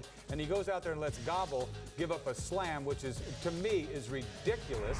But no one really cares because it's the Kansas City Royals. Meanwhile, he leaves him in, throws him a cookie about belt high, and he loses this ball, and that basically is the game. Not that, who knows if they were to come back as strong as they did if the game was 7-3, but that game's over right there. Well, but they had a little momentum at that point. They had scored a couple of runs. They'd made it a 2-run game. That swing broke it open. I mean, you got to be kidding me. There's no way you let Gobble face Lowell. I mean, and the Red Sox fans don't really care. They just let me go off. No, but this is the equivalent of Javier Lopez, as you said. Exactly. Pick your poison. If Javier Lopez facing Guillen, their best hitter, he hits a slam, we're going to say, oh, no problem. Yeah, or make it the Yankees and Jeter's stepping up. Are you going to leave the lefty in to face Jeter? It's ridiculous. Right, but it works out for the Red Sox today because they needed those runs and they win it by the 11-8 margin. Still to come more on Daisuke Matsuzaka, and still to come this week on NESN.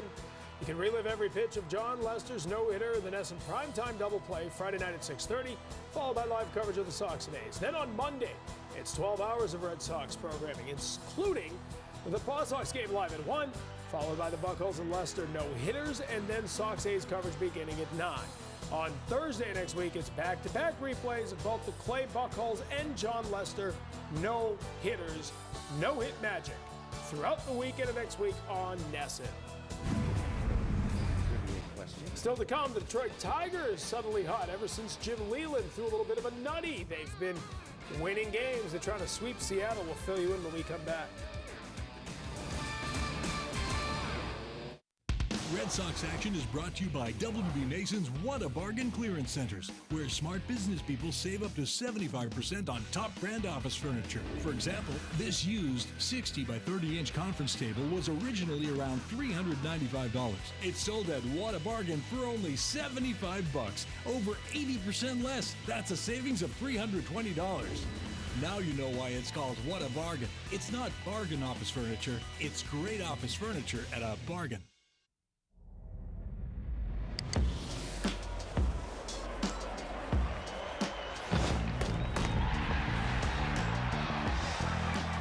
NESN.com.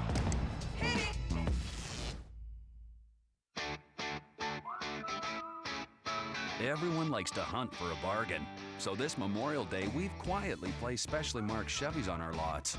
You might have to look hard to find them, but when you do, you'll get great deals on most 08s. Like $4,500 cash back on most Silverados. With the best available V8 fuel economy of any full-size pickup. Find the arrow, find the deal, but only for 10 days. See your local Chevy dealer today. On the next Globe 10.0. The Celtics can take another step toward the Eastern Conference Championship with a win in Game 2 against the Pistons. Charlie Pierce joins me as we have a Celtics-Pistons preview. Globe 10.0, tonight at 5:30, only on NESN.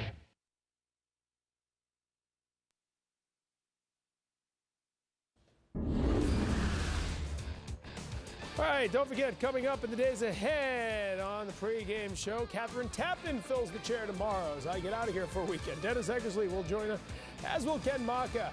They'll discuss which teams get the most bang for the buck.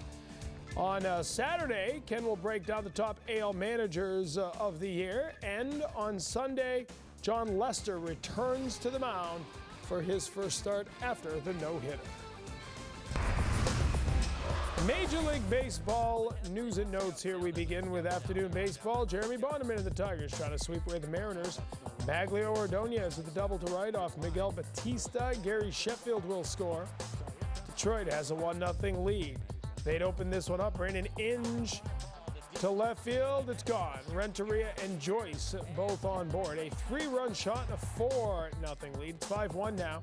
And it's Matt Joyce with a 2-run homer off R.A. Dickey. Tigers win it 9-2 final. 7-2 the score there. Detroit sweeping the 3-game series despite a 2-for-4 day for Ichiro. Texas and Minnesota, Vicente Padilla and the Rangers taking on the Twins. Chris Shelton with a double to left.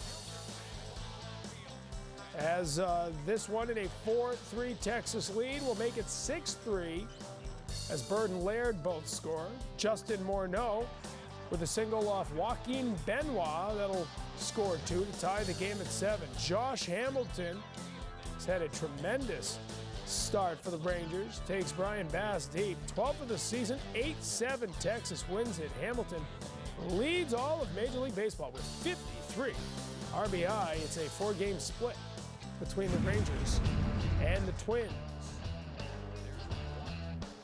Livan Hernandez. This is especially for me. We got to see Hernandez not get somebody out. You know, the Red Sox face him. He gives up 3 in the first and gets off. Next thing you know, gets a W. I was telling you all along, this guy is very hittable, to say the least. He's fallen out of his tree very slowly. Well, very quickly against Texas today, giving up a ton of hits. He always gets up a ton of hits. He's always in the stretch. There he is in the stretch again. But meanwhile, doesn't get the loss because they ended up tying this game up. Hate to be hard on Livian, but for an ace, that doesn't look like an ace to me. All right, American League East standings. Red Sox with a 2-game lead over the Rays, Orioles, Blue Jays, and Yankees. Rounding out your AL East standings here. And we've been saying it all along. The Red Sox appear ready to be pulling away. Actually, a 2.5-game lead with the Rays go tonight. The Orioles and Yankees, that's your day off. Angels and Jays, you look at the American League East games for tonight.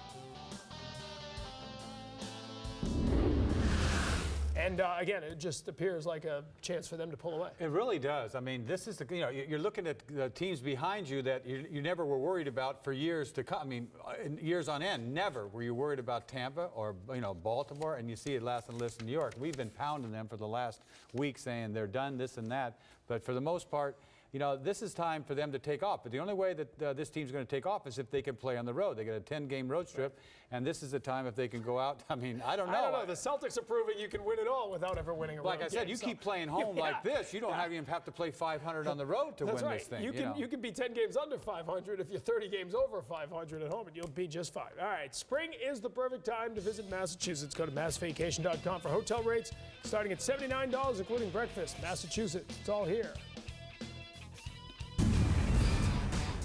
J.D. Drew with a grand slam. Red Sox sweep the Royals, and a 7-0 homestand is now in the books.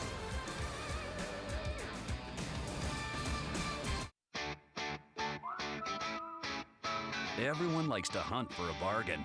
So this Memorial Day, we've quietly placed specially marked Chevys on our lots.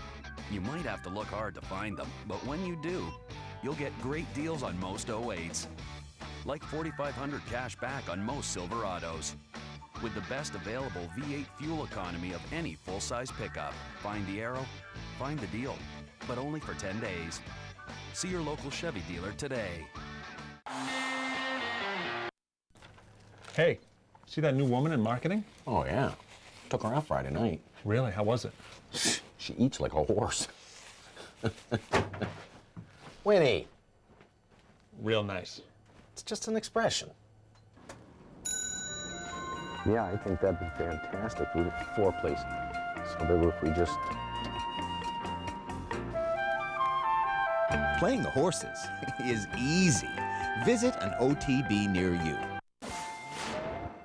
Hey, buy me and get one of these other guys free. Hey, guys, smile. I'm blind. Wow, buy one, get any. That's music to my ears. You read that, guys? We'll never lose each other. Is not getting a friend Free, request. Save me from this. Woo! Forget these other guys. Get 2 of me. And when the smoke clears, we shall dance. Oh, that was fun. Oh, no, this thing is free. U.S. Cellular is wireless, where you matter most. It's fun, exciting, and only here for a short time. Introducing the lottery's limited edition World Series Red Sox ticket. You could win up to $10 million instantly. There are also 20 instant prizes, each worth $1 million. Plus, you could win great Red Sox World Series memorabilia. Get yours today at Fenway Park or your local lottery agent. MassLottery.com. If you've got questions about your health, you can ask them on our website. Go to NESN.com/Red Sox to submit your question and a photo. They'll be answered by experts from Beth Israel Deaconess Medical Center, the official hospital of the Boston Red Sox and all of Red Sox Nation. Time for our W.B. Mason delivery of the game, and it came in the 6th inning. We didn't know these jams would wind up meaning so much as the Royals kept hanging in there, but in the 6th inning, Javier Lopez comes in with 2 outs and a man on and facing Gordon, and he will get Gordon striking out to end that inning. So he picks up Daisuke Matsuzaka, who ultimately picks up his 8th win of the season. Red Sox 7-0 on the homestand. They are now 21-4 at home on the season, by far the best in Major League Baseball. J.D. Drew with a grand slam today, quietly a 4-for-10 homestand. So he did the job after a night off last night, got back in the swing of things today. Let's go back to the clubhouse and hear from the Red Sox right fielder. You know, good pitching, some timely hitting, scoring enough runs when we needed to. Just a great overall homestand. You know, you go on the situation needing to win games after the last road trip, so it was nice to come in and win 7. JD, how important were those 2 grand slams? You guys needed all of those. Yeah, you know, like I said, you get situations where you may not need so many runs, and sometimes you do. So Mikey's was definitely in a clutch situation, and we definitely needed those runs. How nice was it to come off that road trip? It was great. You know, you want to come back and you know, get back in front of your home fans in your own stadium and play good baseball, and we were able to do that. Is that a real pick your poison moment to walk Manny Oprovich to get to Lowell? Yeah, you know, I think it was probably the right move, and Mikey's the clutch hitter, stepped up there and did what he's really good at. So I don't know really which one you want to face in that situation. Is there a better feeling for a hitter than getting 4 RBIs with one swing? That's a pretty good feeling.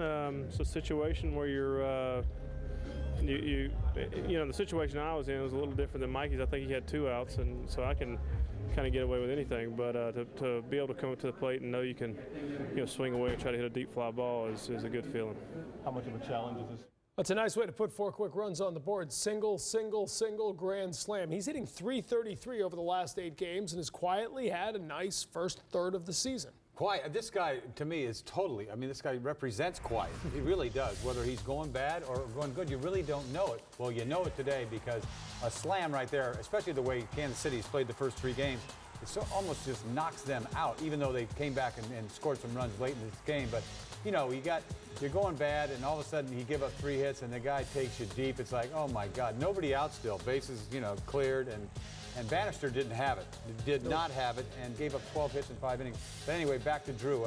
Every time he hits a ball to left field like that, you say, why doesn't he use that wall more often? And I'm sure he will, but like you said, quietly hitting 333 over the last whatever. Everybody's doing something 290 on out the of season. But I mean, he's 290, 4 homers, 22 RBI. Those Right. are fine numbers. I mean, we're gonna have 8 guys in this lineup with 280 or better, and 30 doubles, 40 doubles, Right. 90 RBIs. It's crazy. I mean, this where's is it what end? they envisioned last year, and it didn't happen for a number of reasons. Came together in the postseason, and they hit the ground running this year. It's a beautiful thing when you're a Red Sox pitcher, because Matsusaka got the offensive support and got the win today. Yeah, he walked a few, but he's 8-0 on the season. That's the best record in all of Major League Baseball. And the Red Sox, with a 7-game winning streak, get set for a 10-game road trip that starts on the West Coast tomorrow night.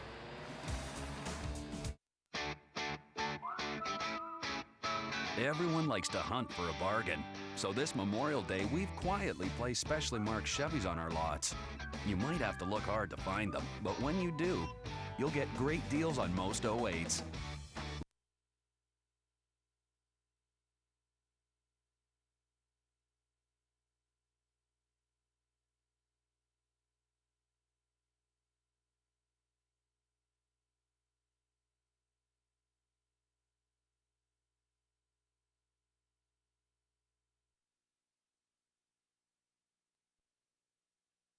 Real estate other than reading Cleo's book. You know what? Somebody can buy Cleo's book, read it only a few days, and can actually take those concepts and laws and information and can apply it and make money in real estate and in foreclosures very quickly. I would say definitely within 30 days, they would get a grasp of what they needed to do, and they could go out there and actually start making money in foreclosures. Absolutely. We made $47,000 on our first deal. They made more money on that first deal than most people make in a year. Can you really make that much money on just one deal? A check for $25,000, $50,000, or $100,000 on a single foreclosure deal is not uncommon for my students. For the average person, that much money in their hands at one time is going to change their life.